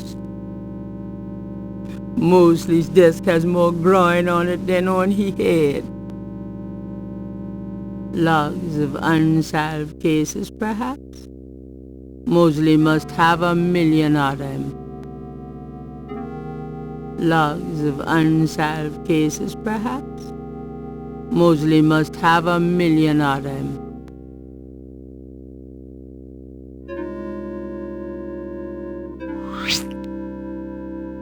There's a tracking device in the drawer. This tracker might come in handy.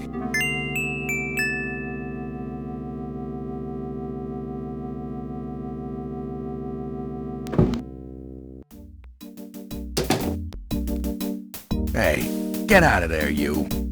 Sorry, just looking for a restroom.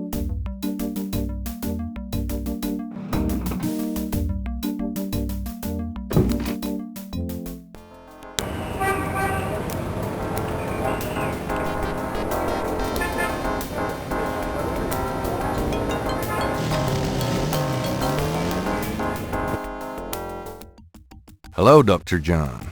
Glad you could return to us, Mr. Knight.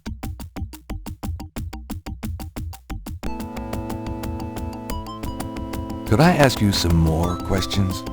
Of course. I also find our dialogue stimulating.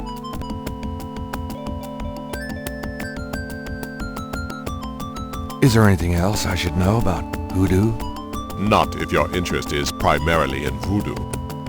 Hoodoo is of interest to those who study rural folk traditions, but it will not aid you in understanding true voodoo. Do you know Malia Getty? Should I? She referred me to your museum. Many have read about our museum in the newspapers, Mr. Knight. That's a good point. Do you know anything about Rada drums? There are some against the wall, but I do not play myself. You don't know anything about a drum code? I do not believe there is such a thing, Mr. Knight. Does the name Ogun Badagri mean anything to you? I do not believe so. Isn't he one of the lower? Perhaps. I am not familiar with some of the more obscure Haitian and African Loa. Have you ever heard of Dambala? Of course. It is one of the Loa. Do you know anything about Veves?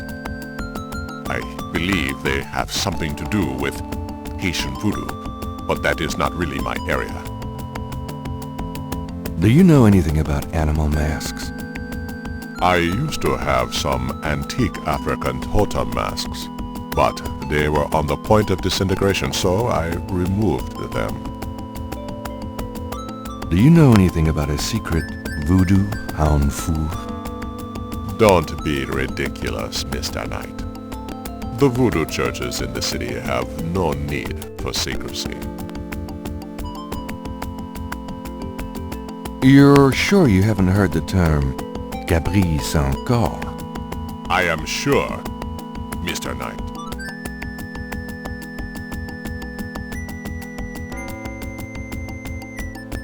Gabriel wonders if that drummer is one of the cartel's messengers.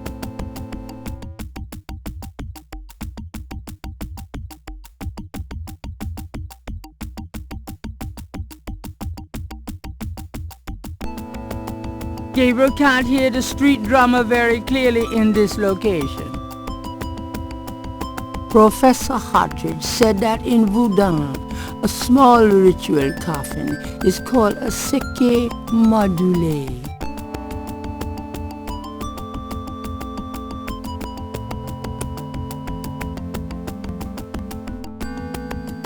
This device is called a tracker.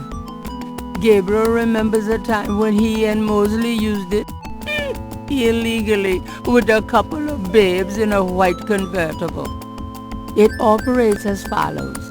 The signal device attaches to an object, such as a car. The signal device emits a signal that appears on the tracker, LED, allowing the object to be tracked. It's a signal device for the tracker. It's a signal device for the tracker.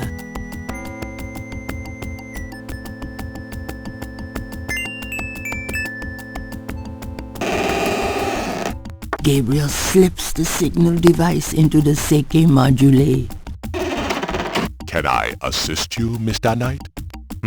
No, just looking. Now, if only they take the coffin to the ritual.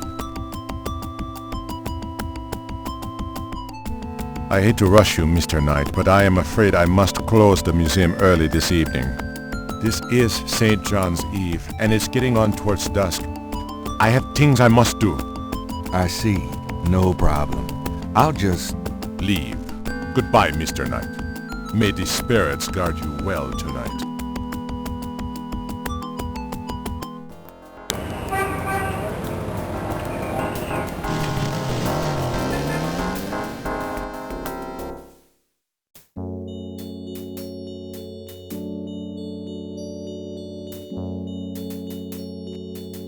The second message made from the voodoo crosses is on the wall.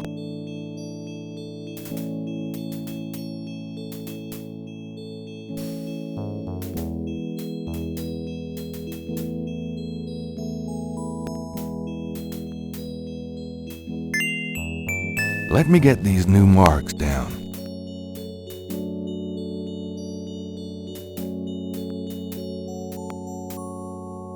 Gabriel doesn't want to sketch that.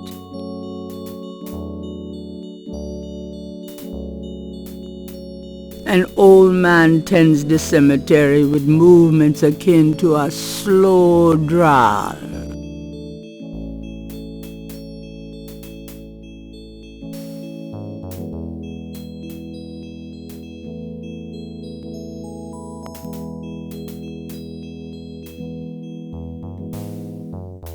It's Gabriel's sketch of the series of crosses from the Laveau tomb wall, with magenta moonbeams translation penciled in.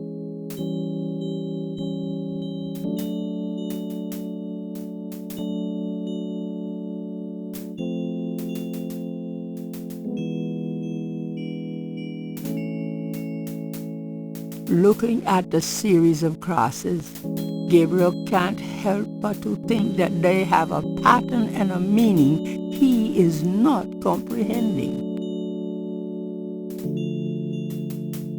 Gabriel checks the two messages for duplicate symbols and transfers the letters from the matches to the new message.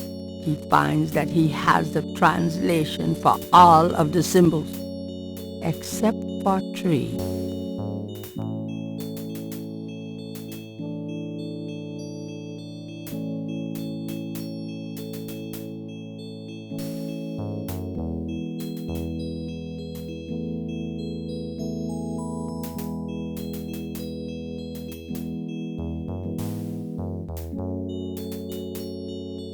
I think I'll leave a message of my own.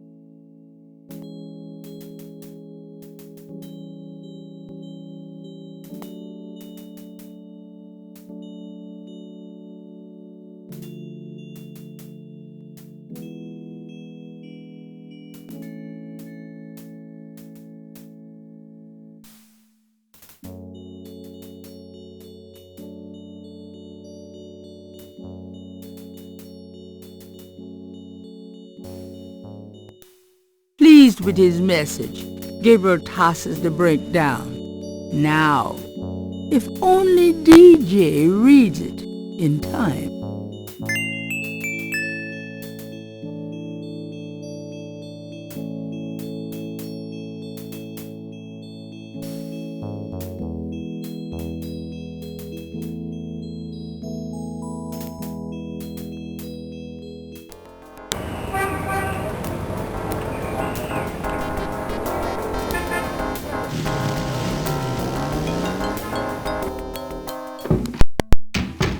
Hello, beautiful. It's me. Really? I forgot you were gone.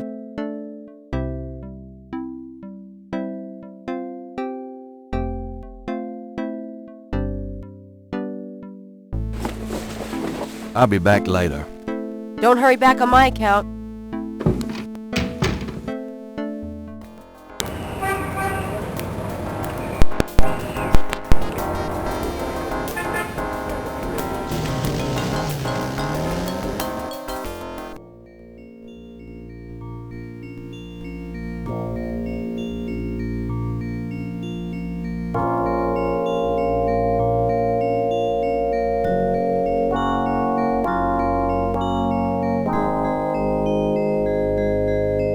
I don't need to track myself.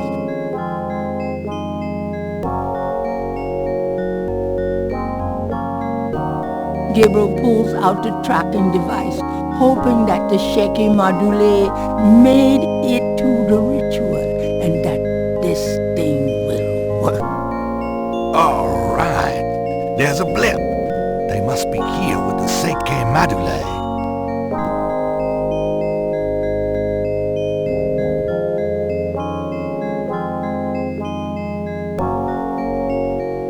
Bayou Saint-Jean seems denser, thicker, darker than Gabriel remembers. In the twilight of heavy growth, everything looks the same.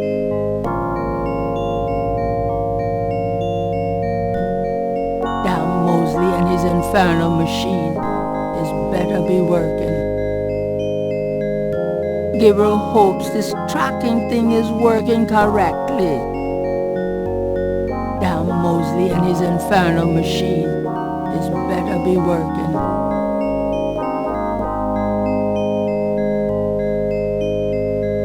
Bayou Saint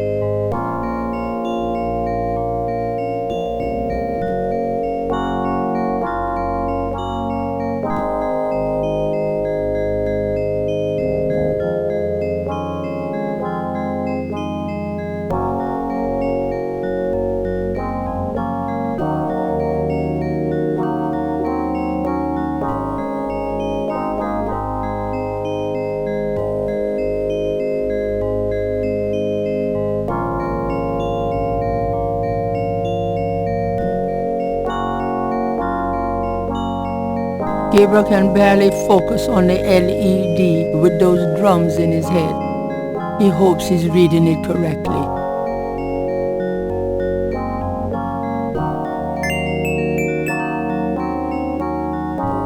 The entrance to a clearing is marked with Voodoo skulls. At last!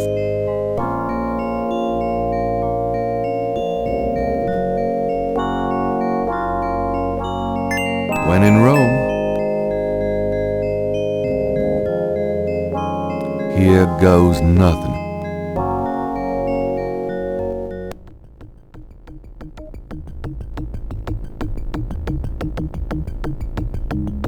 Welcome, Brother Crocodile. Please join the other celebrants.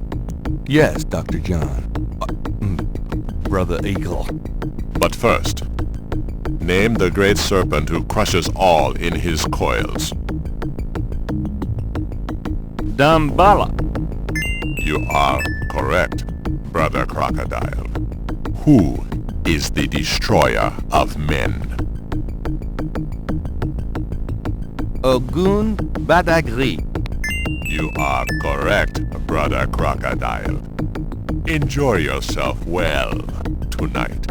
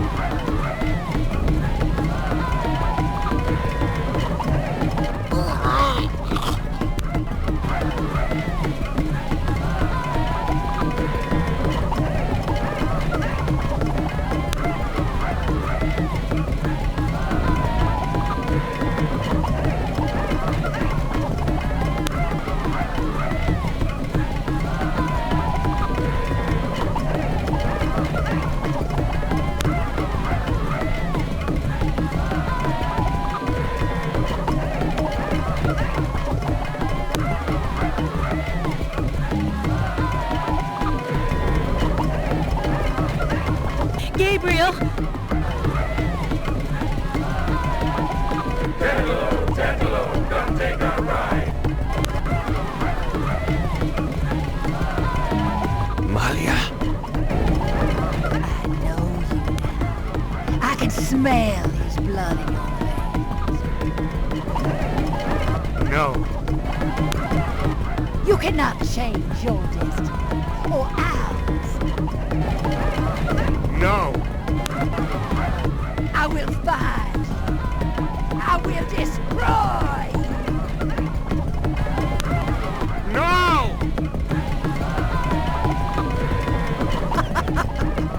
Where is your necklace now, witch hunter? Where are your pretty gems?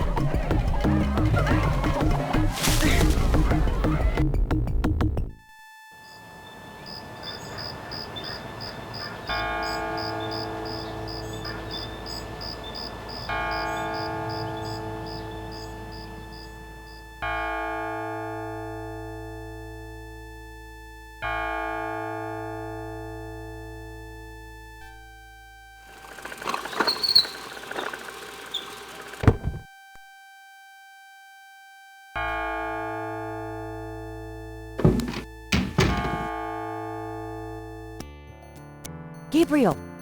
Gabriel, wake up! Ow, my head.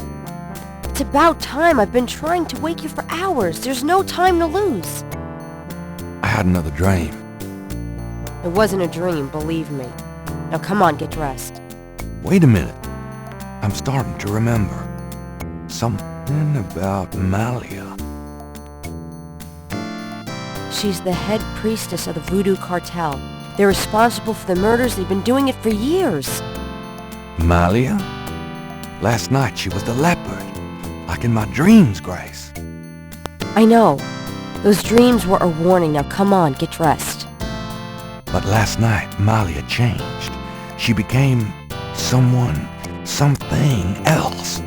And then I blacked out, I think. How did I get home? I followed you last night. I had my doubts about the Gettys. Did you know that they arrived in New Orleans in 1800? Just in time for the voodoo influx. I knew you were going to try to sneak into a ceremony last night, so I followed you. Lucky for you that I did. If you'd been left at the circle last night, I don't know what she would have done to you. You're wrong. Malia wouldn't hurt me. What about Tetelo? Tetelo? They were chanting that last night. That's the name from Gunter's journal. The woman who took the talisman. Yes. Gabriel, it's your destiny you're facing. You can't just blunder your way through this or you'll end up dead. Tetelo will be after you now. You have to call your great-uncle in Germany. Uncle Wolfgang? Yes. He knows more about this than we do. Okay, I'll call him. But Malia isn't responsible for those things, Grace. It's that spirit, that Loa. It's Tetelo. Yeah. Possession is convenient that way. Call Wolfgang, Gabriel. I'll be in the shop.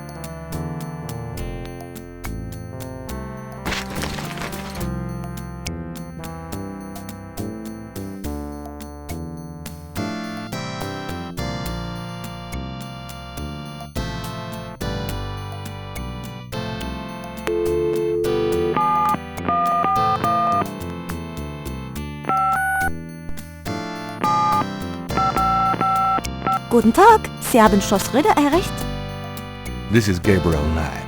Can I speak to Wolfgang, please? Ja, Herr Knight. Einen Moment, bitte.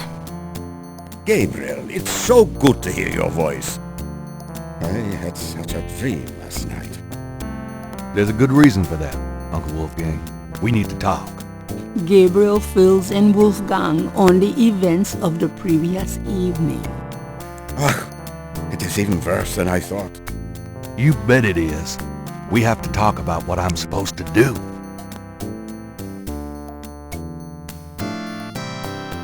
What can you tell me about voodoo? It sounds as though you have learned much during your investigation in New Orleans. Perhaps you will fill me in when we have a chance to sit down and talk. What do you know about the voodoo murders?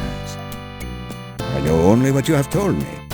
They seem to be very similar to the killings in Gunter's journal. What can you tell me about New Orleans?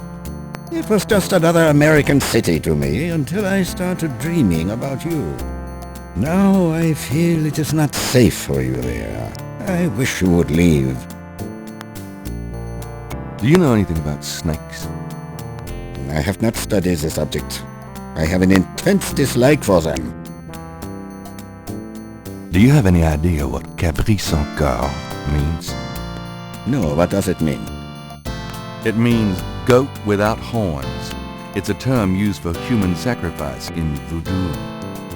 Well, let's hope we can avoid any more of that in this family. Do you know anything about Marie Laveau? No, I'm afraid not.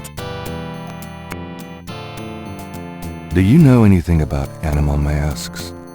Yes. Tetlos people wear animal masks for their rituals, don't they? It is not at all uncommon. Many occult groups are based heavily on animal totems. Animals have such pure, primal traits. Spirituality, good or bad, is about reaching these pure levels. Aggressive and cunning like the snake, agile and nurturing like the monkey. Even our family is associated with the image of a lion. I've heard rumors of a secret hound fool here in New Orleans. Yeah, I am sure they have a temple there, and probably a very elaborate one. You should not go near it, though. Not alone. Do you know anything about Veves? It is a visual symbol of one or more loa. Each loa has its own sign, which is used to summon it. Have you ever heard of Damballa? Damballa is a snake. He is a loa, a voodoo god. Yes, he's one of the primary loa of the Gedi tribe. I see. Good work. That information might prove useful. Does the name Ogun Badakri mean anything to you? It is a voodoo loa, is it not? Yes, a particularly nasty one, so I understand. Have you come across anything about it in your research? He seems to be feared by most voodoo groups. I haven't come across very much specific information. What can you tell me about Schattenjägers? Yes, of course. I sometimes forget how little you know of the family, Gabriel. I never understood how Heinz could allow his sons to remain ignorant. But now is not the time for that discussion. Schattenjäger is really two words in English, Gabriel. Schatten means shadow, and Jäger means hunter. Shadow hunter? Yes, shadow hunter. Tell me more about Schattenjägers. We Ritters have been Schattenjägers for many centuries. No one is sure when it began or how, but we have records of ancestors as early as the 13th century fulfilling this role. Some believe that the role was given us when... but such fantasies cannot be of use to you at the moment, Gabriel. Tell me more about Schattenjägers. Most people are completely blind to the fact that evil does exist. It is out of vogue at the present, but I tell you, shadows of darkness, spirits, vampires, witches, demons, these things are real. It is to their advantage that the world has become so scientific, so cynical. But we know they exist, Gabriel, and we hunt them. How do we hunt them? And why? Why? Because it is our duty. We are the ones who know, Gabriel. As for how, that is something you will have to learn.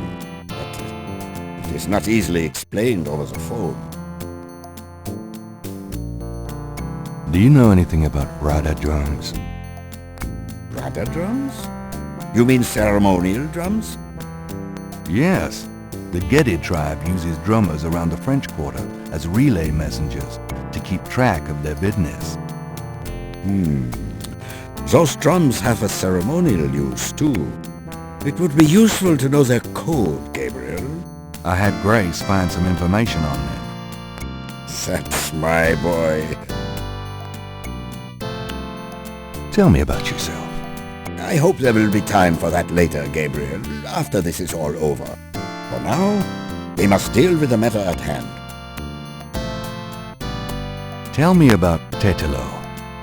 Well, from your description of the ritual last night, I'd say that Gunther's mistress, Tetelo, is now the primary loa for the Gede tribe. It seems she still controls them by possessing her female descendants and speaking through them. Do you remember in Gunther's journal he said that Tetelo was possessed by her father's loa during the killings in Charleston?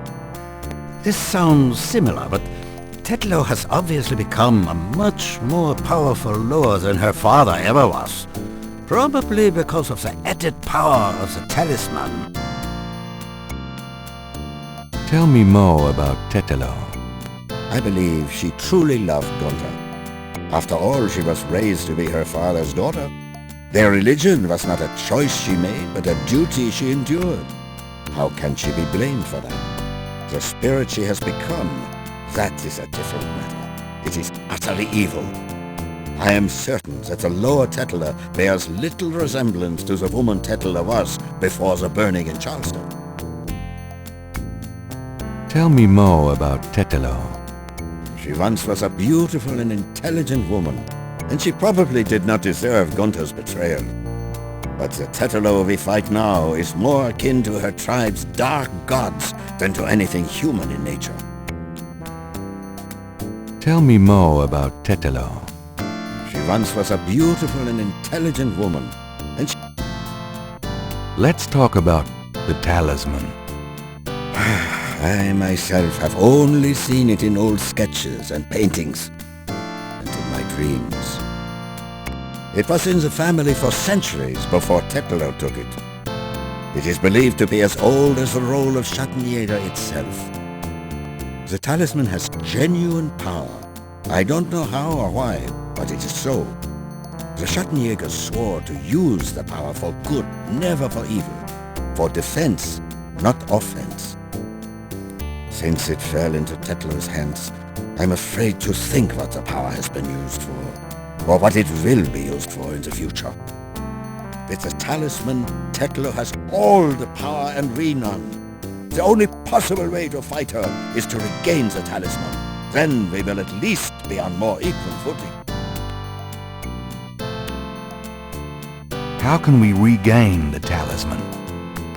We've been searching for the talisman for years, ever since we lost it.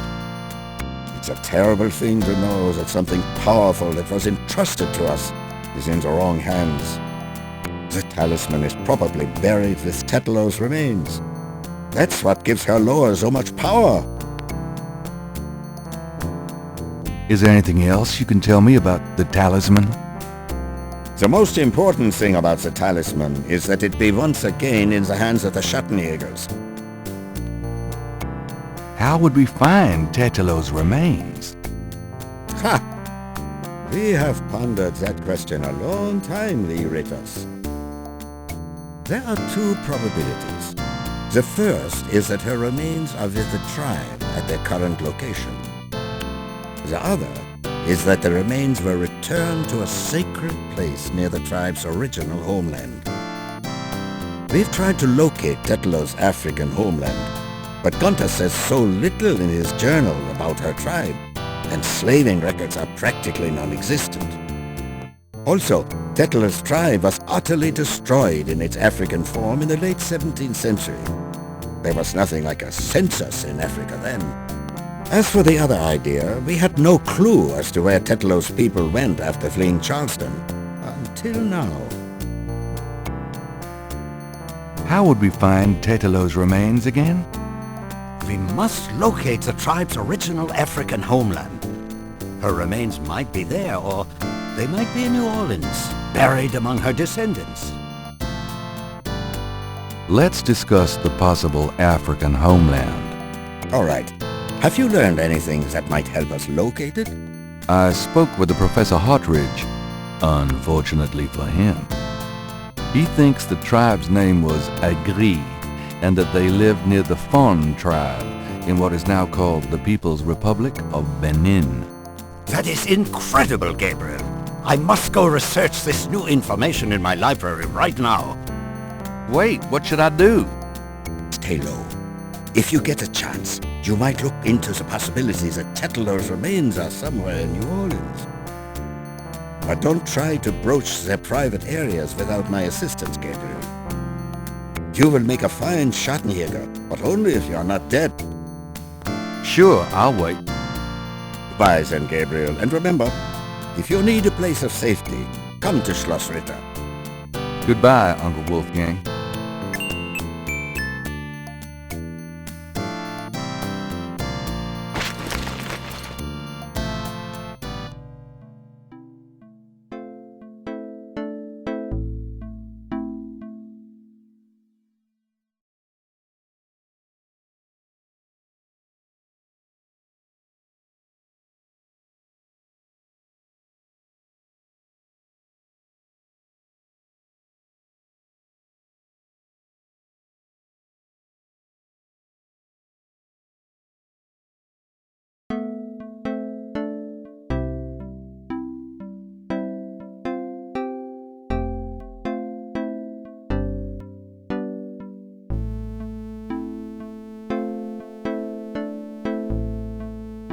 Times-Picayune, dated June 24th, 1993. There's nothing about the Voodoo murders case in the papers today. Gabriel finds a humorous tidbit under the Life is Stranger Than Fiction column. Apparently, there were reports of ghosts in the Bayou Saint-Jean last night. Various people called the newspaper with stories about hearing strange noises and seeing weird lights over the swamp. Some folks claim it's the ghost of Marie Laveau. The paper relates it to similar delusions that crop up every Halloween. Gabriel's horoscope today reads, "Wise is the warrior who knows when to fight and when to get the hell out of dodge." God help me, I'm actually starting to listen to this guy.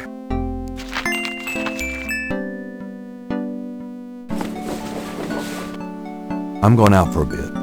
Be careful.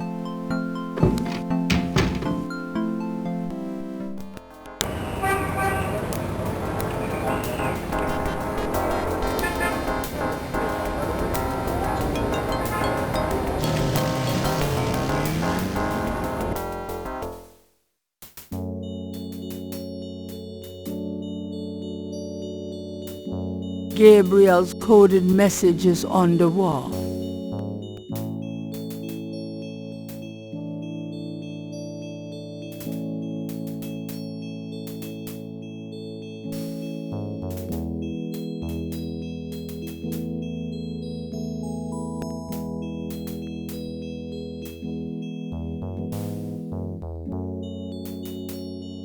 The plate is up. Beneath the plate is a button.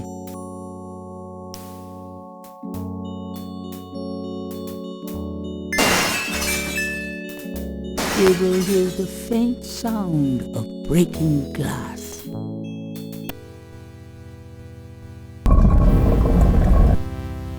Dang, you'd think there'd be a light.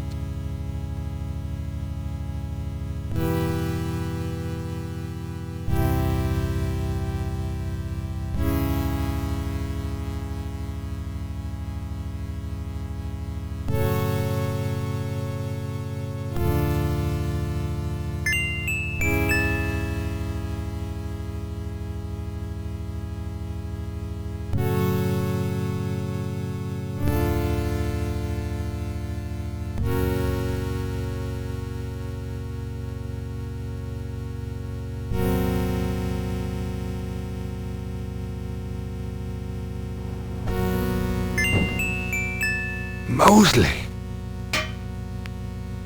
Shit, I dropped my flashlight. Huh?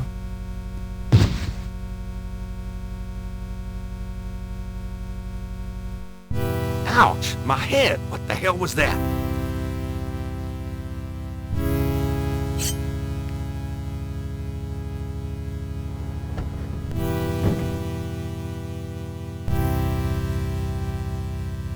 The drawer's interiors contain mostly dust and bones. Gabriel...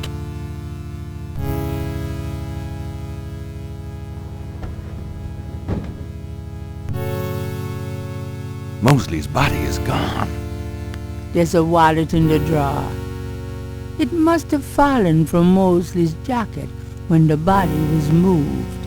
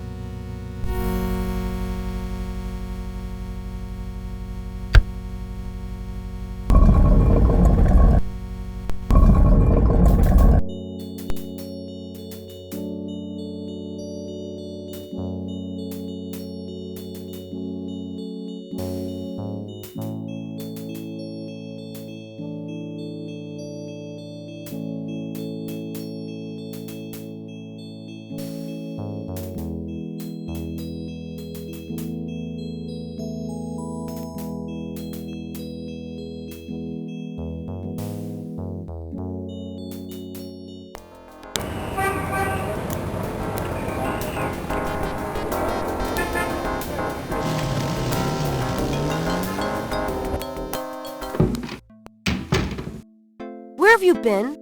I was worried about you. For good reason, apparently. What happened? Do you need a doctor? Nothing you want to know about, and no, just some aspirin. Gabriel, this is nuts. You have to get out of New Orleans. No kidding. Well, listen. Wolfgang called while you were out. He said, and I quote, "Tell Gabriel that I found what I was looking for. It's time for me to do my duty. Schloss Ritter is his now." Now, call me crazy, but I don't think that's good news. Not for Uncle Wolfie, no. What are you gonna do? If I figure it out, I'll let you know.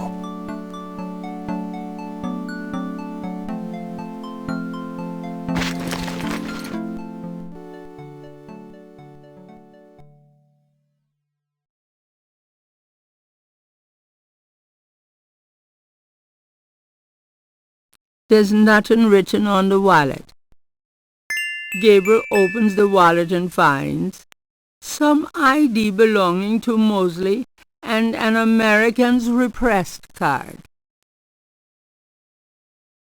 Mosley's American's Repressed card. Credit. What a concept.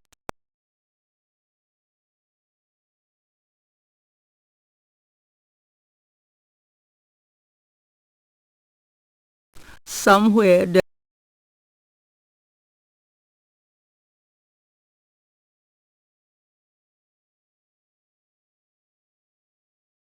I'm doing the best I can.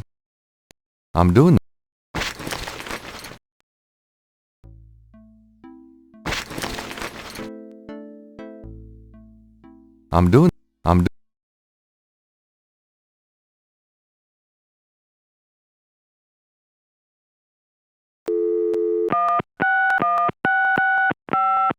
Hello.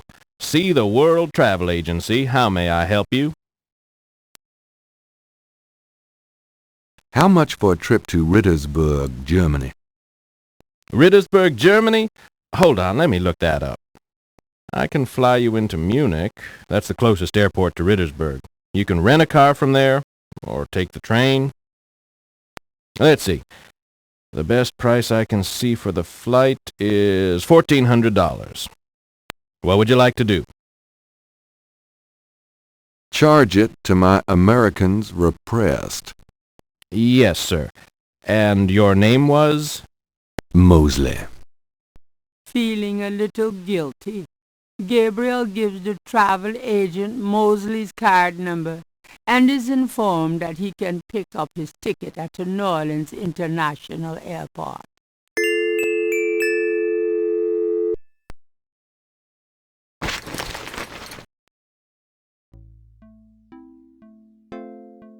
Guess what? I'm going to Germany. Really? That's great, but how on earth could you afford? A man's gotta do what a man's gotta do. Oh my God. I wouldn't like the sound of that even if you were a man. I miss you too, Grace.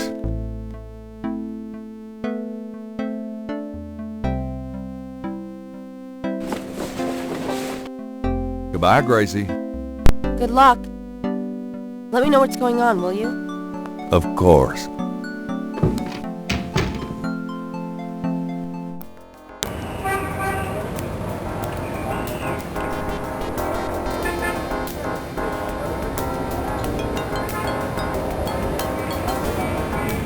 Gabriel picks up his tickets at the airport, and boards a plane for Munich.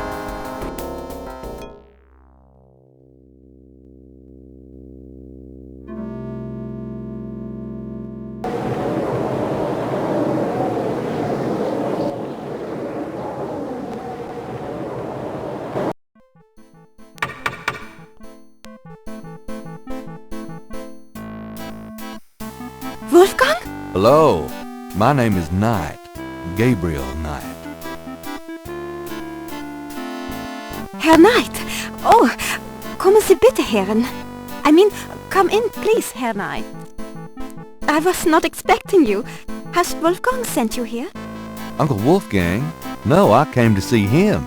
Isn't he here? No, he is gone. I'm sorry. You came all this way.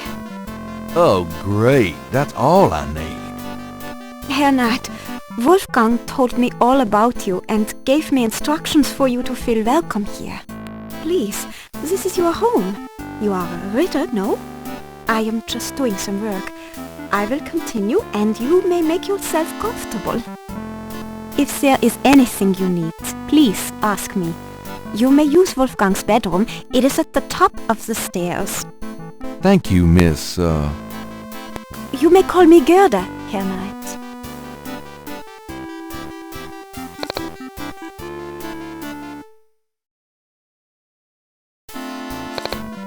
High up in the wall is a small window. It's a lion's head carved in stone. A few ancient weapons adorn the hall. A large handcraft dagger hangs on the wall. It looks quite old, but it's been polished to a high shine.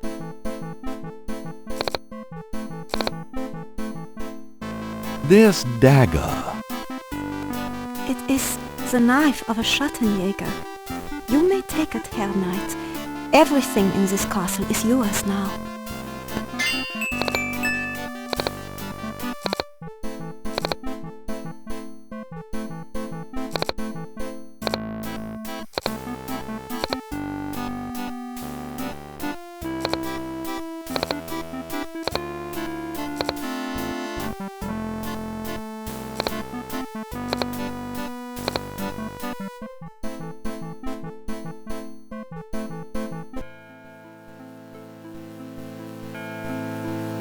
Three panels hang from each side of the chapel. Gabriel cannot determine what their purpose might be. A magnificent stained glass window depicts the legendary battle between St. George and the dragon. Three panels hang from each side of the chapel. Gabriel cannot determine what their purpose might be.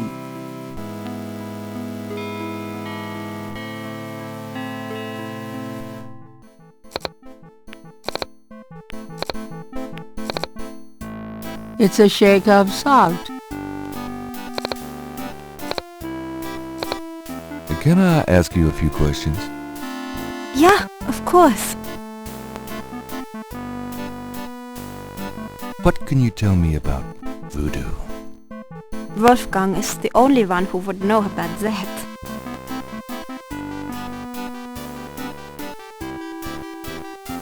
What can you tell me about those wall panels in the chapel? The hangings? They describe the Schattenjäger initiation ceremony. Tell me about the Schattenjäger initiation ceremony. Each young man of the Ritter line must go through the ceremony when he dedicates himself to be a Schattenjäger. But what does the ceremony do? I do not know, Herr Knight. The only people present are the old Schattenjäger and the new.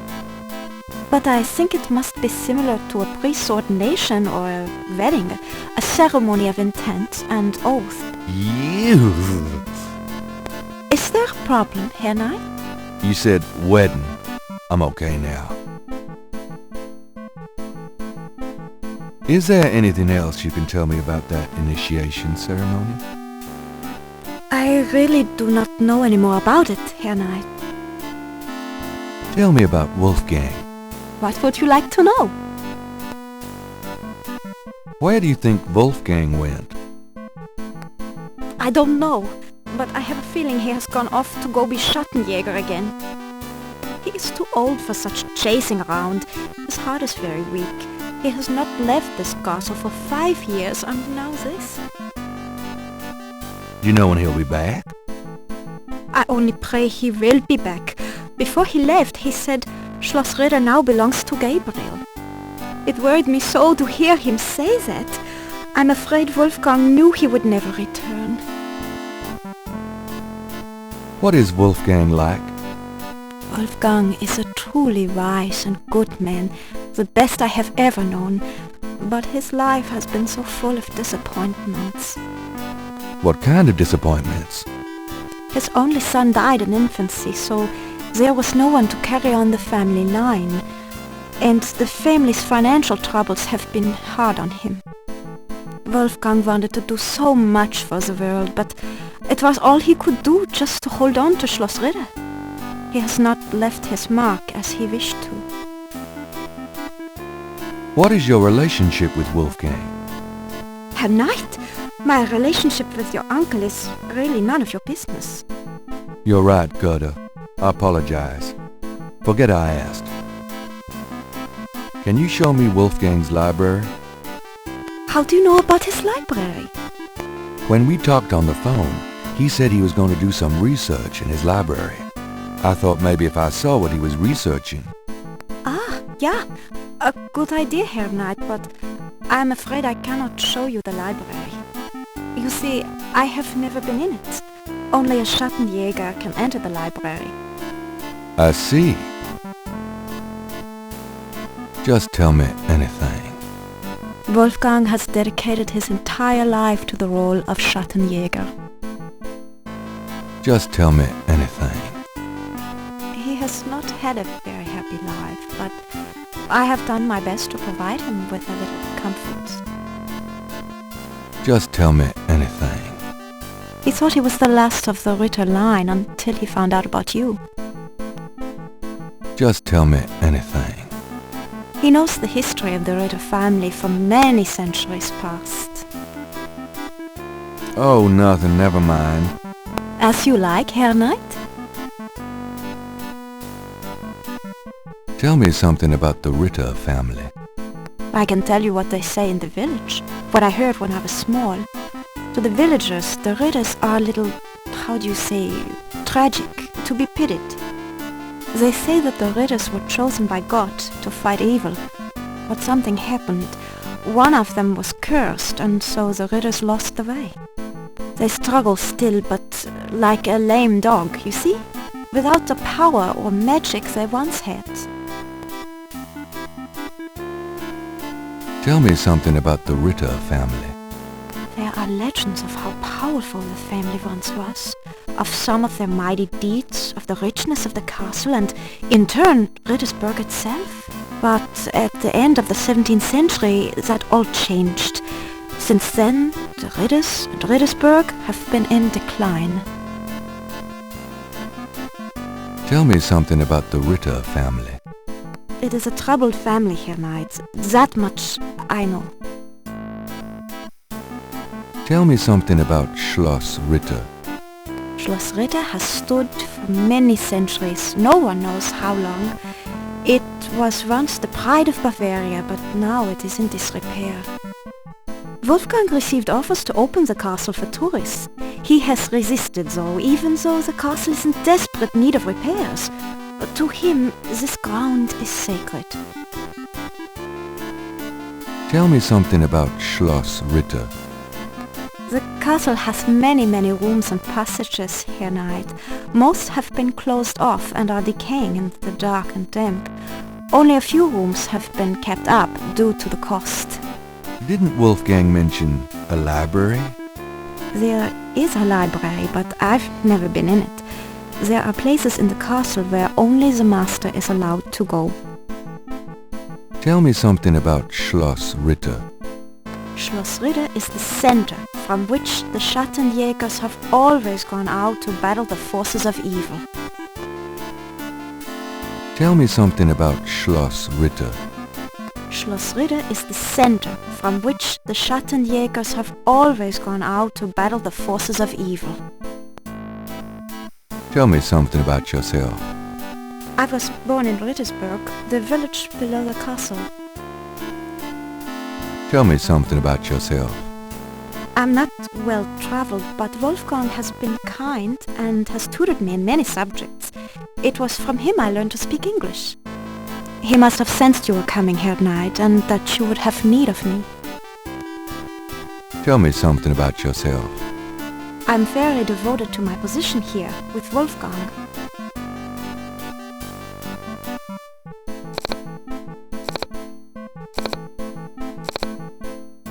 Is that a shaker of salt? Yeah, salt. Mind if I take it? No. Thanks.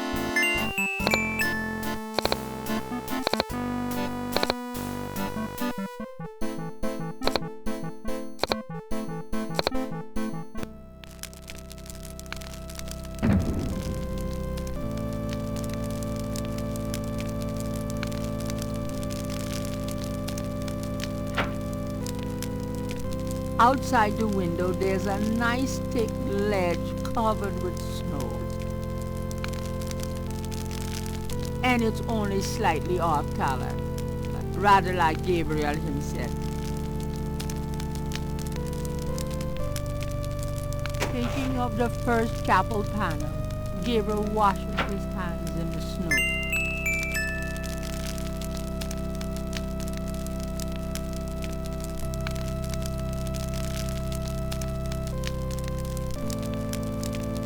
At the foot of the bed is a small table. The cabinet holds a few items for personal grooming.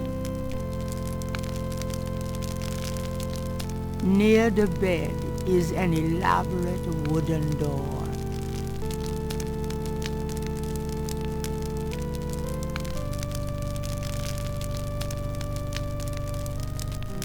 A large display case hangs on the wall.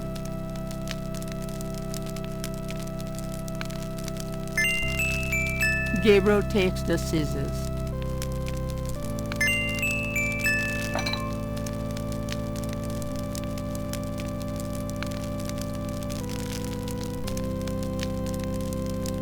The Ritter dagger is solid, weighty, and highly polished. The chamber pot is old, but clean. The hair clipping scissors are spotless. It looks like Wolfgang uses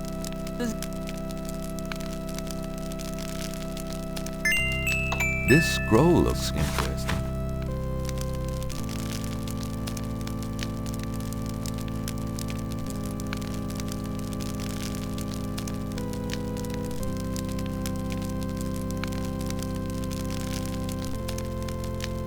Thinking of the second chapel panel, Gabriel cuts his hair.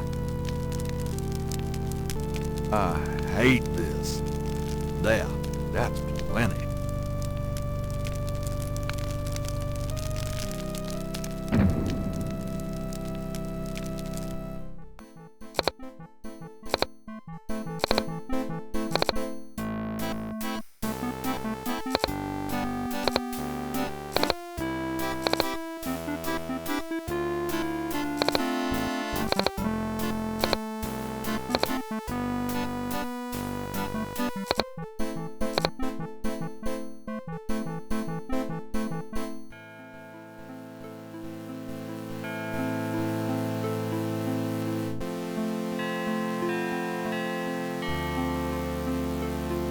Thinking of the third panel, Gabriel puts the chamber pot on the altar.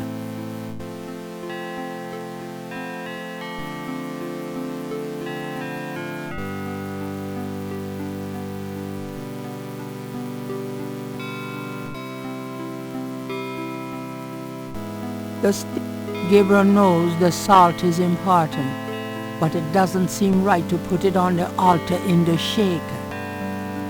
Thinking of the third panel, Gabriel pours the contents of the salt shaker into the chamber pot.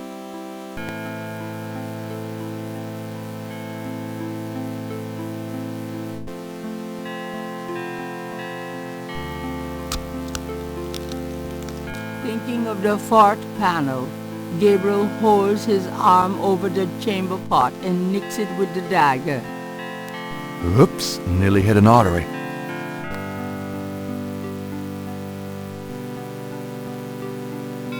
Thinking of the fifth panel, Gabriel kneels at the altar.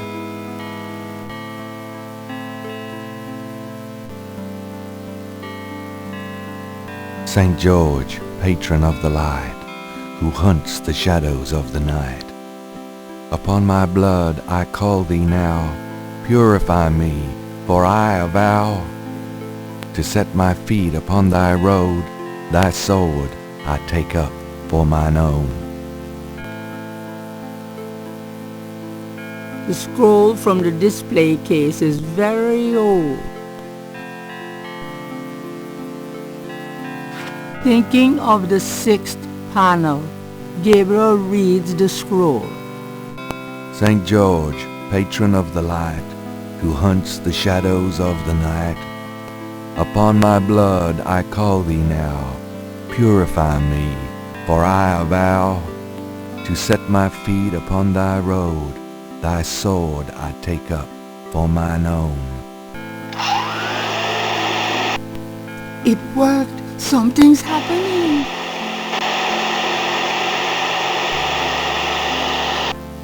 Oh, excuse me. I was just vacuuming. I did not know you were in here.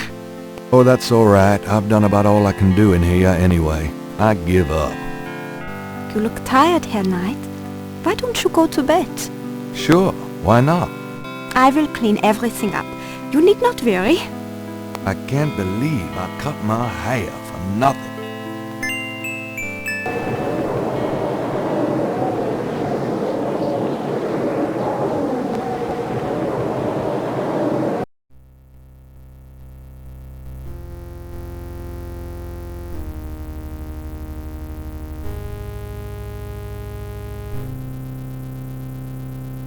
Your soul smells, Gabriel Knight. You seek to be Schattenjäger. I do. You must first burn away the past. How much sin do you have to burn?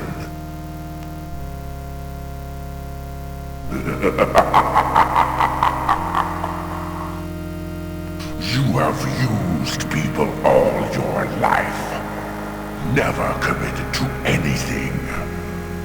Turn back now, and I will forget that you asked for this.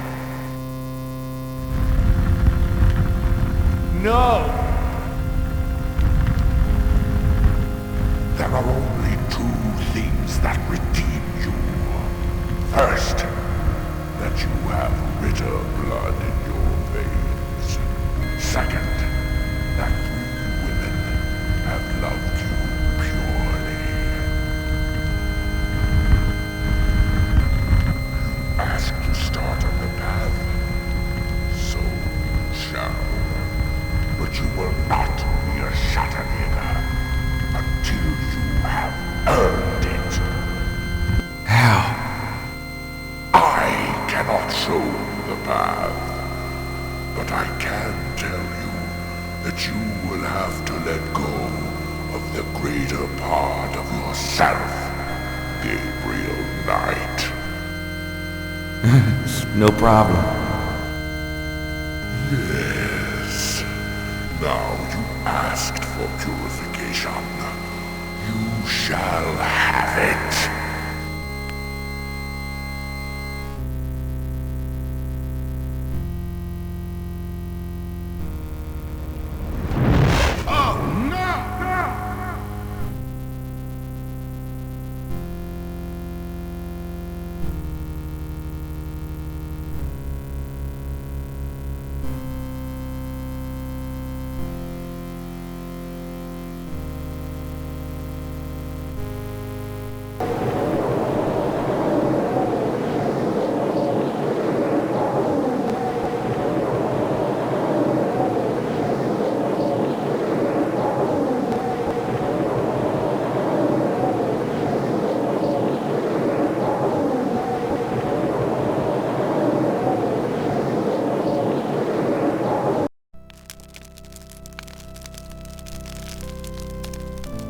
What a night. I'm sore all over.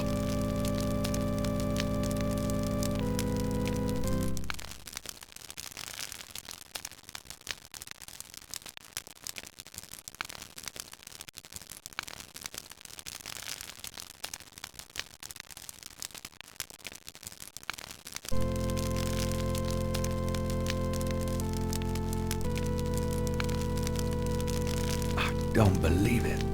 It's the key from my dream.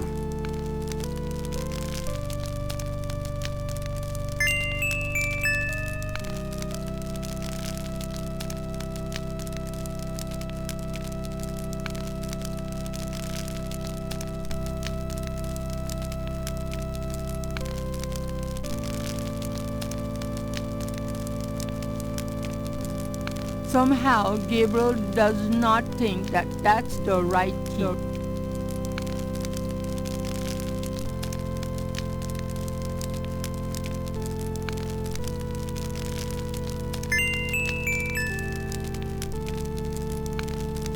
It fits.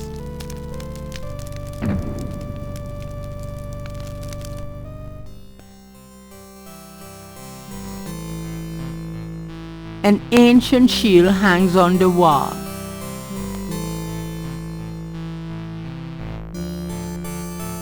Gabriel's not sure where to start with these books.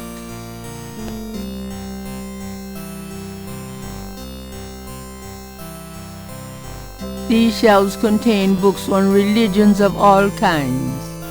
Gabriel peruses the titles with interest, but nothing jumps out at him.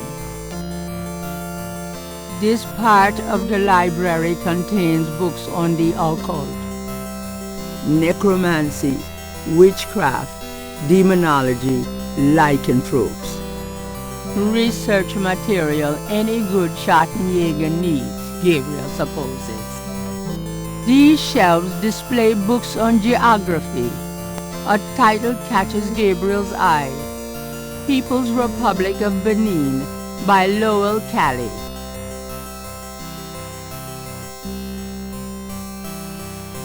Gabriel pulls out the book entitled People's Republic of Benin and scans through it. The People's Republic of Benin is an area of rich and diverse cultures and a proud heritage. Before slaving devastated many tribes, this area was populated by some of the oddest, fiercest, and most powerful tribes in tribal Africa: the Fans, the Dahomies, and the terrible Agris. The book, The Primal One, by John Roots, provides insight into these fascinating cultures.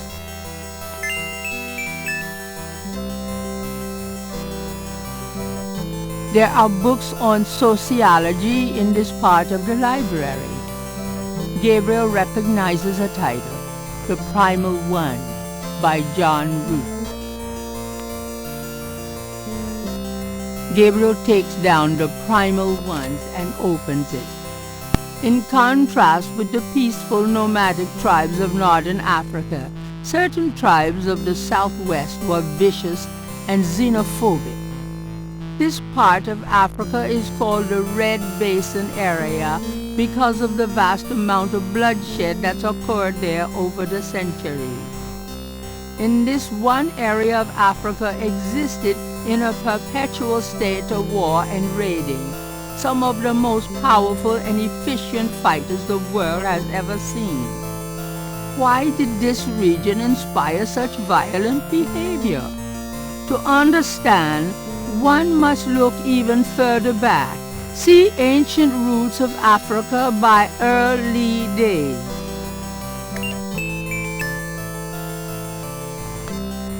These shelves contain books on archaeology. Gabriel peruses the titles with interest, but nothing jumps out at him. These shelves contain books on religions of all kinds. Gabriel peruses the titles with interest, but nothing jumps out at him. These shelves contain books and documents about the Ritter family. Journals, diaries, record books, deeds. Something to peruse extensively when Gabriel has more time. These shelves contain books and documents about the Ritter family. Journals, diaries, record books, deeds. Something to peruse. These shelves contain history books. Gabriel recognizes a title, Ancient Roots of Africa by Early Days. Gabriel removes Ancient Roots of Africa and browses through it. The ferocity of the tribes in the Red Basin region is traceable to their predecessors. In Egyptian time, 4000 to 2000 BC, this region was ruled by powerful sun worshippers. We know a little about this mysterious cult by the remnants of ruins far older and of a culture far more advanced than any that exists in Africa today. See Sun Worshippers by A. Curate. These shelves contain books on religions of all kinds. A title catches Gabriel's eye. Sun Worshippers by A. Curate.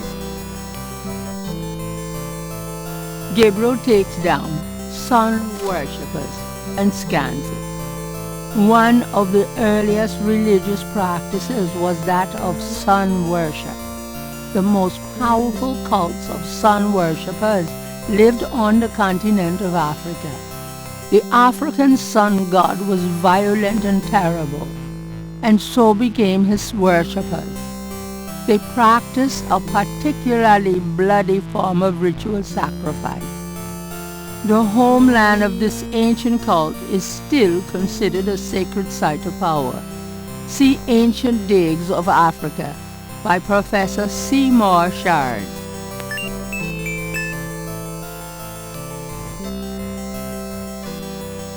These shelves contain books on archaeology. Gabriel recognizes the title, Ancient Digs of Africa by Professor Seymour Shard. Gabriel takes Ancient Digs of Africa and opens it. The most fascinating archaeological site in Africa is the Great Snake Mound in the People's Republic of Benin, located 50 miles south of the capital in the Red Basin. Like the snake mounds of North America, the origin and meaning of these great mounds remains a mystery, though clearly they were the results of profound and urgent spiritual belief. Unlike other snake mounds, the African example is a double snake mound, a small snake ring within a larger snake ring. The mound is thought to have housed an ancient temple.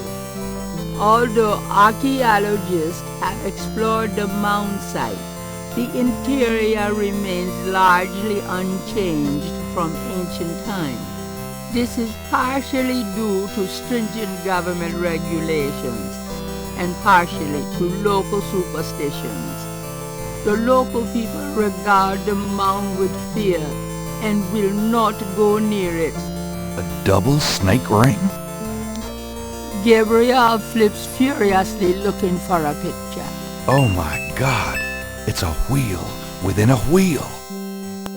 Gabriel decides to hang on to the snake mound book. The archway is not closed. Gabriel need only walk through it.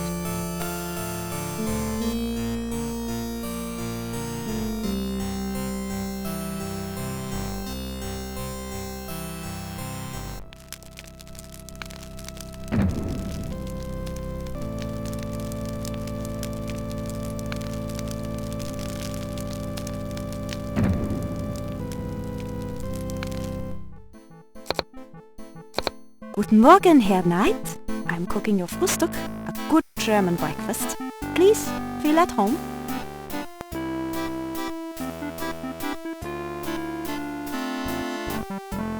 So, what do you do when you're not puttering around the castle? Every day I go to Riddersburg to do the daily shopping and visit my friends.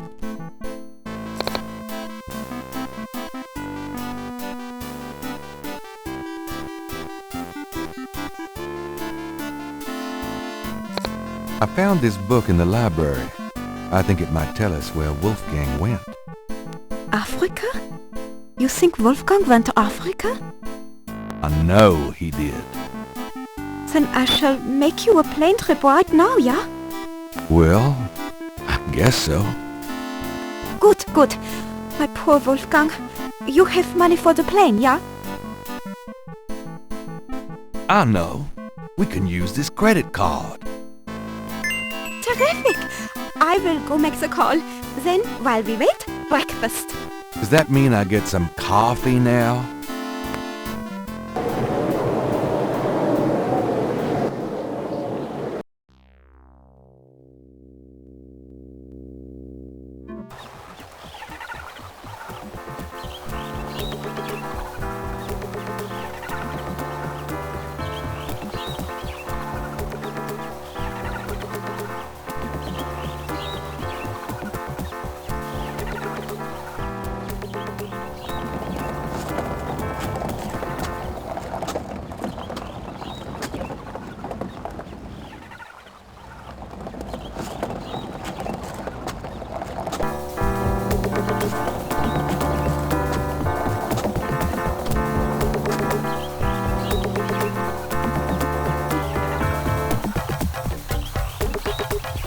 Wheel within a wheel.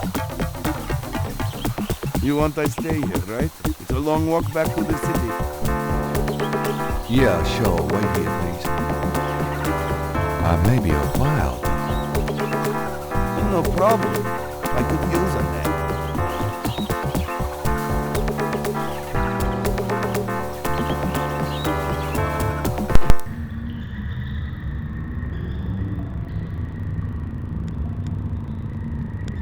This stone looks interesting.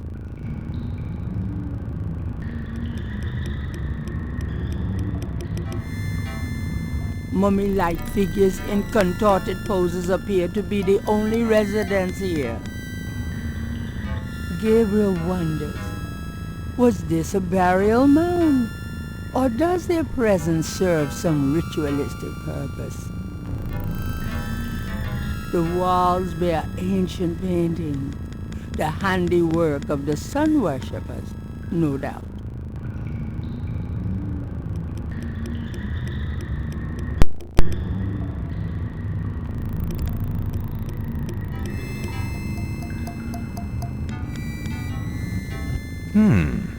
It's stuck. An elaborate mural with a mask design has been carved into the wall in this room.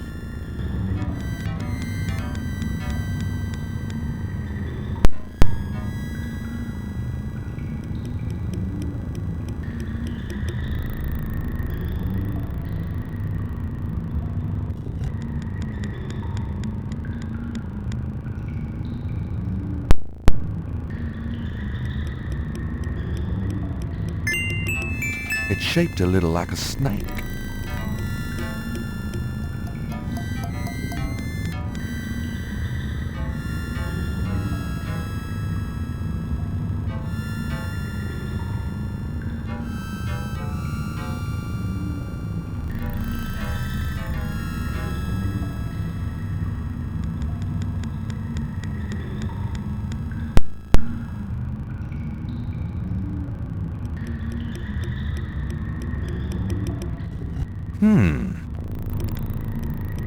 An etched stone is on the wall.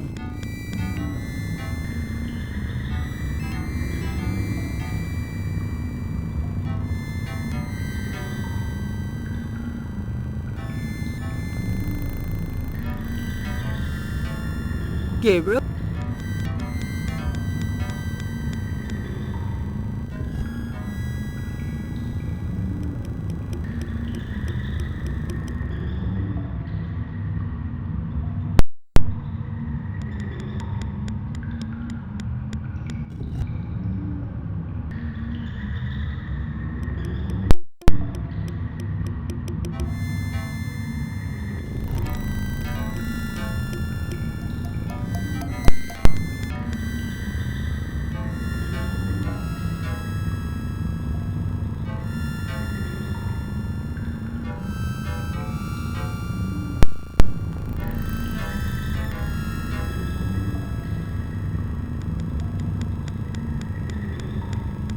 An etched stone is on the wall.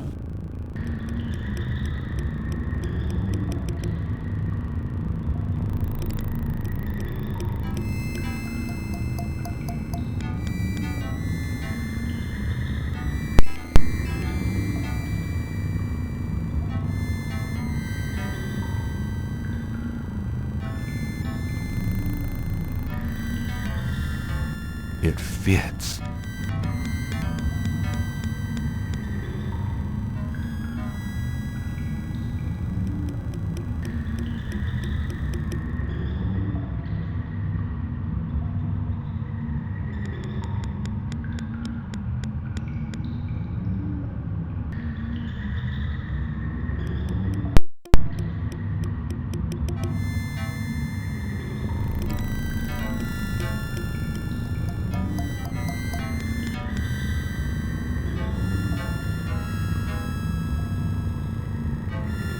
From off in the mound echoes a sound like the scuffle of a shoe.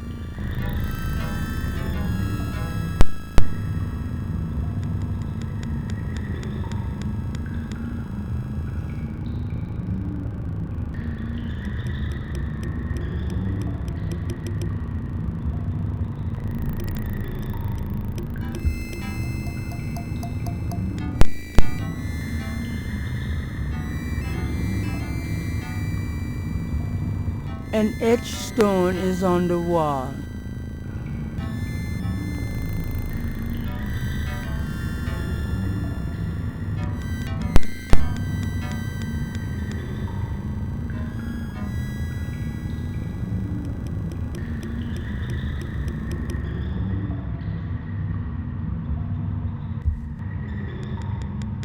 An etched stone is on the wall.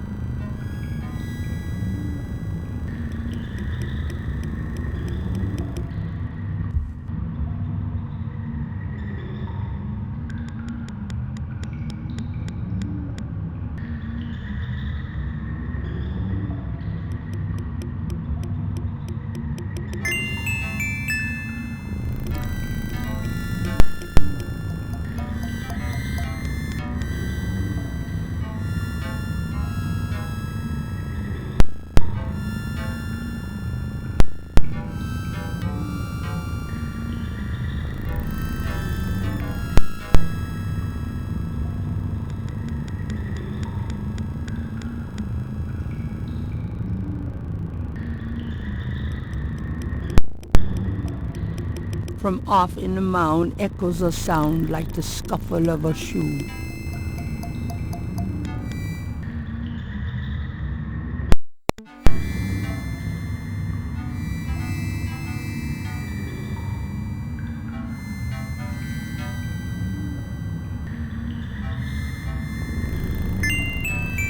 From somewhere off in the mound, Gabriel hears a soft click, then a rumble. Uh-oh. I have a feeling that did something.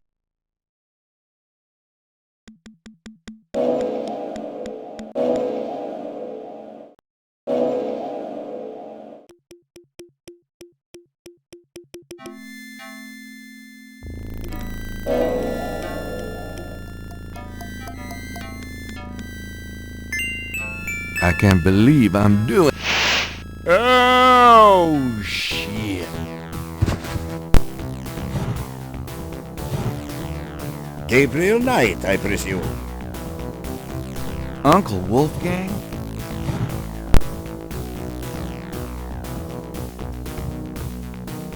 In person. Now go to it, boy. I can't hold these creatures for very long, and there are more on the way. Go to what? The secret panel, boy.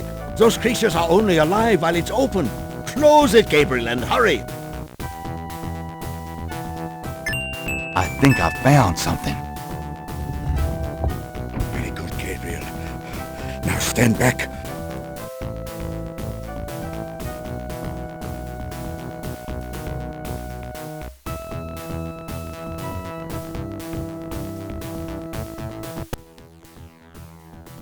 Wow. The inner wheel. Yes.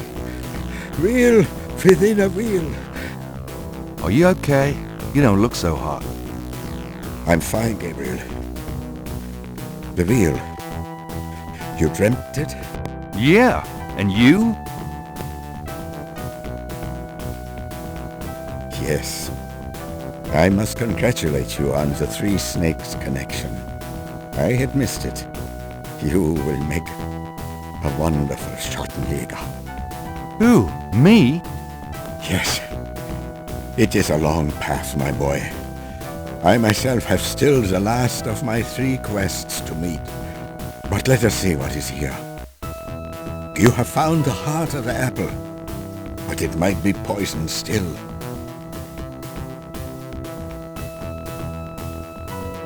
Can we talk? We probably have a little time here.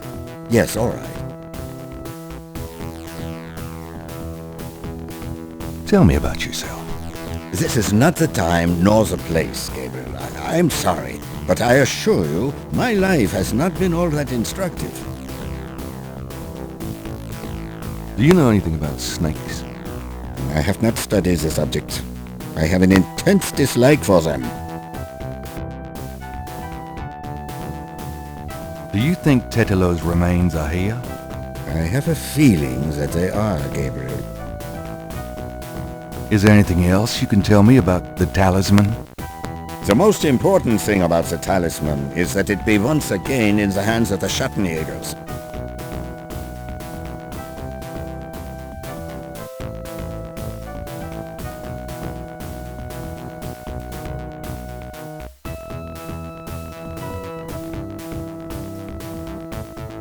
The table's lid fits heavily on the base. At the seams there are 2 large holes on either side. On top of the lid is a trough. What's that trough for? I saw that. This is undoubtedly a sacrificial table. That trough is for... human heart. Ew, that's sick.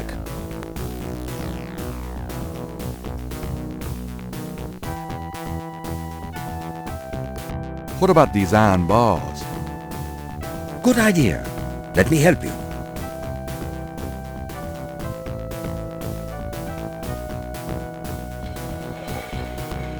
Perhaps these holes. There.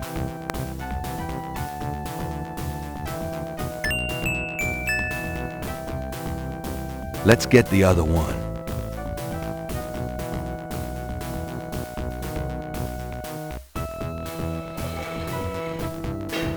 There.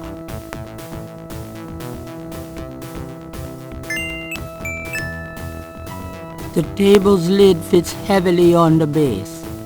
At the seams there are 2 large holes on either side. On top of the lid is a trough. The lid does not seem to operate. Let's try to lift this top.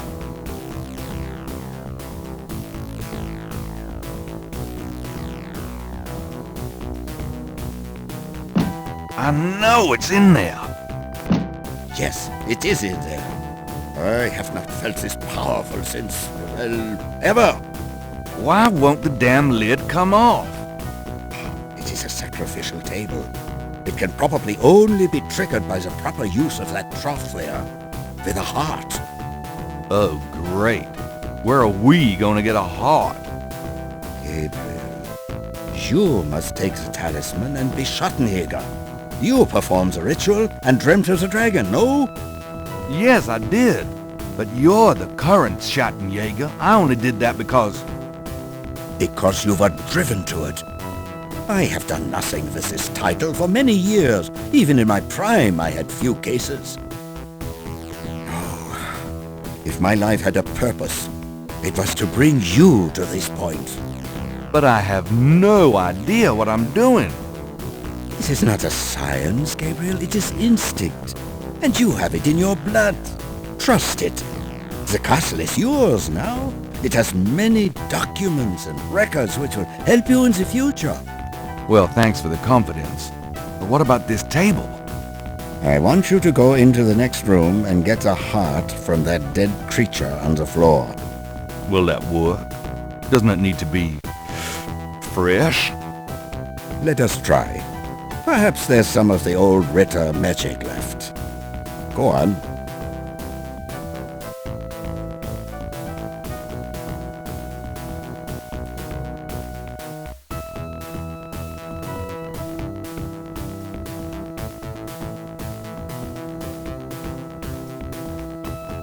Great. My first job as Schattenjäger, cutting up dead monsters.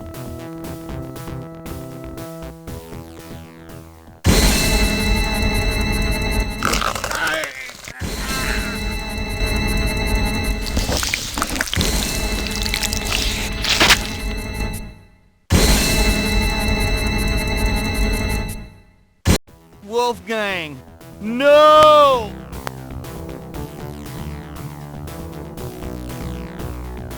No!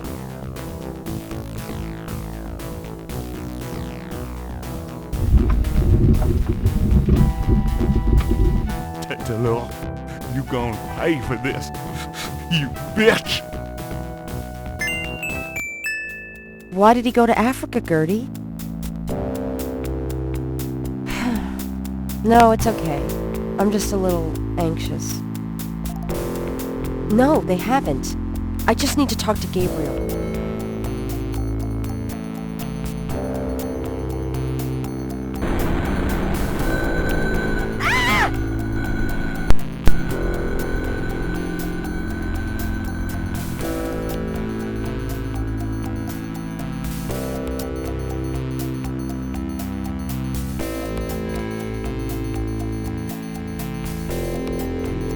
After arranging for the shipment of Wolfgang's body back to Rittersburg, Gabriel returns to New Orleans. He carries with him the Ritter talisman. He has not heard from Grace for over 24 hours, and he could not reach Malia by phone. And although he has some idea of what he is coming home to attempt, he still has no clue where to attempt it. Or does he?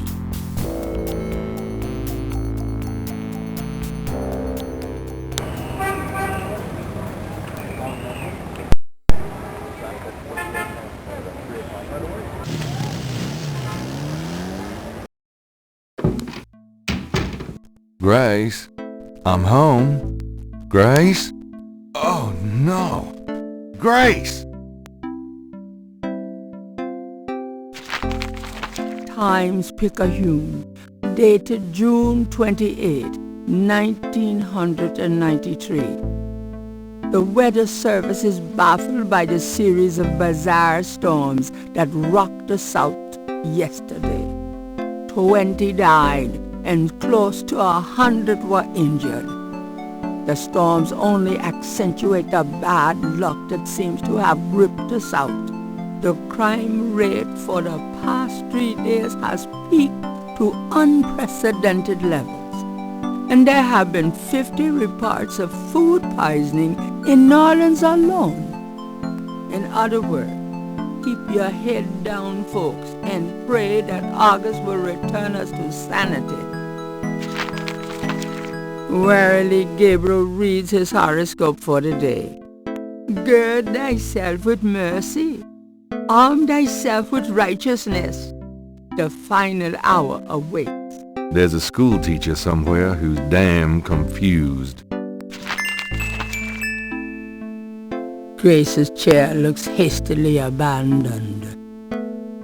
There's a note on the desk.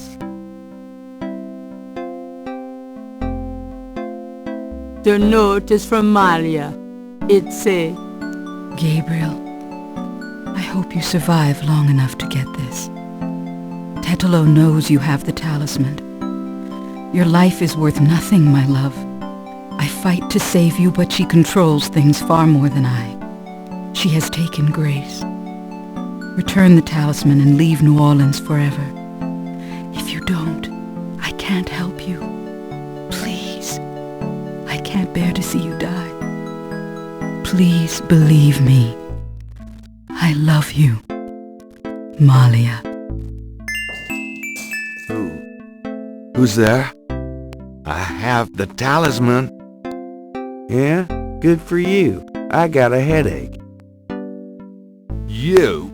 Don't come near me. You're dead. Oh, was that you at the tube? You should have said something. You mean you weren't dead, you son of a bitch? Do I look dead? No, don't answer that. I was searching the tomb. When I heard someone coming, I broke the light and got in the drawer. Sorry I brained you, but I thought you were one of them. Christ, you about killed me. I said I was sorry. Besides, I owed you one for stealing my badge. If it makes you feel any better, I lost my wallet that day. Your wallet? Ooh, I guess you're right. We are even. Like I said. Anyway, we shouldn't stand out here and gab. Someone on the street might see us. Let's go in back and talk.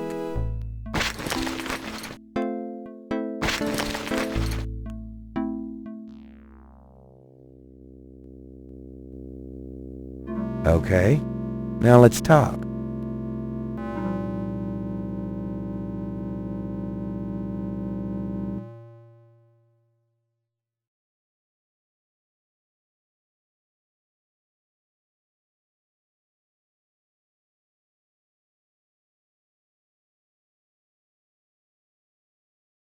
Those two are... I found your credit card. Thanks. Oh, you didn't put anything on this, did you? Who? Me? Yeah, sorry. This is the last page of... By the way, I found your wallet. Really? Great. What a pal.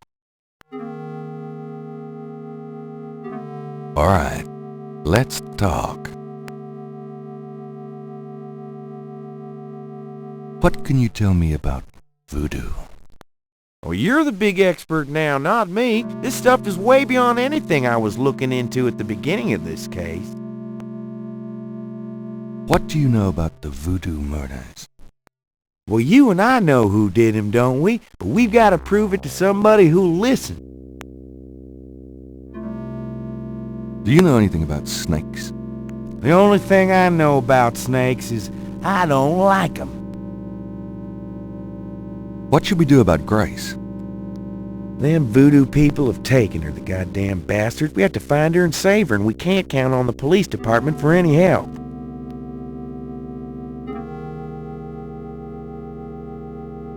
So, fill me in on what you've been doing for the past 5 days.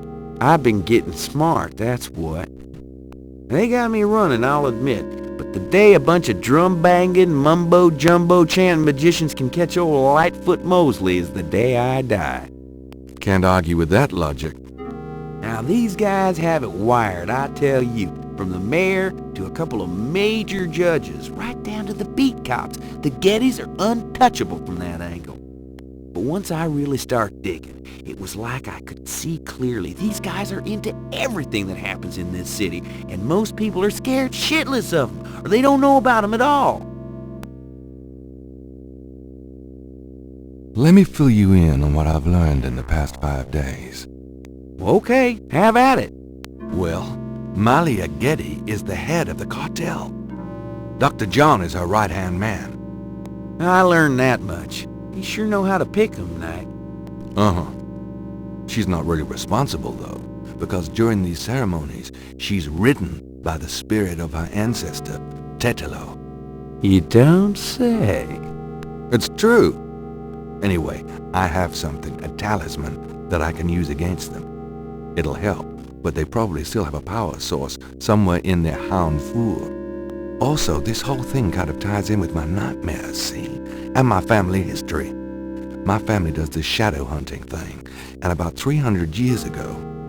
Look, don't confuse me, okay? You worry about all that metaphysical stuff, and I'll just try and catch the bad guys. Yeah, you'd never believe me anyway.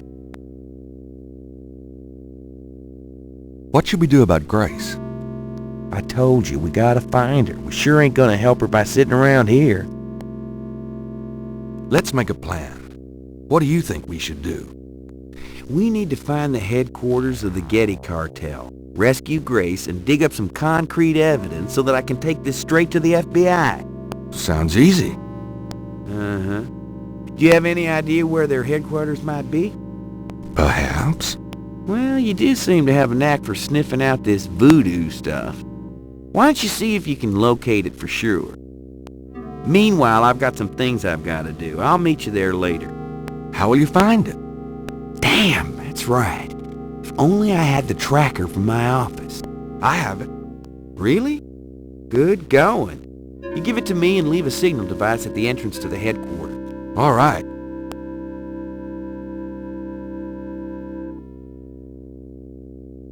Here's the tracker. Great. Don't forget to leave the signal device near the entrance to the home floor. And be careful.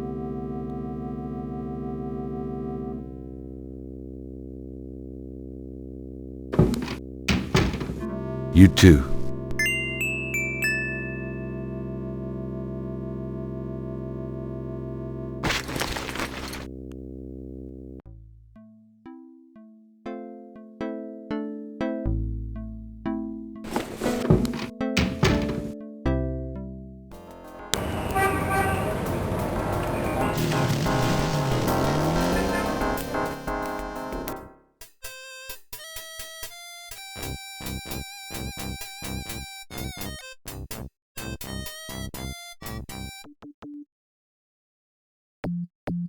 It's one of the Rada drummers.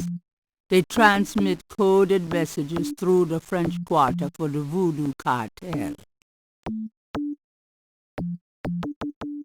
You know, I know who you are. The drummer ignores Gabriel and just continues drumming.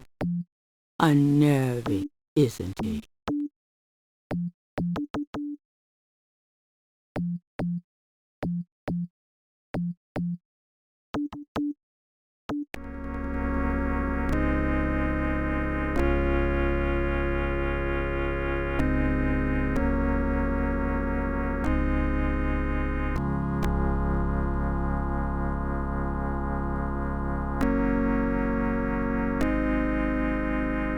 The confessional is about the size of a closet and is richly paneled in lovingly oiled cherry.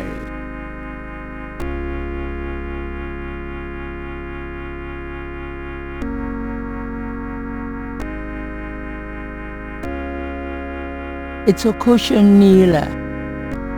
There's a knothole about the size of a quarter in the wood paneling on that wall.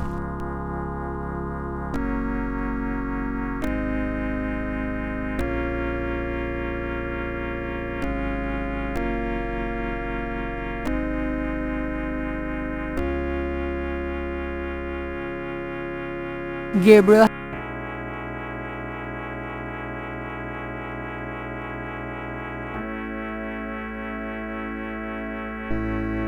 Something about this knothole looks familiar.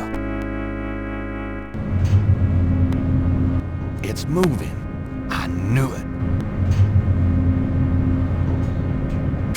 Ride's over.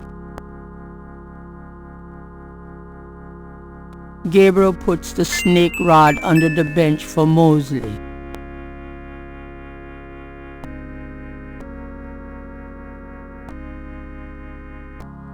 All right, Mosley. There's your signal.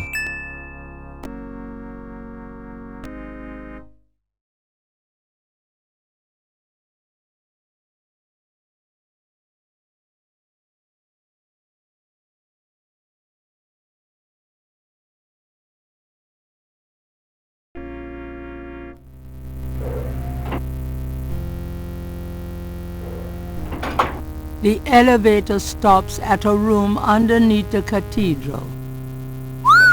Express elevator to hell. The elevator returns to the cathedral. Gabriel's stuck now. That piece of art on the wall looks like something the Gettys had transplanted from Africa.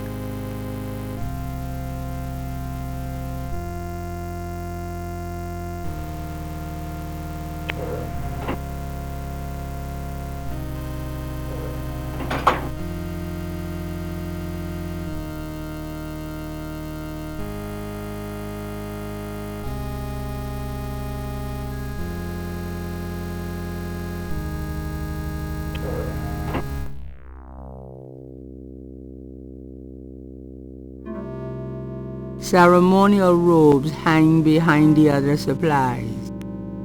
Those two masks remind Gabriel of the ones used at the Bayou ritual. I think I'll take this wolf mask for me.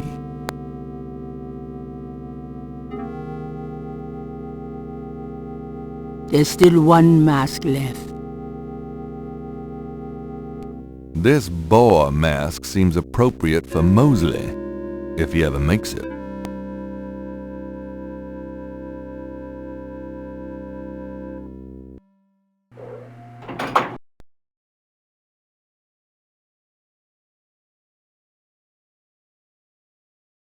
It's locked. A pair of pots laden with ritual markings hang on either side of that door. They almost seem to be guarding it in some way.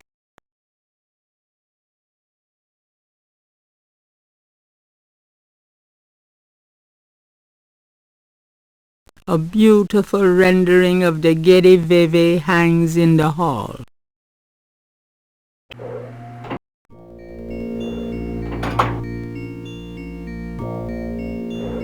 A bathroom. How human of them. A rather sterile-looking bed is the main feature of this room. The hound floor is decorated with priceless African art.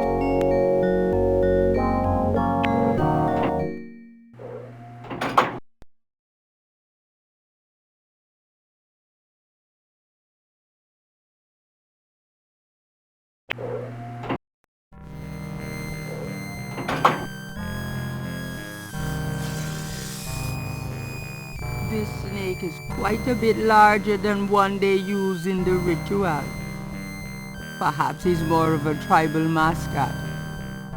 He's obviously too large for one person to handle. So, this is where they keep the animals they use in their rituals.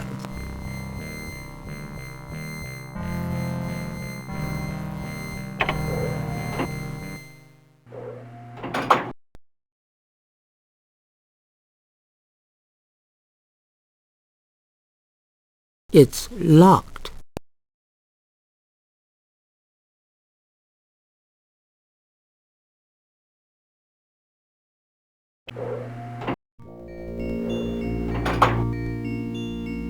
The hound floor is another bathroom.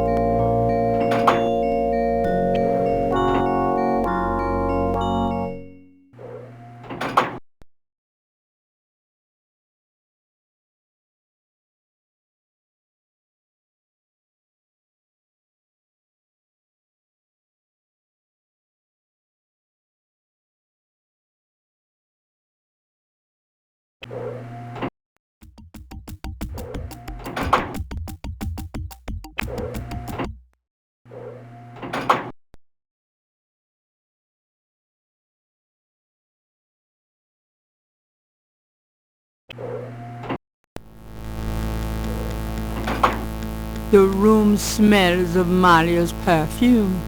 Someone's coming.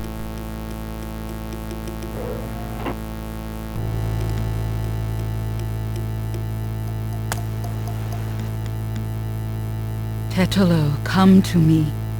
Your daughter requests an audience. What is it you seek, child? Tetelo, I beg you again, for my sake, spare Gabriel's life. Do not protect or mourn that one. He will only betray you. Gabriel would never betray me.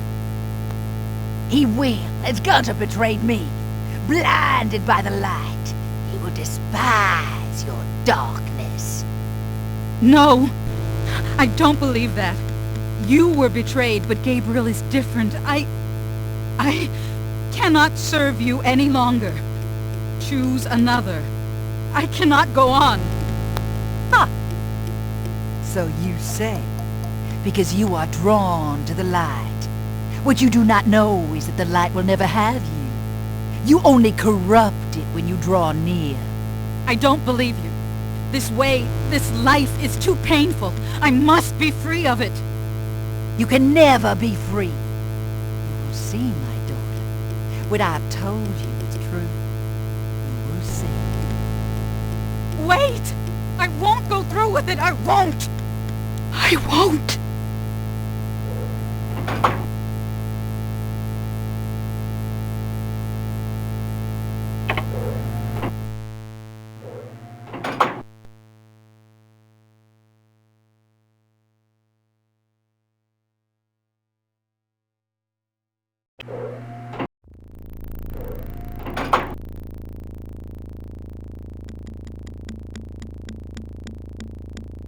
Gabriel looks at the inbox and sees a black record book.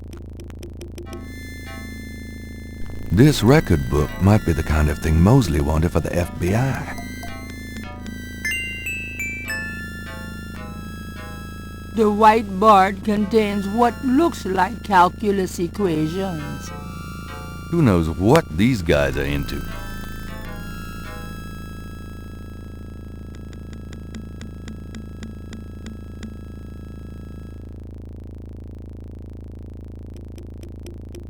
The book looks like an accountant's record book. The cover is printed with the words Geddy Tribe.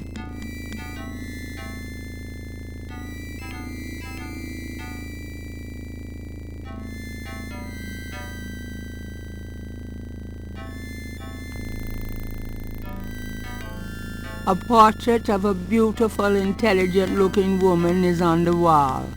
She reminds Gabriel of Malia, her mother perhaps.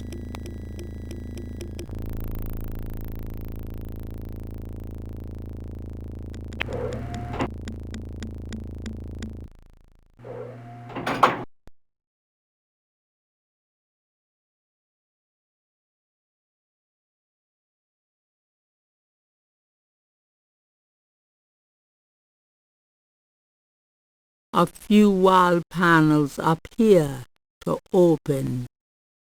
They probably conceal air supply systems or other control mechanisms that support the underground structure.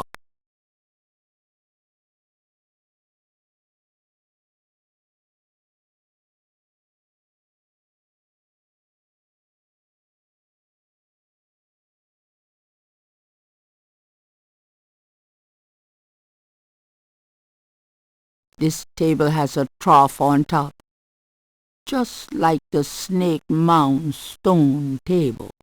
Gabriel shivers, remembering what that trough is for.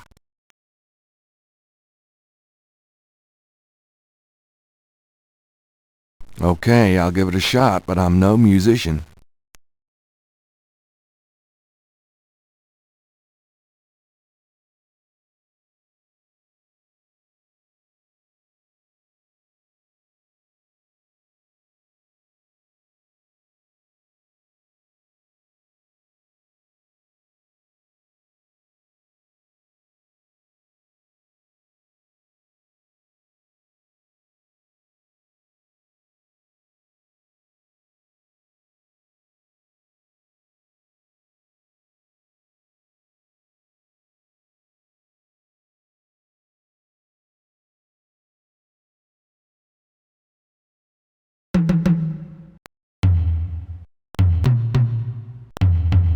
A door opens in the distance.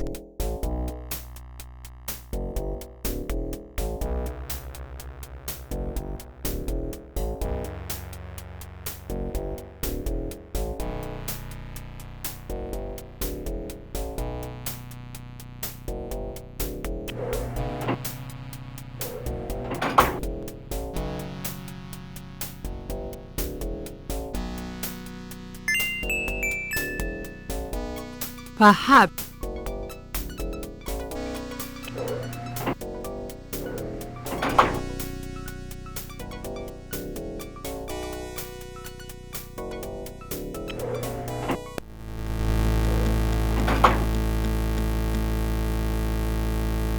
a hand-painted screen separates a small shrine from the rest of the room.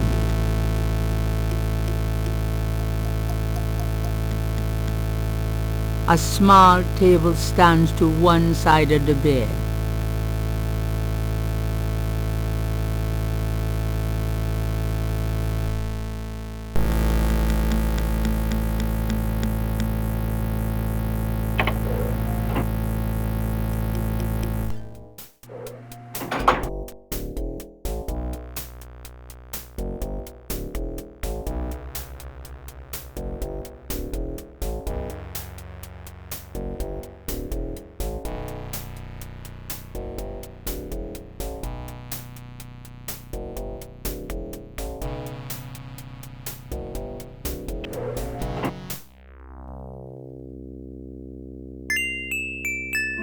A robe for me.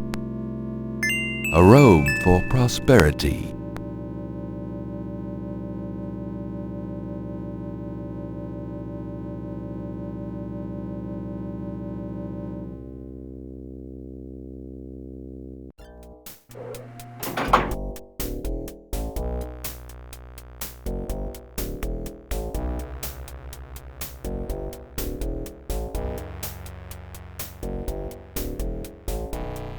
A door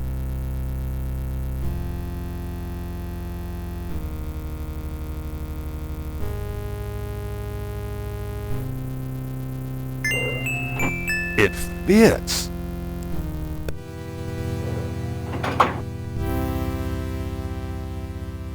underneath the surgical lamps is a gurney with a body on it. No one I know. A stainless steel bucket is on the floor. Its contents are better left unsaid. Ugh, I hope those are rubber masks.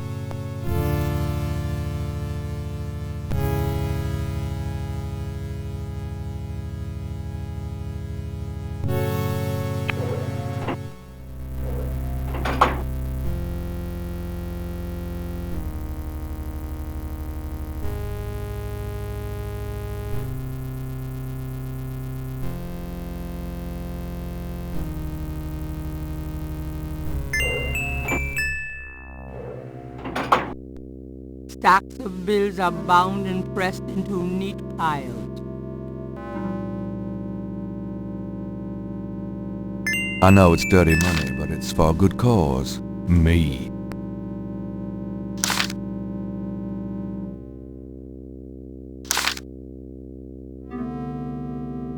I hate to say it, but I can't carry any more. I will. $1 million or so ought to hold me.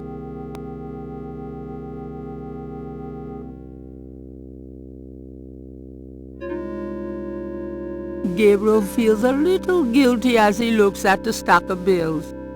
He hopes he isn't breaking any of Schattenjäger rules. Of course, the family castle really is in need of some serious repairs.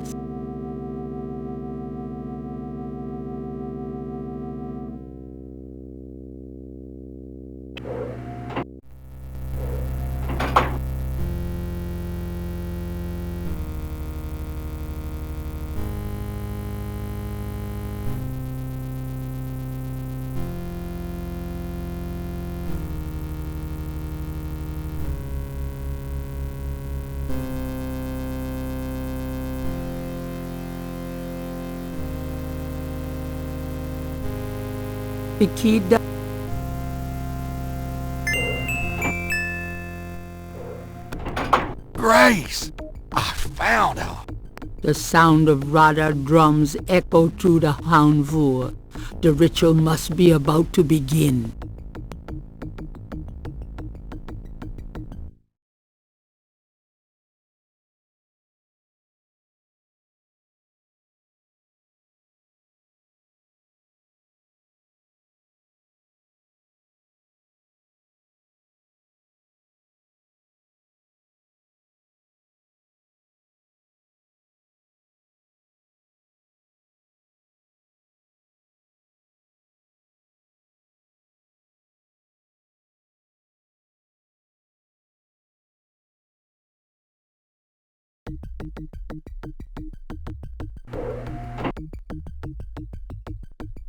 Mostly, you made it. Thank God. I thought I saw you ducking in here.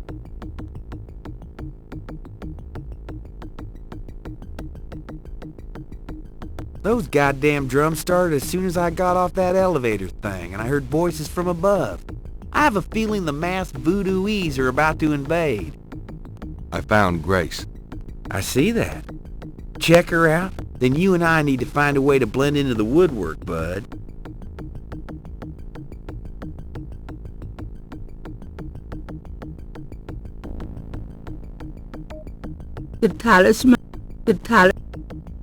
This talisman is supposed to have some sort of power. Grace! Wake up! Grace! What? What's going on? Gabriel! Mosley! Where are we? What's going on?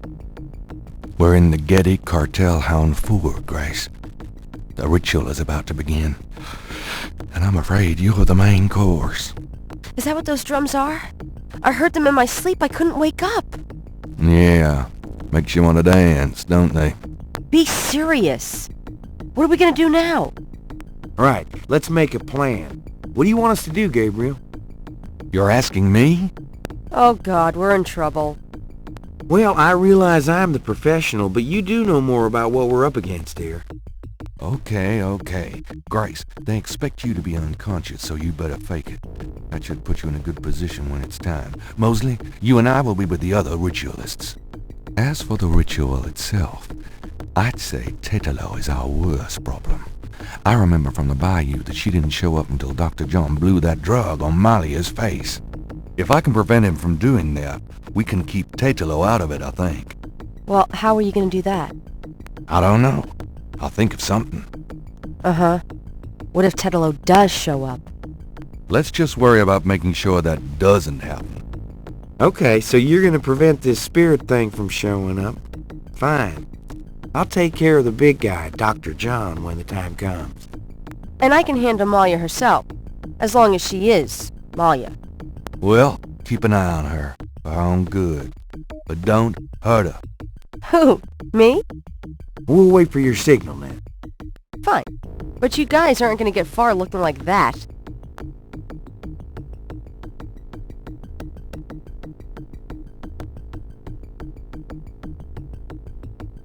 Here, it's a disguise. Gee, a boar. How thoughtful. And what are you, pray tell? A wolf? You goddamn wiener.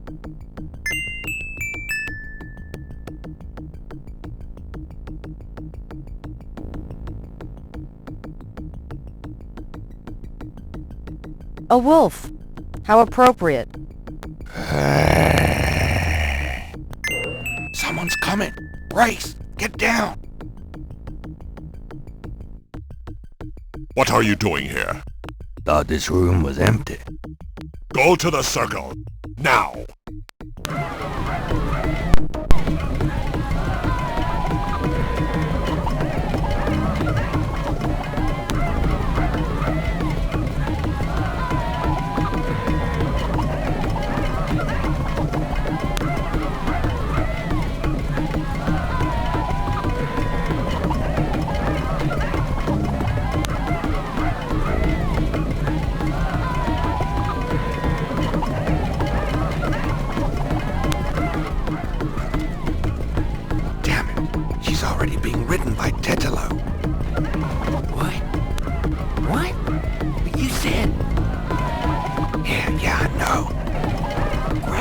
Now what?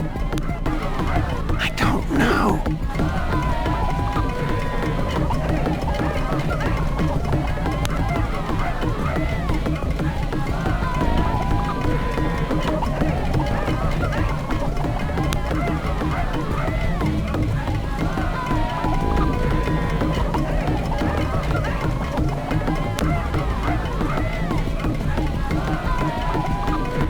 Touches her.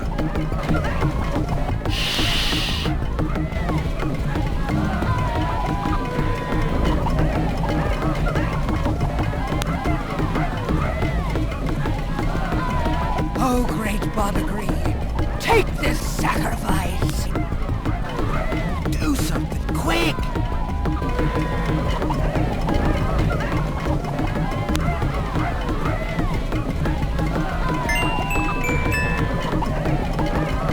Delalo, stop! Won't let you kill her! What? You bastard of a bastard!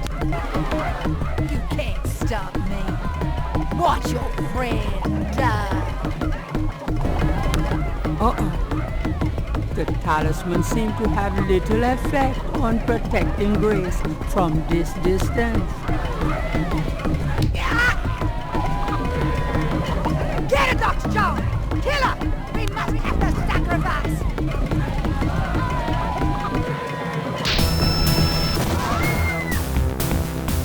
Get out! All of you!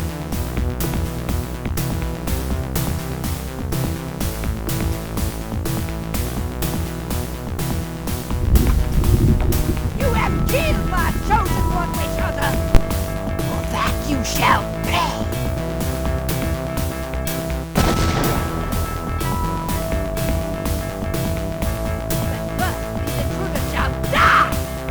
Give me the talisman, witch hunter, or your friends will die horribly! Right now! That won't help. Sure. Titular, you want the talisman? Here, catch. Ow! Go on. Get Grace out of here. The talisman will protect you. What about... Just go! You are unarmed now, witch hunter. Approach me and kneel. Malia, are you there? She's too powerful.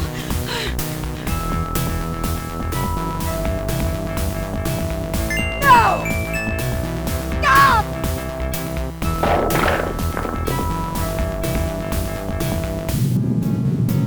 Oh, shit!